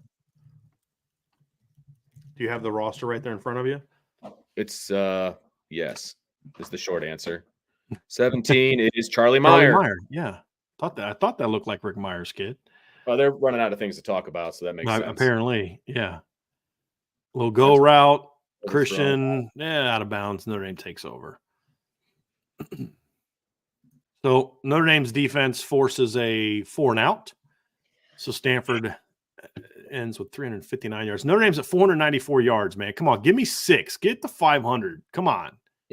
Give me 6. Give me 6. I think they'll get 6. Yeah. They'll get just a reminder, everybody, when this game is over, we will take about a 30-second intermission. We'll play the music, and then we'll dive into the post-game show and do a bit of a shortened post-game show. So we will do post-game. We will wrap it all up. Ryan will join us, and we'll get started. So just to remind people, we will not be launching a new channel, however. And Steve Angeli is back in the game. All right. Little inside run. Nice bounce by Jeremiah Love. Yeah. 6+. Yeah. So they're going to get over 500. Hey, they got a first down with that Aldrich Estime. I cannot believe it. It's amazing, isn't it? Every kid on the roster is just terrible, apparently. Well, I just figured they were going to pull everybody's scholarship for next year. Yeah. Just give up. Over. We don't have Aldrich Estime. Yeah. We don't have Aldrich. How are we going to score on anyone? Which is not. Yeah. Which former top 100 running back are we? That's Salerno sighting. Yeah, there you go. Is that 37? Is that no? That's not Leo Scheidler. I'm not sure who that is. I think Leo's 82. Oh, down at the bottom. Yeah.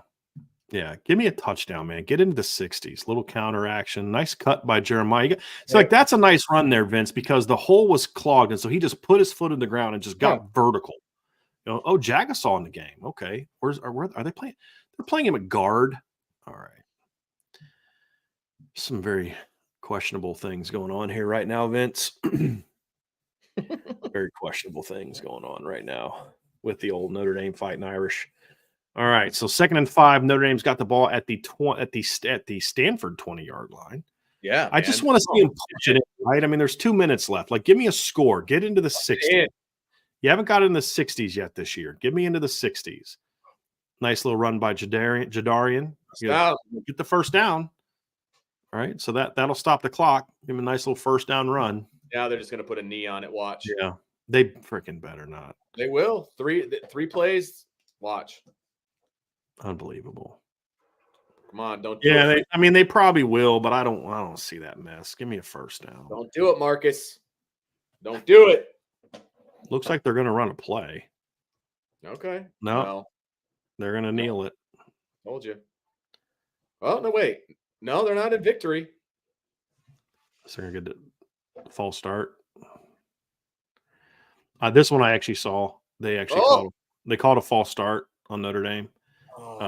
That one I didn't predict. I saw it on the stat sheet. So okay. Yeah. They were trying to go for a score there. I love the call. Pass, though. I loved it. He's so pissed. He's so annoyed at how this fourth quarter's gone. So annoyed. You want to know one of the things that I really like about Marcus Freeman? I think he said just run it. I think is You what he never said. have to guess what he's thinking. Yeah. Yeah. I love that about him. No, it's one thing that I do think I know he and I have in common is that you pretty much know how I'm thinking by my facial expression. I Yeah. love it, man. He's that way too. They're just gonna run now. They're just gonna run it up the middle, and now they're gonna do it. A 1 yard run. If he pops that outside, he might go. Yeah. But Not getting the same push with the backups as obviously, and they're Well- going to take a knee now. So they're taking a knee. So just looked at the stat sheet, taking a knee. Not going to punch it I'm out. looking at the stat sheet. You're ruining it for me. Yeah, sorry. Yeah. Well, that's a disappointing end of the game. I mean, it's going to be a good win for Notre Dame, Vince, 56-23, but it's still a disappointing. That's what I used to get so annoyed by with Kelly. Is you just like you win these games by 30, but just the way you end it's just like, they're giving up scores. You're not taking shots. You're not being aggressive. They tried to. Yeah, they got a full start. Once they finally got way down in there, and then it's just then you go take a knee. I don't like it. It's annoying. It's very, very annoying. But the Irish are going to win, huh? No, go ahead. What'd you say? No, go ahead. What'd you say? I didn't say anything because I didn't finish my sentence. So that's why. That's why I'm letting you finish your sentence. I'm just gonna say there's not a team in the country that's gonna try to throw the ball with 20 seconds to go. They're gonna put about throwing it, try to score. Michigan did that with like 10 seconds left against Michigan State. Now I didn't like it, but my whole point, Vince, is you had 2 drives to try to get points, and you just up the middle. I have a problem with the second to last drive. I have a problem with that for sure. Yeah. So even if you want to run it there, get it outside, do something different. Right. That I will give you. Yeah, take a shot earlier in the drive, but it's still a 56-23 win for Notre Dame. So we are going to go on a little intermission here. I got to get a card ready for Sean to do the show, and we'll be back here in about a minute for our post game show. Let me just get Ryan going and make sure he's ready to go. So, yeah. Who is this guy? And color commentary. Holy smokes! Yeah, I don't know. And that guy will no longer be posting in our show. Oh, did we block him once already? I kept putting him on timeout, but then he kept acting like a baby. So Vince, I for some reason cannot go to the brand. So if you want to go do the timeout, do the extended one. Yep, I'm on it.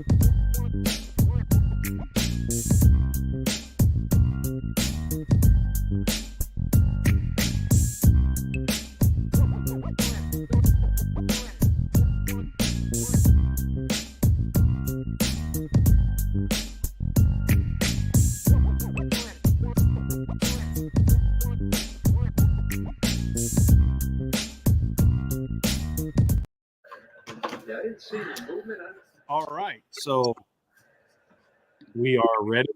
So somebody's TV was still going. Yep, mine. Yep. So that would be Vince. So guys, Notre Dame handles business against Stanford. It was not always pretty, but the Irish did what they needed to do. 56-23 win over Stanford. I predicted a 32-point win. They got a 33-point win.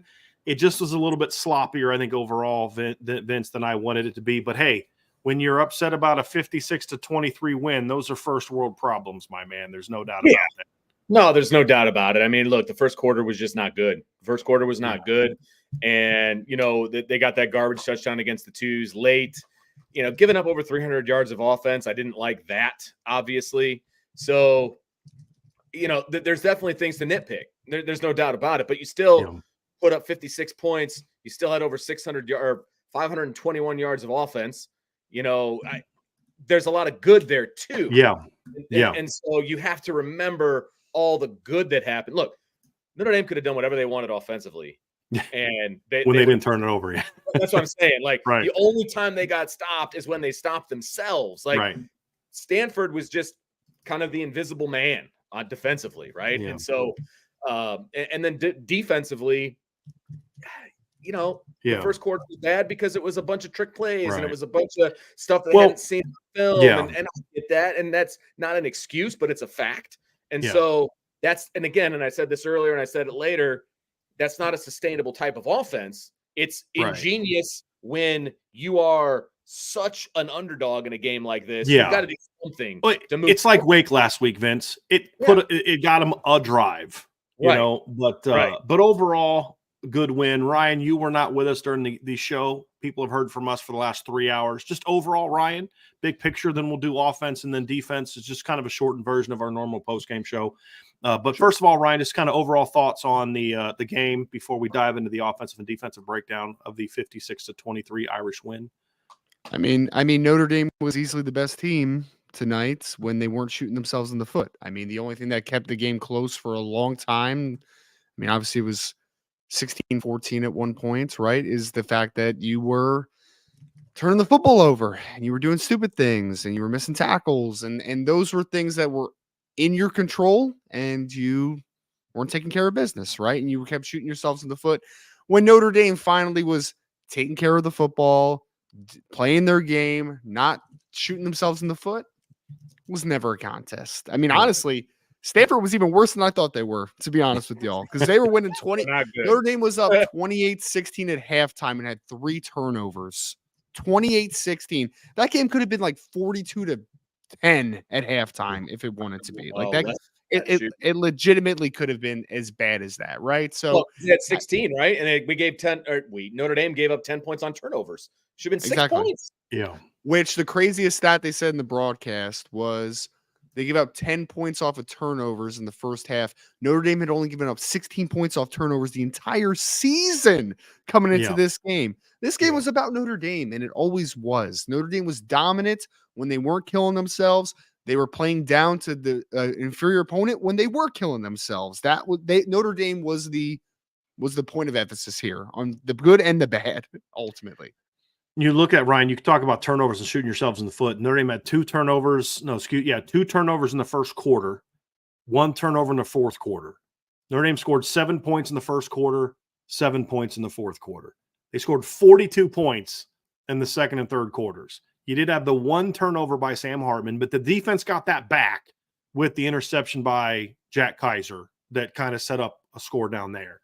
But in the middle 2 quarters, when they weren't doing some of those silly things, they outscored Stanford. Let me see it was 42-3 in the second and third quarter. The first and the fourth quarter, Stanford actually outscored Notre Dame 20-14 in the first and fourth quarters.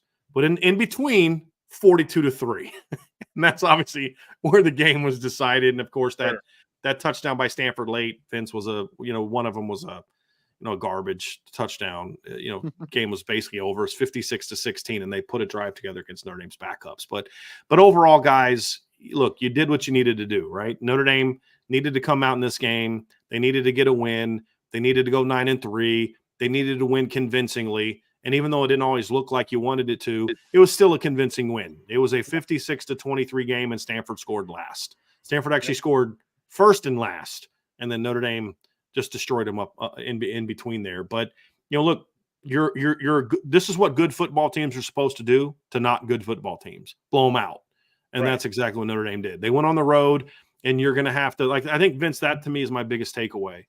You can't just say your road problems are good team problems, because you were not nearly as focused in this game in all three phases as you were against USC, Pitt, and Wake Forest, which were your last three home games. Sure. You just weren't. And that's something that Coach Freeman's going to have to figure out this offseason, is when we play true road games with normal rest, we are just not the same locked-in football team as we are at home, and they got to figure out why. Which is why I have no worries about a bowl game, because Marcus Freeman will have him up for that. I had no worries going into the Navy game, because that's not a true road game. It was a neutral site game, and it was a big deal because it was in Ireland and everything else. So, it is a narrative that is supported by facts, which is not always the case when we're talking about Notre Dame football. But in this regard, the way they play on the road is supported by facts. And it's something that they are going to have to break down to the smallest nth degree and build that back up to figure out why they don't play well on the road. You're going to have to figure it out, because if this program is going to take that next step, whatever that step is, they're going to take that next step. They cannot continuously come out flat on the road, because teams that aren't a 3-win team at the end of the season, like Stanford, it's going to kill you. It's going to absolutely kill you. I never thought Notre Dame was going to lose this game. There are people even when they were losing, Vince. Right. Yes, never thought Notre Dame was going to lose this game because of what they were doing offensively and what the lack of what Stanford was doing to them defensively. So never thought they were going to lose the game. But if this is a team with a pulse, that's a problem. They came out flat again, period. They made mistakes, and that has to be fixed. It has to be fixed. Yeah.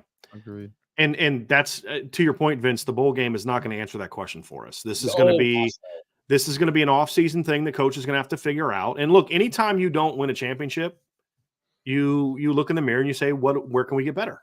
Right? That's as simple as that. Where can we get better? Absolutely. And there's a lot of here's the thing, Ryan. I think you made a comment in the pregame show, Ryan, that I think is very, the way you put it, I really liked. You made a point, and I can't remember exactly what you said, but it was like, it was about setting a foundation, but you changed it to something different. Foundation is already set, in my opinion. You're building the framework out of what the house is going to look like. Right. Yes. Right. Yep. And so part of that is going to have to be, we are really good at home. Really good at home. We don't play great against really good defenses, and we don't play great on the road.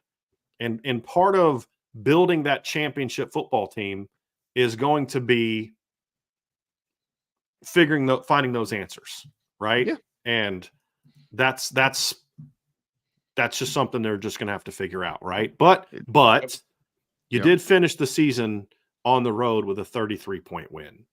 And I don't know that I would say that Stanford is worse than I thought they were.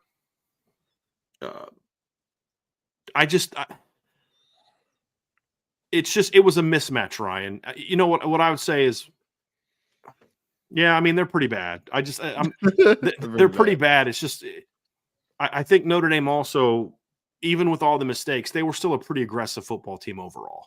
I think that kind of helped them overcome some of those mistakes in all phases. But you'd like to see a little bit more convincing win. But again, 56-23 is a good day of work. It's a good day of work. It is. Yeah. It is. We talked about. Go ahead. Sorry, Ryan. Hit it. Oh no! I was just gonna say. I mean, anytime you win by that type of margin, we always talk about, like, it's fun to nitpick on things when you're winning a football game. It's even more fun to nitpick on things when you're like, you just won by 30+ points. All right, like, you dominate that football game. It was, again, even when they were down 16-14, I'm just like, dude, Notre Dame's gonna roll at some point. Like, you could just see it, right? Like, I mean, at worst, they would have gone into their comfort zone of, like, let's hand the ball off to Audric every play, and he would have ran for 400 yards and 8 touchdowns, and you would have won this football game. Like, it was never in doubt. Never. That is the good thing to work on. And the great thing is that the mistakes you saw today, though, and discounting the road game versus home game stuff, because that's going to be a bigger issue in an offseason talk. But everything you saw today that I thought Notre Dame, just made mistakes at, you can improve it, right? Like it wasn't you lack speed here, you lack size here, you have a deficiency here. It's like you made a boneheaded decision in that situation. You didn't have good ball security. I can coach that stuff up every single day, right? Yeah. But there's some games where you watch and you're like, you know what? That mistake happened because my guys just aren't that talented in certain spots. Like that's where the deficiencies are. Every deficiency today was about Notre Dame shooting themselves in the foot and being their own worst enemy. I can work with that. I can deal with that. I told Vince to transition to the offense next, Ryan, but you said something that I want to ask you about first, kind of big picture. So forgive me, Vince, but would you argue that was pretty much the case in all three of their losses? I mean, you could kind of like Ohio State, for example. Yeah. Ohio State made plays that game, but it's like dropped interceptions, not closing on a seam route, not because you're not good enough, because you just don't play it properly, just not hitting open receivers. I kind of feel like that whole, like every time they lost, one thing that was different, like this year was frustrating. And I think part of the frustration that some fans have is because this isn't like in past years where you're like, guys, Stanford's just a way better team than you are, which was like 2010 and 2011. You guys remember those years? You're like, guys, Stanford's just a better team than we are right now. As a foot, they just are. Or when Georgia beat them in 2019, you're like, you gave a valiant effort, but Georgia's just a more talented football team than they are at this particular point in time. And it wasn't like there was none of those games where like you didn't want to be there like Miami 2017. It was like every game was like, gosh, if you go do this and do that and do that, you win this football game because you actually have the players to do it. You just have to do this and do that. Did you kind of feel like that was true in all of their losses? Like I can't think of one game this year I was like, you know what? You were lucky even to be in that game because that team's got way more NFL players than you do. I mean, you could maybe argue that against Ohio State, but I don't even know that I'd even argue it there. No, that's right. Exactly. Yeah. Like, and it wasn't fluky that they almost won that game, Vince. Right. It was like, they got great receivers, and it's like, Notre Dame's got great corners. I mean, like it was a legitimate great matchup, and I don't know. That's kind of how I felt about all their losses this year, Ryan. I would say so. I mean, yes, because I think that for the majority, you watch those games and you're like, Notre Dame wasn't less talented than that team, or even the same, really. Like it was more about Notre Dame beating themselves. But also, I would say that there is a mindset issue, I think, in some of these football games that we've talked about, right? Like we talked about it, like the Ohio State game, and we've talked about it throughout the year. There's for whatever reason, there's a lack of aggressiveness against certain teams compared to others. And that's a mindset issue, right? But like that also can change, that also can change. Marcus Freeman's mindset can change, or offensive philosophy can change, or, all up and down the coaching staff, that can also change a little bit. Right. But I think for the most part, Brian, I would say so, is that you were your own worst enemy in the biggest games of the season and the losses this year. There also is a mindset issue at times, but I think that everything that you saw this year that held Notre Dame back can be fixed. It can be fixed, and not be fixed as in like, hey, we need to go out and we need to buy 1 million players because our players stink. No, fixed on a practice field on a Monday. You know what I mean? Like on a Tuesday, like the daily grind is what's going to fix this, I believe. Completely agree with you, Ryan. And so you want to talk about shooting yourselves in the foot. So let's talk about Notre Dame's offense, right? 521 yards of total offense, 140 through the air, 381 on the ground. That is 7.9 yards per rush, 8.3 yards per play, and 17.5 yards per completion. I mean, Stanford had nothing to do with Notre Dame's offensive efficiency, basically. I mean, Notre Dame did what they wanted to do. They decided that they were going to run the ball some more, and then throw the ball off play action, things of that nature. And they were fairly successful in doing so. Well, fairly successful in throwing the ball, very successful in running the ball, because Notre Dame was just better. They were just better, and they played that way the entire time.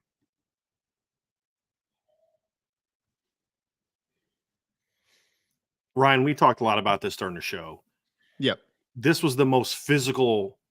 Like, again, we talked during the week. You and I talked about Stanford's not good in the front seven, but they're physical. They play hard.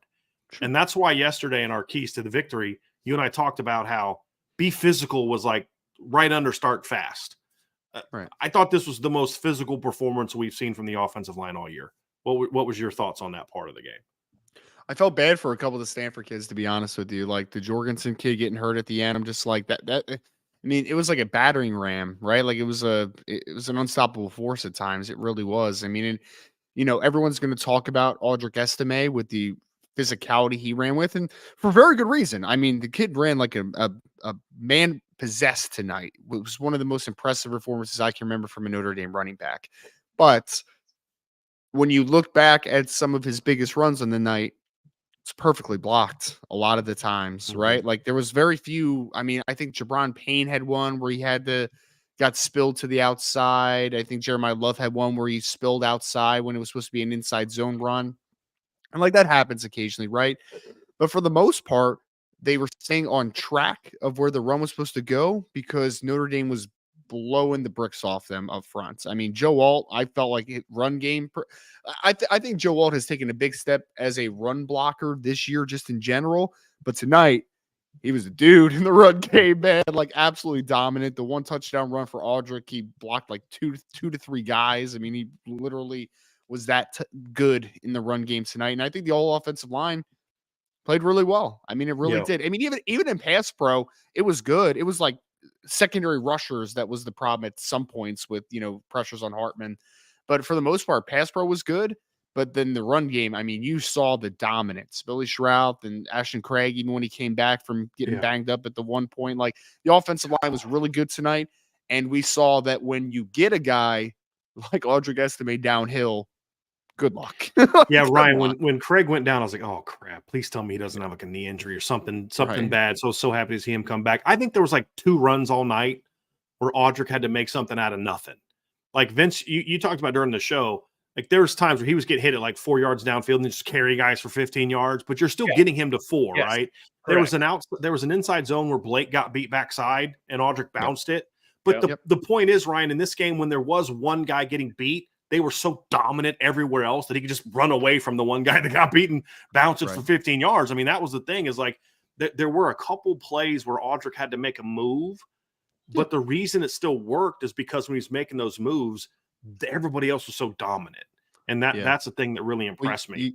You had to throw tight ends and wide receivers obviously into that blocking as well. Like I thought Cooper Flanagan blocked his butt off. I saw Davis Sherwood throwing a couple nice blocks tonight. I saw Eli Raritan in the run game as well. This though, man. Audric Estime took someone's soul on a juke to his left, like jump cut to his left. I was like, oh my gosh, that's a 230-pound battering ram that just did that to you in open space. So I mean, but those are extensions of one another, right? Like Audric Estime isn't great without the offensive line. The offensive line isn't great without Audric also making things happen at times. Vince, it's a mindset though, right? Like this is what you and I always talk about when we do shows. It's like being a physical running team is a mindset. It's not just you called physical running plays. It's your entire week of preparation is we are going to punch you in the face. And the last 2 weeks, and maybe it's because of the 2 new starters. Maybe it's just because coming out of the bye week, Joe Rudolph worked on changing the mindset. But it's like when your offensive line is punishing, your running back is going to run with a little bit more punishment, right? I mean, that's the thing. And what's one of the things you and I were complaining about last week? Like Audric's getting downhill and he's like just dipping out of bounds, right? Today, he was looking for contact this entire game. So I think it was part pissed at the Doak Walker thing and part just we're going to come into this game and just physically beat you up. Yeah. And but if Audric's the only one doing it, Vince, it doesn't matter. I mean, it was everybody. It was the tight ends to Ryan. So tight ends, Rico, Jaden Thomas, and then Audric just was like you talked about some of the blockers took their souls. True. But Audric is like, there's going to be dudes on the field for Stanford, Vince, that are going to be having nightmares about number 7 for Notre Dame over the next couple of weeks. He was a freight train, and he was looking for contact. I mean, it was, yes, you could point to every single kid that was involved in the blocking scheme and point out great things that they did tonight. no doubt about it. And like you mentioned, I mean, he was going 4 or 5 yards without even getting touched. Right. But then it was the mentality after that where he's just bouncing off guys and running through arm tackles and carrying guys with him and moving the pile and everything. Like it was an impressive display, and it was twofold, right? It was the guys blocking, and it was Audric. Audric had a great last game for Notre Dame. Period. End of discussion. If he doesn't end up playing in the bowl game, and I don't know if he's going to or not, if he doesn't, this is a great memory to have. Audric Estime. This game right here, a 200-yard effort. Are you kidding me? Like, that was impressive. Look, Vince, I'll say it. I mean, look, I have no clue what Audric's going to do. I don't. But I kind of feel like this performance, it's almost kind of like, do you really want to come back after that? Yeah. This felt like a mic drop performance to me. Yeah, like and Ryan, maybe you can speak to this because I'm like, look, he's content. I believe you've said this. If I'm misquoting you, Ryan, correct me. But I believe he's kind of contending for like the top 1 or 2 backs in this draft class. I believe, what else can he do in a bowl game that he hasn't done in his 1,341 yards and 18 rushing touchdowns this season? That's going to impact that. You know what I mean?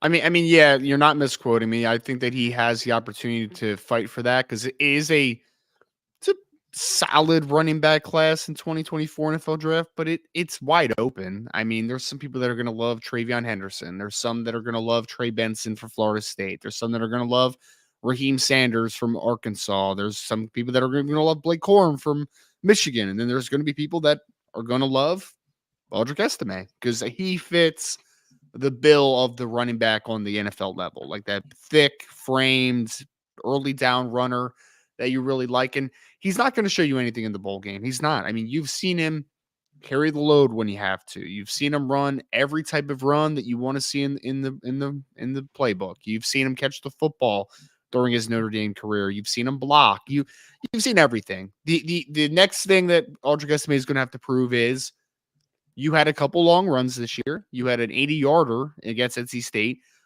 What type of athlete are you, right? Like what type of athlete when we put you in the shorts at the combine and see just kind of the athleticism. But on the field, I don't think many NFL teams are going to have any issue with Audric Estime. They're going to be like, hey, you had some ball security stuff as a sophomore, junior year. You cleaned it up. You only had one fumble in 2023, right? So there's nothing on the field that he could prove. It's the next step is athletically, are you that guy? And then I think everyone thinks that he's gonna interview fantastically. I would be shocked. Oh yes, right. So nothing on the field though is a long-winded answer to say. No, it's good. Hey, this is Irish Breakdown, man. Long-winded is what we do. Vince, you're talking about a guy that's going to finish the regular season with 1,341 yards and 6.4 yards per carry and 18 rushing touchdowns. I mean, that's what Audric Estime did this year. And I would hate to see him come back in a bowl game and get hurt. I don't know what else there is for him to prove. And this is a great encore. It's like, as a Broncos fan, would I love to see John Elway come back for a three-peat in 1999? Sure. But like, dude, you just ended your career with back-to-back champs and you won MVP in the Super Bowl. Like, what else do you have to prove? You know what I mean? It's like time to move on to the next part of your career. And that's kind of how I feel about Audric. And it's not like, and this has nothing to do with his decision. Like they really shouldn't have anything it should not play into his decision, but it's not like he's leaving the room empty for the bowl game. You know what I mean? Like, I got to think that factors into some guys' decisions, Vince. It's like, you know what? Like, I'm not leaving my team hanging out to dry.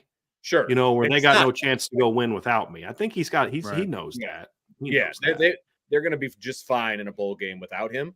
But this is his team, right? Yes. And it depends on how he feels. Does he want to have one more game with his team? I don't know. I don't know Audric. I don't know what his thought process is going to be. That would be the only reason, Vince, is you just said it. That'd be the only reason. If I'm in his ear, though, I'm like, hey, man, you did your duty. Like, you're good. You're good. Right. Vince say duty. I'm just kidding. Ryan's been hanging out with babies all night. I was going to say, you still change a lot of diapers. So, Vince, obviously, Audric ends the regular season with 238 yards, 25 carries, and 4 touchdowns. I think on 3 of the touchdowns, he didn't get touched.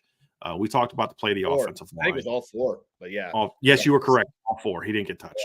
I'll be honest. I was very disappointed in the play of the pass game tonight. Like I actually liked what they called up. I like what they dialed up, but it seemed to me like in the second quarter that Jared Parker was kind of like, I don't have a lot of faith in my quarterback right now, and we're just going to kind of hand it off. I did love that play call to Jordan Faison, the play action play call for the touchdown. But after that, it was like, we're not going to run the risk of him throwing a pick six or doing like it. That's just kind of how I felt it looked, because I thought early on they came out pretty aggressively with nice balance, run and throw. And Sam just, I mean, even early when he was hitting passes like to Tyree, I just kept saying, like, even there, he's late. Like, get the ball out sooner. He's late. Yeah, he didn't have a great game. His timing was off. It was just not good. It almost felt like a coaching staff that was like, we shot ourselves in the foot so much early, we're just not going to shoot ourselves in the foot anymore. You know what I mean? Like, we're just not going to do that. We knew that Aldrich estimated this run game was going to carry us to victory. I mean, Notre Dame almost ran for almost 400 yards as a team tonight, right? It was just like Stanford couldn't stop it, and everyone knew that they couldn't stop it. And I really did. I felt like the Notre Dame coaching staff after a little while was like, you know what? That's cool and all. You know, we could throw the ball around if we felt like it, but we're just going to make sure we don't do something stupid, because all due respect, right? The stupid things were happening when we threw the football. That's when the stupid things were happening, you know, fumble on a scramble, interception, like 2 interceptions, if you count Angeli's as well. So I just felt like they were just, we're not going to do that again. We're not going to hurt ourselves. And that's a terrible mindset to have. But when you've turned the ball over 3 times in one half, as a coach, right? Like, if my team had turned the ball over 3 times and a half, we're kind of like, hey man, like, we are just killing ourselves. Like, we're just shooting ourselves in the foot. Yeah, it's kind of like, Ryan. It's you know, it's a mindset to have, but it's almost kind of like you're in a situation where you can just tell your quarterback just doesn't look comfortable. I mean, he doesn't look comfortable, and you have to sometimes say to yourself, Vince, Vince, you've been an offensive coordinator. You looked in the eyes of your quarterback before and like, bro, he's not feeling it. It's just you know what I mean? Like, we just gotta, and after a couple of, like, the interceptions was like, there's no reason for that. It's like second down, just throw the ball away. There's no reason for you to off your back foot, throw that floater. He was, even in the throws, like I said, he hit, they were just late and just didn't look super comfortable. The last touchdown he hit, guy was wide open, right? Yeah. So I'm not trying to split hairs here, but yes, he was wide open, but it was also underthrown. Like, he had to stop. Yeah, I mean, he was so open. You also wonder if, like, he was so open, Sam was like, just get it out to him. Yeah, you know right. I get that. I get that. Just, but you guided a little bit. You're just like, I just put it out there. I am not missing this deep. I am not overthrowing him.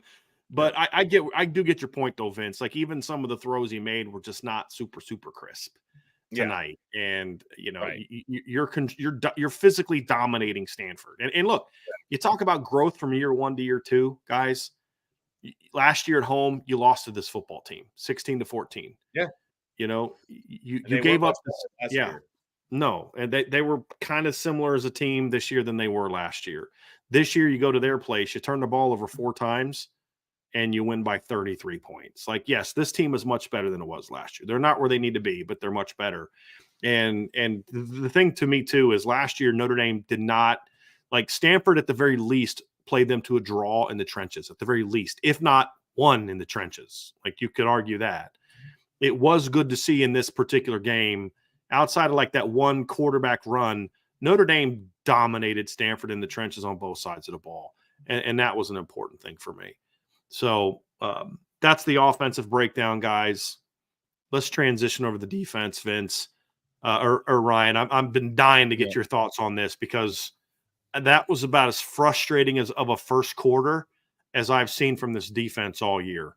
Just, I mean, kudos to Stanford for calling some cool plays, but that was a very frustrating first 15 minutes for the Notre Dame defense. I mean, I feel like, again, you were just kind of, I feel like you almost outsmarted yourself a little bit. I mean, there was a quote by Marcus Freeman, I one of the sideline reporters had said it, and I heard it, I think, during the press conference, where he basically had said that this was the most the most diverse scheme that they played all year or something like that, or the most exotic, or I forget what the phrase was exactly, but it was basically this was the scheme that we had to prepare for most, right? Because it's the most out there and there's layers to it. And I think that when you have that in your mind, a team that throws a lot at you, you get yourself and you can get in your own way a lot of times, right? When in reality, if you would have just lined up, did your thing like you did in the second and third quarter, then you're good. Like you're good. I mean, you were the more physical team than them. You were the faster team than them. It was obvious, right? The only things that was going to give you was if you gave up some explosive plays, you did 49-yarder to the Lamson kid, and then was it 51-yarder to EJ Smith, right? In the passing game earlier, something like that. I mean, you were your own worst enemy on both sides of football tonight. I honestly think that Notre Dame came out, though, in this game, and this is just my opinion based upon just kind of what I heard them say leading up to this game and the actions that were behind it, is that I just think Notre Dame outsmarted themselves, and they were just like too overly worried about a complex scheme when your talent would have beat that scheme better than if you would have just come out and played your game. So I just think Notre Dame outsmarted themselves a lot, man. When they just let it loose and played their game, it was no contest. It really wasn't. It was never a contest. I'm seeing Javonte Jean-Baptiste get let loose and he's unblockable. I'm seeing Nano Osafo-Mensah make several plays in this football game. I'm seeing Maris Loifau, when they just let him go, make some plays in this football game. Like I'm seeing this all this stuff happen. I just think that Notre Dame came out and they were just thinking too much on the defensive side of the football. There was no reason to overcomplicate it. Just let your guys go. Just let them go. You know what's funny, Ryan? Yeah. And Vince, I'm curious on your thoughts as well. The last 2 years of Al Golden, the exception of the USC game, where the game plan was bad, but it was almost kind of like understandable because you didn't have Cam Hart and Tariq Bracy. He's the kind of the opposite of what we complain about with the offense, right? Where they play great against the bad teams and then just don't play well against good teams. It's like Al Golden is just a wicked, like mad scientist genius. Like everything is perfect when they play Ohio State twice. I mean, they held Ohio State the last 2 years to an average of 19 points. And that includes the CJ Stroud-led offense that had 21 points, right? You know, you shut down Caleb Williams this year. You shut down Drake May last year. Then you get the games like this. Games like you get to games like who was Navy second half last year, who's about to fire their coach. They get into games Central Michigan this year. And it's just like, what are you doing? Like, why are you trying to get too cute? And I do kind of find it funny, but if you're going to have that way, I'd rather be that way, where you're great in the big games and you're just not so great in some. You get too cute in some of these games. If there's going to be a complaint, I'd rather be that. That's for sure. Yeah, if you're making me choose, I guess that's what I would choose. Right, I would rather not be great every game. I mean, why do I got to choose? And look, defensively, we are nitpicking, obviously, because of 300 yards is way too many yards to give up against this team. It's way too many yards, and the 23 points, it's way too many points to give up to this team, regardless of the fact that some of it was on turnovers. I don't care.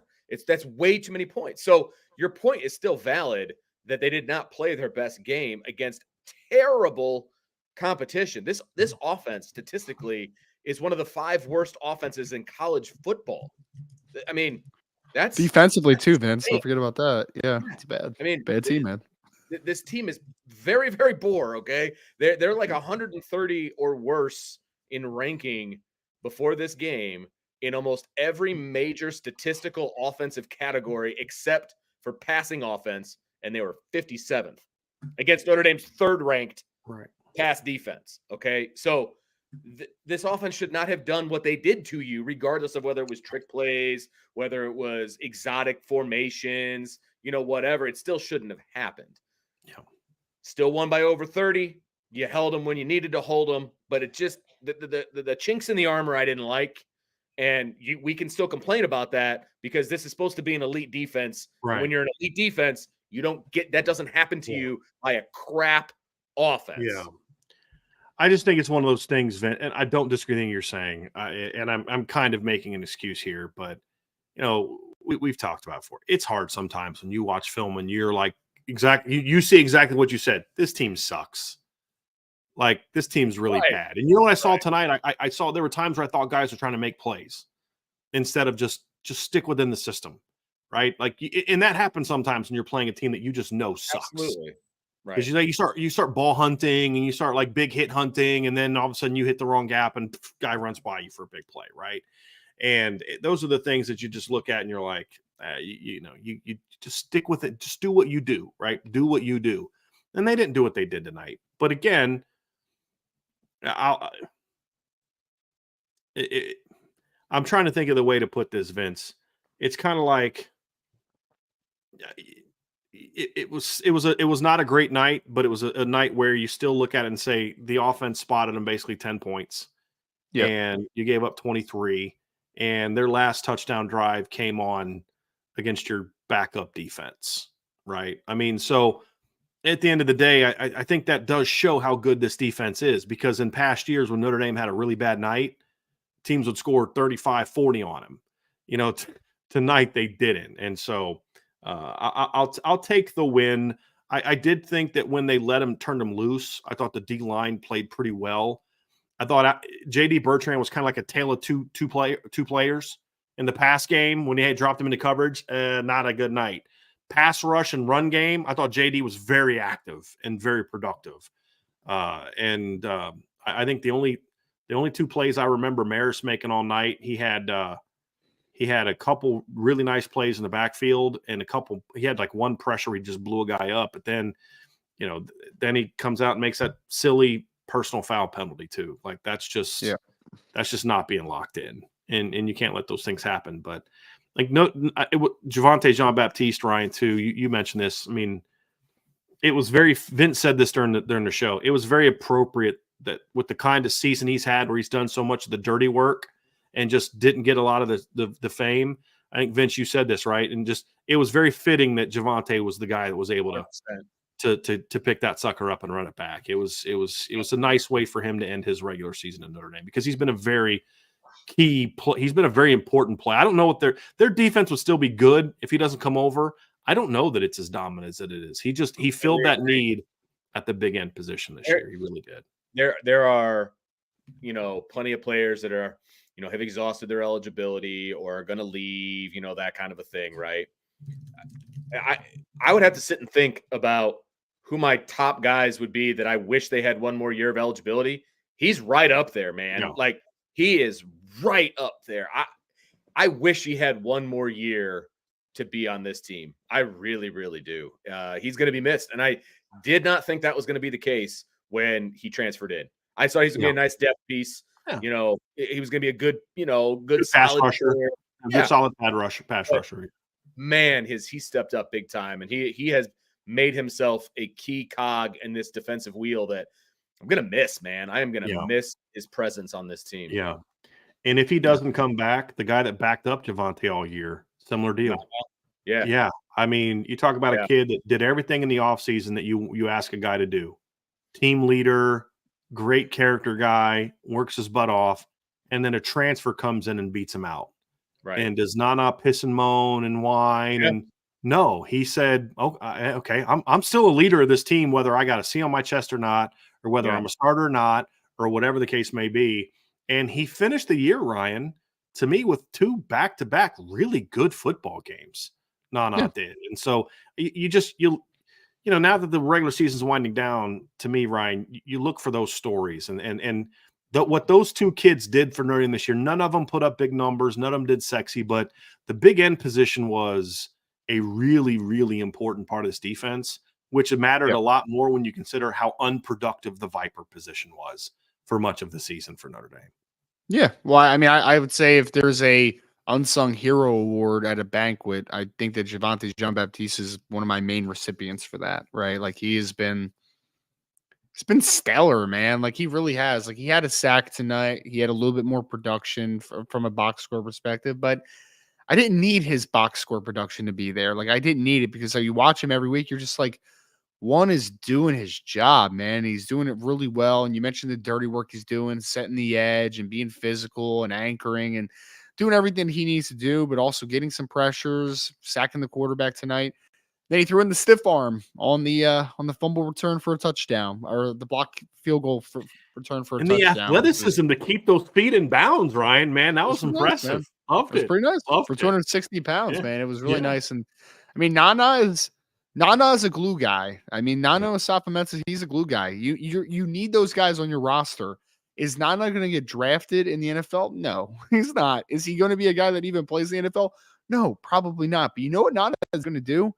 Be there every single day, no matter what, and be productive in the snaps that he's been given. So you need those types of kids on your roster, man. He's what a program is built off of. Like, yes, you need the stars, of course, but you need the guys that you can count on to be there every single day. And if there's an injury, and if there's a guy that you need him increase his snaps for whatever reason, there's, you're banged up, and he's a guy that you need on this roster, and he's been a great asset to Notre Dame football this year. Yeah, people say, why do you take a guy like Joseph Reif? That's it right there. That, like, if he's at minimum a guy like that, you take a guy like that. Like, you need some guys like that, Ryan. And I think when you talk about recruiting, why do you take certain players? Because you need guys that are going to be backups and embrace their role and give you everything they got, whether they're the number 2 big end or they're the captain and the starter and the guy you can build your defense around. And you absolutely need guys like that. And it speaks of volumes of the character of Nana to have the circumstances that he did step up and do that. And you say, is he going to be an NFL player? No. I would imagine he'll get a camp invite, and that'll be it for his career. But when you're that kind of person, and you're, again, I've talked about this, talked to his parents a few times, be around them a couple times during his recruiting process. You kind of figure, you're not surprised that Nana's turned out like he did as a young man, but this kid is going to go into the rest of his life and be very, very successful with whatever it is he does because of those type of things. And so that's good to see. Back end wise, guys, corners kind of did what they did. I still, you didn't like the pass interference on Cam. You got to play the ball better. But outside of that one play, the corners were very good. I mean, the only thing they could really complete on them were like little 2-yard in cuts and stuff like that. I mean, they were pretty locked down. And Stanford, I'll give Stanford credit. They tried to take some shots in this game. They tried. I mean, there were several times there were half roll throwbacks, and Notre Dame just locked guys down. I mean, there just was nowhere to go with the football. And a lot of times they also didn't have time to make those throws. They tried, and when they got them off, they were covered. But a lot of times they were fighting guys that were in their face, and it was just, I mean, it was a complete team defensive effort. There's no doubt about that. Yeah. Well, they made everything difficult, on Stanford, right? Like, there was no easy catches, there was no easy receptions, there was no uncovering deep easily, even. And I felt like everything was contested for Stanford tonight in the passing game, and that's the main course of the battle, is to make everything difficult, right, for a team as a passing offense. So Notre Dame did that. They did that very well, in my opinion. They finished with 216 yards passing, and 52 of them came on one play to a running back against Notre Dame's Viper, Jordan Tahoe. Right. So again, your pass defense wasn't even great tonight. You're way better than them. But exactly. The A.M. Minor kid, who's a legitimately good player. He had 7 catches in the game, but he had 58 yards. I mean, their leading receiver, guys, was their running back who had 7 catches for 116 yards, E.J. Smith. Yeah, crazy. Here's the craziest stat of the night, Ryan. I don't know if you heard this, because I know you. I know you were watching the game, not the. Do you know how many handoffs they gave to their running backs in this game? Well, they only gave EJ one, I think, right? He only had 1 carry. They gave one to a running back, like a backup running back, late in the game, and Ryan Butler got a carry really late in the game, and then EJ got 1 carry. Like, they handed the ball off to the running backs twice the entire game. I think when he had his 5th catch, they were like, well, he's only run the ball 1 time, so I guess you need to get it to him in the pass game. I'm like, I guess so. I mean, his dad's in the stands. It's like, it's disrespectful, man. You have a Hall of Famer in the stands. You're like, all right, cool. That is those games, Ryan, where they went into this game and said, we have 0 chance of blocking this Notre Dame defensive line. This is like Brian Kelly against Georgia that one year. He was like, well, we knew we were going to be able to run the ball. It's like, well, they had 0 chance to run the football. They were like, screw it. We're just going to throw it all over the field. And they did. So, Vince, game balls. Let's just quickly hand out game balls, guys. Offensively, All in favor of a unanimous. So Vince, are we allowed to let everyone pick a different guy on offense, or does somebody have to not pick? I think it's first come first serve. I pick Audric. Go ahead, Vince. Offensive line. Audric. I can set my own rules on this channel. I'm going Audric. So, but no, it was a great way for Audric to end his regular season, potentially his Notre Dame career. He went out and played great. It's a no-brainer. In all seriousness, it's a no-brainer. I mean, Audric should be in consideration for National Player of the Week the way he played in this game, right? Yeah, I mean, Bo Nix might give him a run for his money for how he played on Friday night, but Audric should be in the conversation. Ollie Gordon had 5 touchdowns today too. Yeah. So yeah, there's some guys. Yeah. How much did he finish with? I know did they end up keeping that win? Did they end up coming back and winning? They won, yeah, like 40-37, I think, or something like that. That's a heck of a comeback because they were getting worked pretty good. I'm looking at it now, right? I went to overtime. So yeah, that's Ollie Gordon had 5 touchdowns. He only had 166 yards on 34 carries. So I'm still going with Audric. I'm still going with Audric. What a scrub! He's a bum. 2 of his touchdowns came in overtime. So yeah, he doesn't deserve it. Audric gets it, baby. Although I don't want to look at Bo Nix's stats and compare Bo Nix's stats because he had a pretty darn good night as well. But it was a great day. Defensively, guys, Vince, game ball for the Notre Dame defense. I'm going with the senior, and this is probably his last regular season game in a Notre Dame uniform. I thought he played really well, and he gave up that one pass, but he also knocked one down, and so I will give it to him. Ryan, who are you going with? I'm going the big end position. I don't want to pick just one. I think Nana and Javonte Jean-Baptiste both played their butt off. If I have to pick just one, I would go Javonte. I like that. I mean, if you look at the numbers, Ryan, to back up your point, those 2 players had 4.5 tackles for loss combined. They had 2.5 sacks combined. Nana had 2.5 tackles for loss, 1.5, or excuse me, Javonte had 2.5 tackles for loss, 1.5 sacks. Nana had 2 tackles for loss and a sack. And if Nana doesn't get absolutely assaulted on one of those quarterback scrambles on the edge and held like a champ, he has another potential sack or tackle for loss. Yeah. So I like that, Ryan. I'm gonna steal Ryan's and I'm gonna pick only one, but I'm gonna go with Javonte Jean-Baptiste. But I like that, Ryan. Picking the 2 of them. Vince picked offensive line, so you can pick positions. So I dig that. But Ryan, that's there. I'm taking all the blockers, everyone that blocked for Audric. Right. But Ryan, 4.5 tackles for loss and 2.5 sacks is a lot of production for the big end position. Really lot of production. Yeah, for one game, it's really good. It's really good. Yeah. Yep. So Vince, I think I'll do it, man. Been on here a long time. It's a good show. We do have some super chats. We want to get to those. Yeah. No, we'll get to those. Good show. We'll be back tomorrow night, obviously, upon further review. But overall, guys, is a good way to end the regular season, in my opinion. Back-to-back wins. You outscored your final 2 opponents. What was today's game? 56, right? So 101 to 30 your last 2 games, right? I mean, they're bad teams, but you did to both of them what you're supposed to do to bad teams. You beat them both by 30 plus. Right. All you fans out there that put money on Notre Dame's season total win, 8.5, and you took the Notre Dame to cover. They did that tonight. If you're someone who bet on Notre Dame to cover the spread tonight, you got that. If you picked on over under, you got that. So for all you bettors, tonight was a good night if you took Notre Dame for the season and for this game. So not too much to complain about on that one. No, not at all. So Vince, we are going to wrap up super chats. Ready to rock and roll, man? Do it. First of all, and some of these are going to be from the game watch, so they may not land, timely. But here we go. Tyler Evans, thanks for the super chat. Jonathan Smith is the new head coach at Michigan State. What do you think of the hire? It's incredible. I think it's almost best case scenario for Michigan State to get a guy like Jonathan Smith. I mean, I had questions of if Jonathan Smith was going to leave Oregon State because obviously he played there, he coached there, he built that program up to what it is now because it was in a bad spot when he took over, obviously. But Michigan State needs a builder right now because they're not in a good state. They don't have a very talented roster. They need to build through the high school ranks, get the transfer portal kids in as well. Like they need to be able to build from the ground floor. And I think that Jonathan Smith is a builder. So I think it's a great fit. Here's my only negative of the hire is obviously Jonathan Smith is going to have to do some things with his staff to make sure you get some Midwest people in there that have connections at the high school levels for recruiting, right? That's the key. But it's not any different than what Matt Rule did when he went down to Baylor. Matt Rule had 0 Texas connections. So he hired like 3 high school football coaches from the state of Texas on his staff, either as analysts or assistant coaches. That's the only, and I say negative, that's something he's going to have to control over. Yeah. The other thing I'll say is the Big Ten just continues to punish the Pac-12. I mean, it is just insane because I don't think this move, I have no way of proving it, but this move doesn't happen if the Pac-12 is still a thing.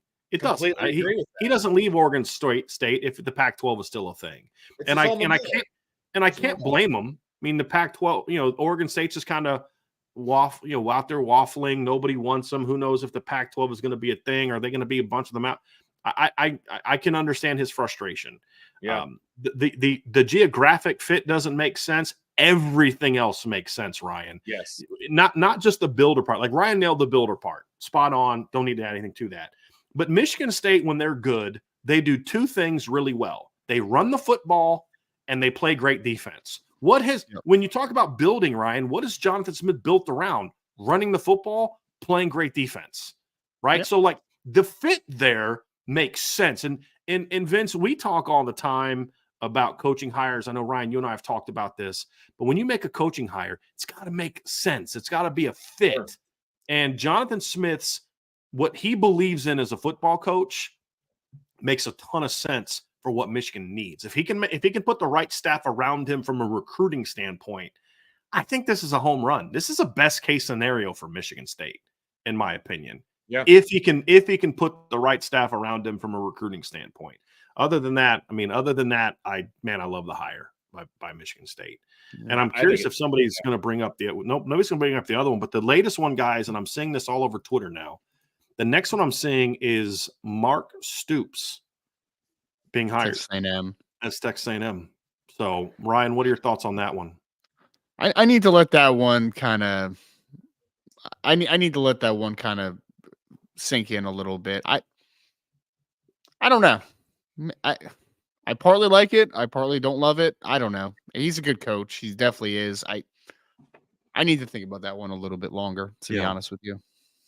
I'm kind of with you. My positives are I think he's a good football coach. I mean, he's consistently taking Kentucky to bowl games. That's not easy to do, Vince. His teams are physical, they play good defense, and they can usually run the football. My concerns are it's not a real dynamic coach, right? No. And now, is that out of necessity because he can't get those type of athletes on offense at Kentucky? We don't know the answer to that. I can only go by what I see. And what I see is not real dynamic. And then the other part is, how's he going to recruit at a place like A&M? I have no idea. But good track record, did a great job at Kentucky, in my opinion, won a national title as a D coordinator at Florida State. So, and then he's got the name, the Stoops name goes a long way in the state of Texas, because Bob Stoops recruited there for a long, long time. He's a good coach. There's no doubt. I think they kind of went name. I still think my two top guys were guys that were playing against each other yesterday. It's Jeff Traylor and Willie Fritz. I think those would have made a lot more sense. You got 2 guys with Texas backgrounds that have shown they can, like you said, Ryan, they can be builders. But the one thing I do like about Mark Stoops is they need an infusion of toughness at Texas A&M, and that's one thing I can guarantee. I don't know if Texas A&M is going to be good or not under Mark Stoops, but they're going to be physical. That's the one thing I can guarantee. And nothing else, Ryan. I feel comfortable saying with certainty what he's going to do. That's one thing I'm confident that they're going to be is physical. So, Vince, you have any thoughts on that? Are you kind of like us, just like, I'm not quite sure what to make of that hire? Yeah, it's impressive what he's been able to do at Kentucky, especially being in the SEC. I mean, you're going to be bringing up the rear an awful lot at Kentucky. Every once in a while they peak, but then they go right back down again. If he puts the kind of effort into recruiting that he did at Kentucky over at Texas A&M, they could be good. They could be real good. I don't think it's going to be an overnight situation, which as a Notre Dame fan, I'm happy about since Notre Dame has to go there in game 1. But what are we going to be talking about all off season? That's a true road game to open up the season. Yeah. There's no givens for Notre Dame in a road game right now. So it'll be interesting. Really glad Mike Elko didn't get that job. Me too, because I would have been real worried, like way more so than I would have been with Jimbo. I mean, I'm curious if Elko was pursued and said no. It would not shock me at all if Mike Elko chose to say it wouldn't shock me either. Knowing what he wants a football program to be. Correct. Like, I think he likes the idea of a Notre Dame, a Duke, a Northwestern. I think he kind of likes being at that type of place. I mean, he's University of Pennsylvania graduate, guys. I mean, he's an Ivy League guy. He doesn't want to be. Yeah. He doesn't want to be beholden to a bunch of boosters either. Oh yeah, and he knows exactly how that works at Texas A&M. Trust me, it's their D coordinator. I agree with you, Vince. Doesn't want to have to be that. That's not how he wants to run a program. So I firmly believe he would have said no if he was approached. Yeah, agree. Agree. Okay, Grant, thanks for the super chat. Currently at the local zoo, looking at lights with the family, listening to the boys. Go Irish. Glad we could help you out. Appreciate you, Kay Grant. Appreciate you very much, man. Yeah. Ronnie with the super sticker. Thanks, Ronnie. Appreciate you very much. There was this one place when we lived in Colorado, Vince, they had a zoo where in the winter they would put all these Christmas things up, which was actually pretty cool. So I'd be curious where that was. But they do the Potawatomi Zoo locally. They do. Oh, they do. That's cool. Christmas lights. Yeah. They had it on the news the other day. I have to tell Angela that she'd enjoy that very much. And just to plug our local zoo, they have remodeled that thing, and it is amazing. I had no idea. I've lived here 10 years. I had no idea there was a zoo around here. Really? Where is it? It's right across the street from Adams High School. It's down off Twickenham. Twickenham. I had no idea. I had no idea there was a zoo in town. No clue. It's a nice little zoo. I mean, it is. And they just did a new lions exhibit, a new it's beautiful. If you're about to tell me they have an amusement park in town I don't know about, I'm about to lose it right now.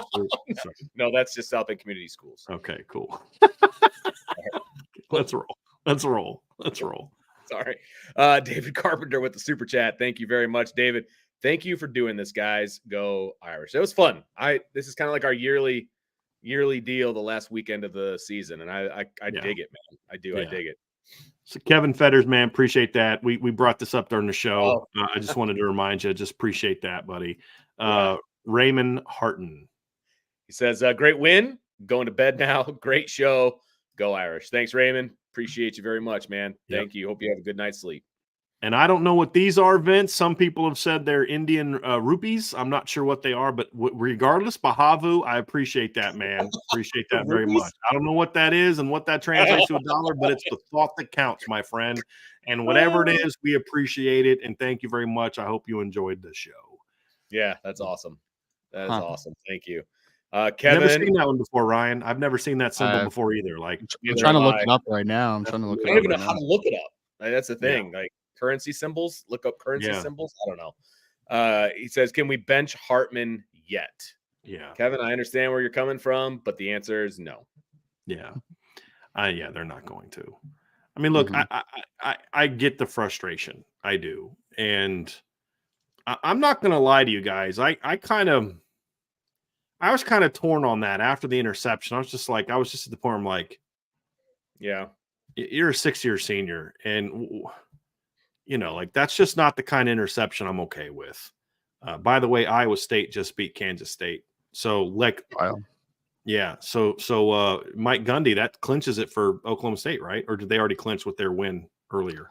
I think they already clinched, but I mean that just puts an exclamation point on it. So apparently Iowa State had a true freshman running back throwing for like 270 yards tonight. Wow. So there you go. I mean, the field is just covered in snow, guys. Just absolutely covered in snow. It's amazing.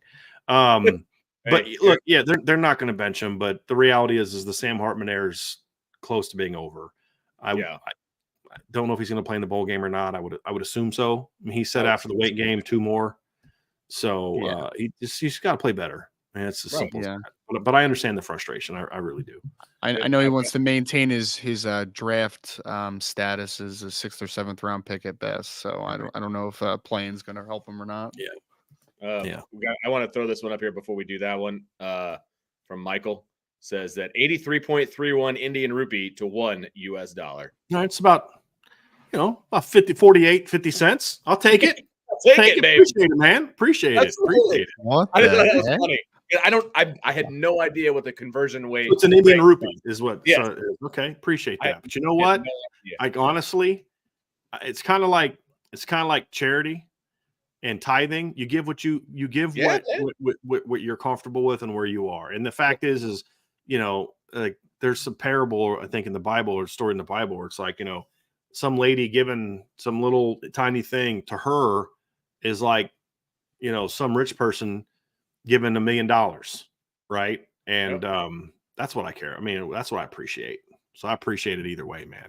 But No, we're all like 100%. looking up monetary stuff on you know what I mean? Like, I had no idea what the conversion rate was. So I think it's cool. I know what it was. Yeah. What Michael just said, though, could be completely false, and I could believe it 100% because Yeah. I have no idea what Indian rupee is. I so. actually just looked it up, Ryan. If it is a rupee, it is about the same. So 40 is Okay. actually, I think it checked out to 48 cents is what it checked out to. But Okay. you know what? As I said, Love it. I'm just kind of cool that I learned something new tonight. Yeah, exactly. I'm appreciative. Whatever you guys like, there's not super chats we appreciate more. I mean, like, it's cool when we get bigger ones, but like, I do hope you all understand. We do truly appreciate that anything you guys give. I really do. Okay, from Brandon Plensner, thanks for the super chat. Why is Paulus trying to insert himself with the refs? Yeah, if I'm Marcus Freeman, Ron Paulus and I are going to have a real heart-to-heart conversation, and it will be me talking and him listening. Don't you ever freaking step on the football field again, right? You are not a football coach. Look, I understand you're the whatever of football. You are not a coach. Right. Sit over there and do your job, and that ain't your job. Talking to the officials is not your freaking job. Right. And if Freeman better say something, because like that's just like, dude, you're not a football coach. Stay on the sidelines and shut your pie hole. Like, yeah, I have no idea why he's trying to do that. Like, you don't see Captain Jack out there yelling at officials. No, he's the athletic director, and Paulus is an assistant athletic director. Right. So know your role, man. Like, exactly. That's not your role. That's not your role. Exactly. I'm not a fan, period. And I just really get annoyed when I'm watching him, which is funny because I was actually a big fan of his as a player. Like, I always thought he was a very underrated player. Like, he played on some bad teams and he was in a system he should never had to run. But as I've lived around this community in recent years, my opinion of him has changed dramatically, and I'll just leave it at that. And Vince, I know that you and I share the same opinion on that one. I wonder how many rupees is his buyout to get Paulus out. A lot.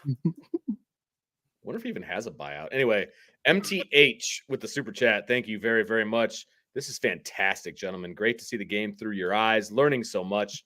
Thanks for doing this. You're welcome. Appreciate that. You're welcome. Yeah, we appreciate that, man. Kevin with another super chat. Can we compete for a national championship? I think it meant to be next year. I think it meant next year. Yeah. I mean, and then Kevin has another one that kind of goes with it, Vince. So we'll kind of answer both of them kind of together. But yeah, it says over under national championship in the next 2 years. It's possible. I mean, look, I think things set up pretty nicely for Notre Dame in the next couple of years if the development's where it needs to be. Right. Because I believe, and if you guys disagree, you can jump in when jump in at any time. I think the talent level the next 5 years, at least the next 4 years, is going to be significantly better than what it's been the last 5. Just because when you look at the freshman class already there, some of the sophomores as well, but then also looking forward to the 2024 class. I mean, especially on offense, the Notre Dame offense the next several years is going to be absolutely loaded. Like, will the linebackers be better players than J.D. Bertrand and Jack Kaiser and Maris Leaf? I don't know. Will they be better athletic talents? Absolutely. I mean, you're going to have backups. They're going to be just better overall athletes when they have now at 2 of the 3 positions. And we're people here that have defended the athleticism of the linebackers. It's not jumping on those guys aren't athletes. It's just these guys are freaky athletes for their side. Yeah. I mean, you watch Drake Bowen. Did you see the one play, Ryan, he made on the run where he was playing backside? I think this was one of the first plays. He was playing backside. They ran outside zone that was offside zone. It was like an off tackle play away from him, and he just shot through the backside and chased it down. I was like, okay, that kid's a little different. A little bit different. But I think the talent level's there. It's just going to come down to what decisions does Marcus Freeman make in regard to the changes they make from a preparation standpoint to overcome some of the things we've seen the first 2 years. And then number 2, what is he willing to make a philosophical change on offense and then make whatever decisions need to be made to get that going there? And that's not hinting getting rid of Jared Parker. It has nothing to do with that. I'd still like to see a season of Jared Parker as the OC with Marcus Freeman leaving it alone. Hands you know off, what I mean? Yeah. And then let's see if he is or is not the guy. And if he's not, then you can make a move. And if he is, you say, hey, great, let's keep rolling. But if the development is there and they catch a couple breaks, meaning like good health and things like that, yeah, I think the gap has been pretty narrow the last few years anyway. I mean, other teams have had better rosters, but not like this enormous gap like people think. And it's going to close immensely over the next 2 to 3 years. Does that mean they're going to win a title? I don't know. I have no idea. I have said, if I'm predicting, I think within the next 4 to 5 years, they will win a title. I've said that before. I'm going to stick by that. Will it happen in the next 2? I don't know. But I think things are certainly trending in a great direction in 2 areas. Number one, the schedule the next 2 years sets up really nicely. You have enough big games where you're going to have a great resume to get into the playoff in a 12-team playoff. The depth will be much better, which will allow the depth of athleticism and talent will be better to allow them to then play well into those 4 games. Basically for Notre Dame, it'll be a 16-game season. You can't just have talent. You need depth of talent, and it'll be much closer. So can they? Sure they can. Will they? Don't know. But I feel a lot better about it from a talent standpoint now than I did 3 years ago. Like, you just think about what the roster is going to look like next year, Ryan. I don't know how good guys are going to be. Just pure athleticism. And to me, top to bottom, it's significantly better than it was in 2021. In my opinion, I think it is top to bottom. And the thing that you have to remember also is that, we're talking about Marcus Freeman going into year 3, et cetera, et cetera. Well, he's going into year 4 as a recruiter for Notre Dame, obviously, especially on the defensive side of the ball in that first year. But now is when we're going to start seeing his guys become prominent role guys on this defense/offense. And I think that is going to tell the tale as to whether Marcus Freeman is the guy. And obviously I'm leaning towards he is the guy because I know the talent level that I think is on this team that hasn't had a chance to be real role players yet. That's what we're going to start to see in 25 and 24 is those guys are starting to come to the forefront now as real role players. And so we're going to see, okay, one of Marcus Freeman's biggest attributes is what he does on the recruiting trail. Well, now those guys are going to get on the field in a real meaningful way. And you know what I mean? Like, I think that's really going to tell us a lot about what this program is now and what it's going to be. Yeah.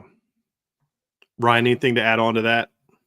No, I mean, talent level is definitely going in the right direction. And I think that we're seeing a higher level of parity in college football right now. So unless that reverses over the next couple of years, I think Notre Dame has a chance. It's just going to be dependent upon striking while the iron is hot. And obviously the 12-team playoff changes things a little bit as far as giving an opportunity to some teams that wouldn't ordinarily get an opportunity. So interested to see how that works.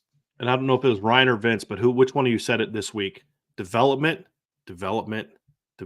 Was that you, Ryan, that said that in one of our shows together? I feel like that might have been Vince. I don't know. I don't remember saying that, but I can say we all agree on that. How about that? Because yes. I mean, I just don't want to take credit for something one of you. It might have been Sean Davis because we actually did a show recently together as well. But that's it, guys. It's development. Talent will be there, but can you develop it? What was one of the major downfalls of Charlie Weiss? He didn't develop anybody. Right. He didn't develop anybody, and it's this college. You can't just go. Well, you can go to the transfer portal, but you've got to develop these guys. That's the whole point. You can go ahead and bring in the best recruiting class ever, but you got to develop them from the second they step onto your campus, and that's the biggest question mark. Can they be developed? Right. We'll see. Jim Halloran, thank you so much for the super chat. A disappointing Notre Dame season, but IB never disappoints. Thank you, IB. Go Irish. Thanks, I appreciate that, man. Jim, I'm not going to address your comment yet because that's going to be a lot of what we discuss over the next month. But, I mean, big picture, the season was disappointing because this team should have been better. No doubt. There's things to build on, certainly. But, yes, I'm sorry. Look, guys, we're going to talk about a lot of the positives to take away from the season over the next week, and there are. But at the end of the day, guys, I think we all agreed that 10-2 should have been the floor this year. I think that's what we agreed to in our prediction shows. This team should have at least been 10-2 this year, and they weren't. things to build on, sure, but this team should have been better. And I'm always going to look back at the Louisville game and the Ohio State game especially and just be like, what could have been? What could have been? But it is what it is, and but we'll have plenty to say about that. But I know I speak for the entire IB team that we appreciate the second part of the comment. Yeah, man. That we never disappoint. Absolutely. So that means a lot. Means a lot. Kevin with another super chat. Did we waste a year of QB development on Hartman? No, because first of all, none of the quarterbacks were ready to play this year. Nope. Right. And the season was disappointing because you should have been better. If they would have gone 9-3 because they didn't take a chance on a veteran quarterback in the portal, we'd be looking back at this season and saying, what if we would have gone out and got X player, whatever player in the portal? Look, they took their swing. And it didn't work out. And, you can talk about whatever reasons, but I'm okay with Notre Dame taking their swing this past season because of where the quarterback room was. Steve Angeli wasn't ready to be the starter.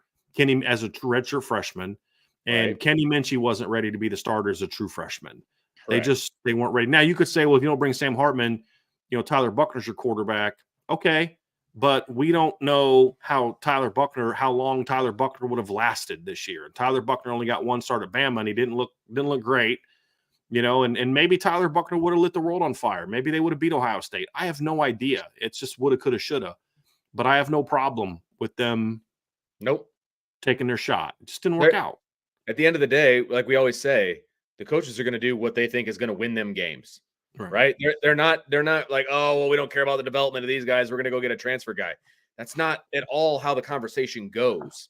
They saw this guy out in the portal. They saw what he's done statistically over the 5 years of being a quarterback. He had one more year, wanted to be in a pro style offense, all of it. All the boxes were checked. They went and they took their shot. It didn't work. Everything else of the team is equal, guys. If everything else is the same, and all that you have is Steve Angeli or Kenny Minchie at quarterback instead of Sam Hartman, I don't know that they're 9-3. Do they beat Duke if Sam Hartman's not their quarterback? I don't know the answer to that. I have no idea.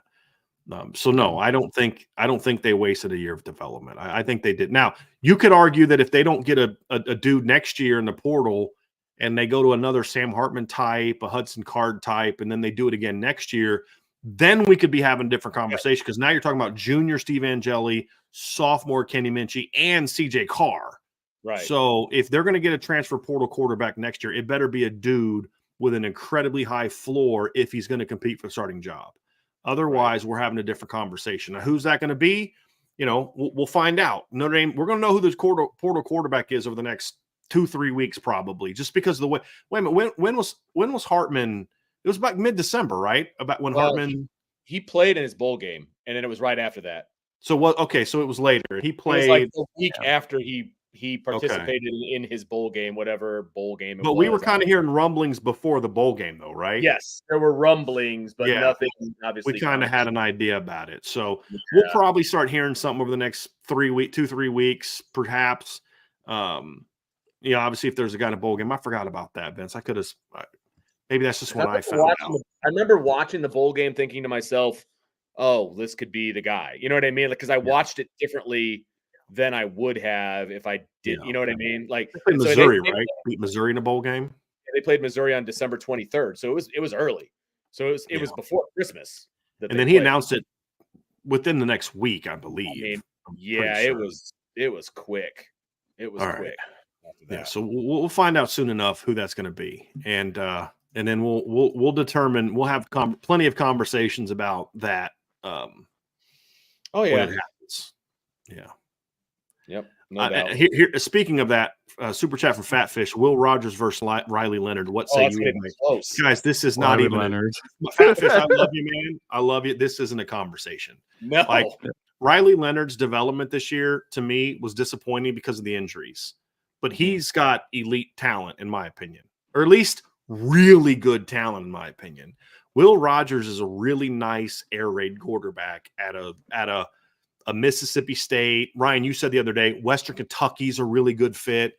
He is not a Notre Dame. Like, I know that some people are going to look at the yards, and I get that. I do. I mean, the kid threw for almost 5,000 yards one year. That is 100% system generated, guys. 100% system generated. They put him in a somewhat modern offense this year, and he looked very mediocre. Very mediocre. It was all his production was 100% Mike Leach's system. I mean, this is a system that had Graham Harrell thrown for over 5,000 yards one year. I mean, it's just a system where if you're not throwing for over 4,000 yards, you literally shouldn't be on scholarship in Mike Leach's system. I mean, I'm serious. Will Rogers threw a deep out 2 years ago that hasn't landed yet. So yeah. Was that the one in the Egg Bowl? I don't know, man. The wide receiver's still waiting for it to get to him. It still hasn't gotten there. He had a throw like that in the Egg Bowl 2 years ago, and I was like, what the heck was that? But yeah, I mean, that's not even close, buddy. That's not even close. Riley Leonard, you could argue, is a needle mover. Will Rogers would be great to land if he's okay being a mentor. I said the other day, if he's okay coming here being a mentor and a backup that maybe gets you out of a game, that just is you're bringing him in to be to do for you what Hunter Johnson did for Clemson a couple of years ago, right? Or what Tristan Gebbia did for Ohio State this year. That's the only way that I'd look at him. I'd rather have Mr. Rogers. I'd rather have Duck Dodgers. I'd rather have just about anybody than Will Rogers, please. He's Mr. Rogers? Is that what you just said? And he doesn't fit the system that Notre Dame wants to run at all. It's just that's not the way to go. So a stubborn Mick said this one, Vince. I'm gonna thank you for the super chat, my man. I know who this is. We're not going to address that now because that's going to be a topic of conversation in the offseason. We are going to have that show about who was the better player, Sam Hartman or Jack Cohn, because I really am curious to hear your guys' answers, and I know what mine is, and I'd love to hear people talk about it. But it's not going to be something that 5 hours and 10 minutes into a show we're going to discuss, because I think, I mean, that's a full show, or at least a full segment of a show. Yeah. So okay, yeah, I'll keep my opinion to myself then. I've got plenty to say on that topic too. Oh, we're going to talk about it after the show, Vince. But that's going to be. I love the question. I do. Yeah. I just want to wait till we actually have the show about it, because it's going to be a very interesting show. Last couple guys, and then we're going to get out of here. Last two. Octavius with the super chat. Thank you very much. Good season, sort of. 8.5 wins, hits. Still left a lot to be desired. I sincerely hope the passing offense picks up the bowl season into next year. Thanks for the live streaming the last game. It was awesome. That was fun. It was fun, guys. I appreciate you doing it with me, Vince. It was a lot of fun. But yeah, it was. Was it a good season? It was a good season. It was a good season. It wasn't a good enough season, but you go 9-3, you win the bowl game, hopefully. But regular season wise, it was a good season. They just needed a better season, and it could have been a better season. And it's okay that it was disappointing from what we thought it was going to be. Like that's Notre Dame. I mean, look, you and I, Vince, would be complete hypocrites as much as we banged on Brian Kelly for not getting over the top to then defend and say 9-3 is okay, guys. It's okay. We should all just sit back and be happy, because we crushed Kelly for years. For constantly going 10-2, 11-1, and not winning the big games. Just because I like Marcus Freeman a lot more than I like Brian Kelly doesn't mean the standard changed. The standard is still the standard, and this was a team that should have been better. And I think he nailed it. Good season, sort of. Still a lot left to be desired. I think that perfectly encapsulates this season. This was a good year that should have been better. But if you bet on the over, you made yourself some money. It's a good thing. I need to check to see if I did that, because I can't remember. But anyway, I thought you did. I thought I did too, because I thought there was one other you were going to bet on that you just ended up playoff. I think you were going to bet on the playoff one or something like that, and then you decided not to do that one, which turned out to be wise. But I thought you did bet on the over this year. I may have. We'll see. We'll see. Not quite sure. We just had a couple others pop up here real quick, guys. Sean O'Hara. Wow, thanks, Sean. Big super chat. I watched all the other schools' channels this year. IB is by far the best breakdown channel by far. He said by far twice, which means it's so much better. I love thanks, it. Guys. Thanks, man. That, Sean. And I definitely appreciate the super chat, but even more so, man, I appreciate that shout out. We work hard for it, man. We do. Steve Rolfe with the super chat. Thank you very much. Late to the show. Was this the worst Stanford team that you've seen? No. I was looking it up as this question came in. 2006 Stanford team was the worst team I ever remember. They went 1-11 that year. They let up 31.4 points a game, but they only scored 10.6 points per game that year. They were terrible. That was 06? '06. Their starting quarterback was, well, they split. Trent Edwards was a quarterback for 7 games, and they also had TC Ostrander was their other quarterback. That was who's a coach now. That was Walt Harris's last year, I believe, right? I think because it was, yes, it was, because Harbaugh took over in 07. And if you remember, that team wasn't very good either. I think they went like 4-8. I'm gonna pull it up. I think they went like 4-8 or something like that. But it was the weirdest year ever, man, because that team in 2007, they went 1-11 in 2006. Walt Harris's last year. But that team the next year went 4-8. But it was such a crazy year. They got blown out by UCLA, got blown out by Oregon, got blown out by Oregon State, got blown out by Washington State, lost to Notre Dame, lost to 3-9 Notre Dame, but they beat USC when USC was number 2. They beat Pete Carroll that year. Like, just the wildest year. USC finished that year, guys, 11-2, and they lost to Stanford. Like, it was just the weirdest Stanford year ever. But you could just kind of see some of the foundation being laid by Harbaugh. But yeah, that 05 team, that 06 season, Ryan, that was a really bad one. And I don't even know that this is the worst Stanford team of the last few years. They've played a couple. They've played a couple really bad teams. They've had a couple really bad teams. Like, and the 21 team at that point, it was so beat up. I mean, they weren't very good anyway. And the 19 team was pretty bad too. Like, the 2019 team was pretty bad. I believe the leading receiver. Yep, the leading receiver on that 06 Stanford team was Mr. Richard Sherman when he was a wide receiver. I remember that. Yeah, Stanford's a weird team. They've always been a weird team. All right, last couple. Now we're down to the last one again, Vince. We had a couple pop up, but I wanted to end with this one because we always say we would love for people to do super chats of the score when Notre Dame scores a bunch of points, and my man or my lady A. Clayton did that for us. Yeah, A. Clayton 47, 56-23. So I got to say what it is because that was a really good, nice super chat because that was the final score. Yes. Great live game chat. It allowed me to mute the Pac-12 network even on delay. Much better watch. What is the one thing that you would change, offense or defense, that would allow the talent accumulated to take the next step into a national championship contender? The biggest thing for me is I need to see Marcus Freeman change his philosophy about offensive football. And look, I don't care who the coordinator is. If he wants to move on from Jared Parker, that's his business. If he wants to keep Jared Parker, that's his business. But no matter what decision he makes in that regard, if he doesn't change his philosophy, it's going to hurt him. And look, I thought the Dan Lanning hire was not a good. I didn't understand that hire by Oregon. I didn't love the hire, but he's done a great job there. But what Dan Lanning has shown at Oregon is you can be a defensive coach that believes it's to win a championship, you've got to play good defense and still let your offense be aggressive and attack. And Stanford or Oregon this year, when you think about it, he took over a program at Oregon was giving up 27 points a game. Last year, their defense gave up over 27 points a game again. This year, they're giving up 15.9. They play very good defense. And their offense still scores over 45 points a game, and they're not aggressive from like throwing a million balls down the field. They don't throw a lot down the field, but they're aggressive with tempos and attacking the perimeter and all that kind of stuff. And it shows you. And Kirby learned that. Kirby Smart learned that after constantly being almost as good as Bama. If you want to win a championship, you have to play great defense, but you got to score. You got to be able to score. You got to have an aggressive approach. He went on hired Todd Monken and got 2 titles. Dan Lanning did that approach, and he has a shot to be in the playoff this year if they can beat Washington next week.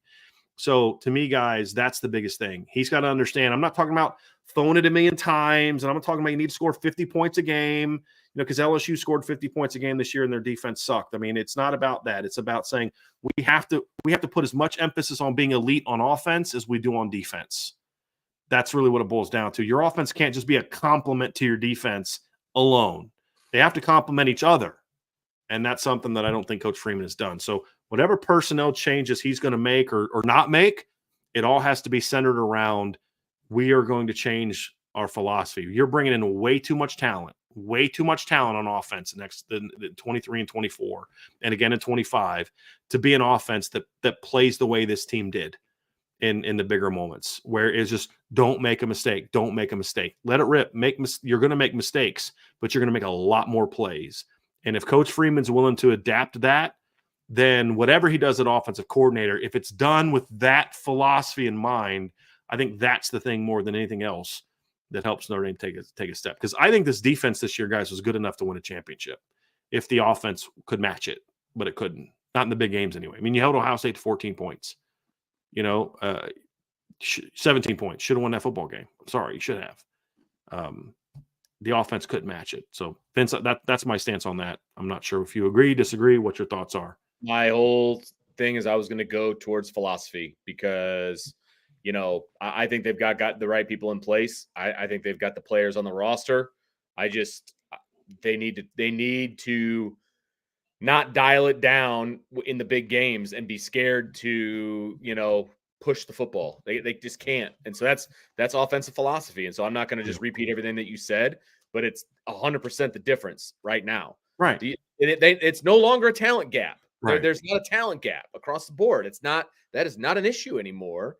It is now a philosophy, and they can't have a defensive first, run first philosophy. You still have to open it up. You can't be so conservative in the big games. So I'm hoping when they do the self-scouting and all of that over the offseason and they look at how things went in the not so big games and how the offense prepared and what the game plan was and all of those different things, that they're like, you know what?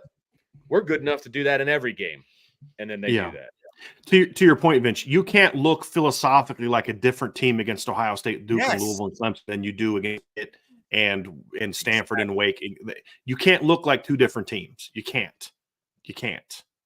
And that's what they are. Ryan, what about you, man? What's your stance? Modernize the passing attack. There's times where I like a lot of the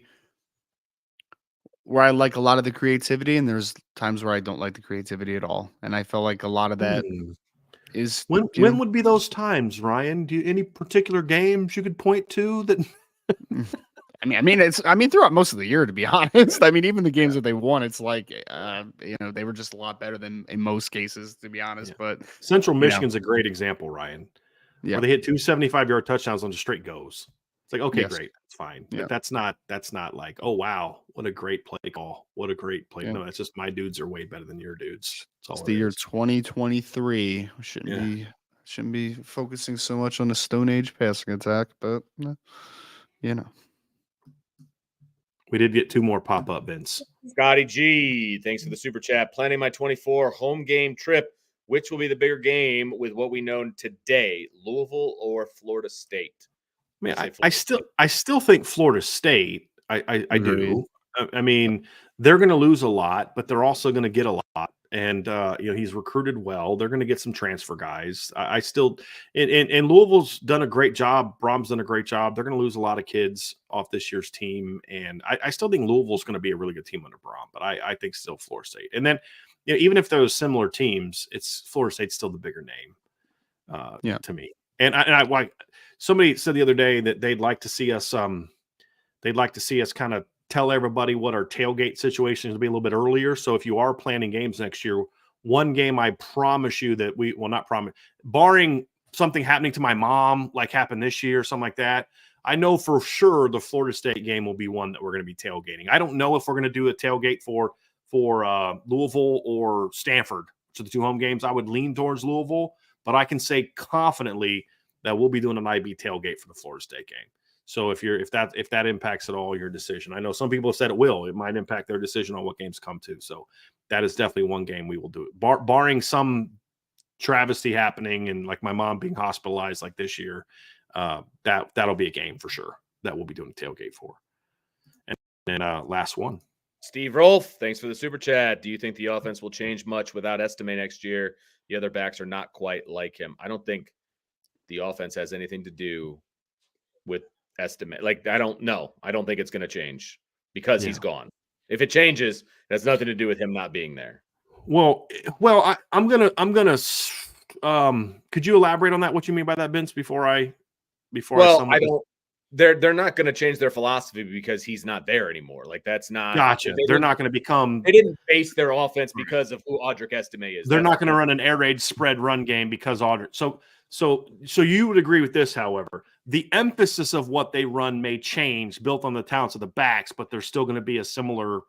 They may run out of different formations because of the type of talent. They may emphasize duo more than inside zone, or inside zone more than duo, or maybe run a little bit more pin and pull because of the type. But they still run that stuff. It's just the emphasis might be a little bit different. I got then we're on the same page. Yeah, there is a boatload of talent in that running back room, a boatload of talent. And as much as I love watching Audric Estime do his thing, I'm gonna really love watching the running back room the next few years too, because there is so much talent in that room that I think people don't realize yet, but they will, and they're gonna enjoy it. Yeah. Yeah, so we're on the same page then, Vince. It's your philosophy doesn't change, your system doesn't change, but your emphasis might depending on the talent level of your players. Yeah, we're on the same page there. That's why I'm glad I let you explain that a little bit. I mean, I think it's going to be more explosive. That doesn't always necessarily mean better, worse. I don't know, but look, there's some runs like that we've seen from Audric that maybe go for 25 or 30. That if it's blocked up the exact same way for Jeremiah Love or Jadarian Price is going for 70. And that's kind of what Ryan was talking about earlier when he was talking about the NFL draft. Like, Audric had an 80-yard run against NC State. He had a 70-something yarder called back by Central Michigan, but most of his runs were 20s, 30s, occasional 40s. Some of those runs are 70 if it's Jeremiah Love. It's 70 if it's Jadarian Price. It's so you're just going to have a more explosive room. Will you give those guys 25 carries like you did Audric today? I don't know. I don't think so. So there might be some emphases there. I think it's going to be more explosive. I think the thing that's going to have a greater impact on the offense run game next year is not having Audric, who's a very good back. But guys, Notre Dame's has been going from back to back to back, and like you lose Josh Adams and Dexter is just as good the next year. Right, you lose Dex and Tony Jones almost goes for 100. You lose Tony Jones and Kyron Williams steps in and he has 4 carries as a freshman, comes out in his second year and goes for 1,000. Right, and back-to-back years. Kyron leaves and Logan Diggs and Audric Estime step in the lineup and both go for over 800 yards. Logan leaves and you know what I mean. Like Notre Dame's going to be fine as the lead running backs. They're going to be fine. The bigger question is, can the offensive line get better? That's going to have a greater impact on the run game next year than whether Audric does or doesn't come back. And that's no shot at Audric, guys. Notre Dame's just been doing this since 2017. I mean, really since 2015, because CJ left and then Josh Adams was really good the next 2 years. So I'm not at all worried about running back at all. I don't know if you guys want to agree, disagree. I think we're on the same page there. I know your guys' opinion. I think we're on the same page there. I think the bigger question is, like, to me, the only guy that I'm concerned about losing, as far as I don't know how they're going to replace it, is Joe Alt. Like that's the only one I'm concerned about, because there's not we know. I mean, you lose like Jeremiah Love, Jadarian Price, Keidron Young comes in, Aeneas Williams. You have Jabron Payne. They're going to be fine there. I don't know who the left tackle is going to be next year, and I don't know that. I think the drop off is going to be pretty big unless somebody has a big offseason. So. That to me is more of a concern for me than whoever's playing running back. It just is. But if Jeremiah Love and Jadarian Price are your number 1 and 2 running backs next year, guys, it's basically you're going to have a more explosive version of Audric Estime and Logan Diggs, like a much more explosive version of those two guys, where you may not have a number 1, but you have 2 dudes that are both averaging 6+ yards a carry and just ripping people up. That's what I think you're going to see. I'm not worried about running back. And Vince, I saw your face. You and I are on the same page on that one. Not even a little bit worried. I think actually the running back position is going to be more explosive next year, like you said, than it was this year. Yeah. Yeah. And it's not a shot at Audric. It's different skill sets. I mean, it's Correct. just. Yeah. Right. Yeah. And they're going to be older. I'm excited about it. And I loved what Audric did. Just like I loved what Kyron Williams did, just like I loved what Tony Jones did, what Dex did, what Josh. It's not like, suck. That guy sucked. No, it's not that at all. It's just like that guy did great. He moved on. Good for him. Go bust it in the league. Get your money. Notre Dame's going to be fine. That's kind of how I look at it, right? Ryan, thoughts on this as we wrap up on this particular topic? No, I mean, you guys hit I mean, it's going to be different next year, but it doesn't mean worse. It doesn't mean better. It just means different. So I'm excited for it, man. I'm excited to see if there is one guy that is I don't want to say bell cow, but if he is the main target share guy next year in the running back room, if it is a complete committee approach, I don't know exactly how it's going to turn out, but I'm interested to watch it. Yeah. Yep. So yeah, I agree. So that's going to do it, Vince. Wait, 5.5 hours. I think other than the Thanksgiving special, this is no, our signing day show went longer, but as far as just like a normal non-signing day show, so I think it might be our longest show ever. So I'll go ahead and take us here, Vince. I just saw the barking. That's awesome. So, hey, everybody that's been with us this entire show, man, we appreciate you all so very much. Ryan, thank you for joining us for the pre and post game show. Vince, my man, my ride or die, thanks for being with me for this entire time, buddy. I appreciate you. Hope everybody has a great rest of your weekend. Vince and I'll be back tomorrow night for our upon further review of the Notre Dame Stanford game. It's going to be a lot of fun. Ryan, you and I will be back on Monday for a Notre Dame mailbag.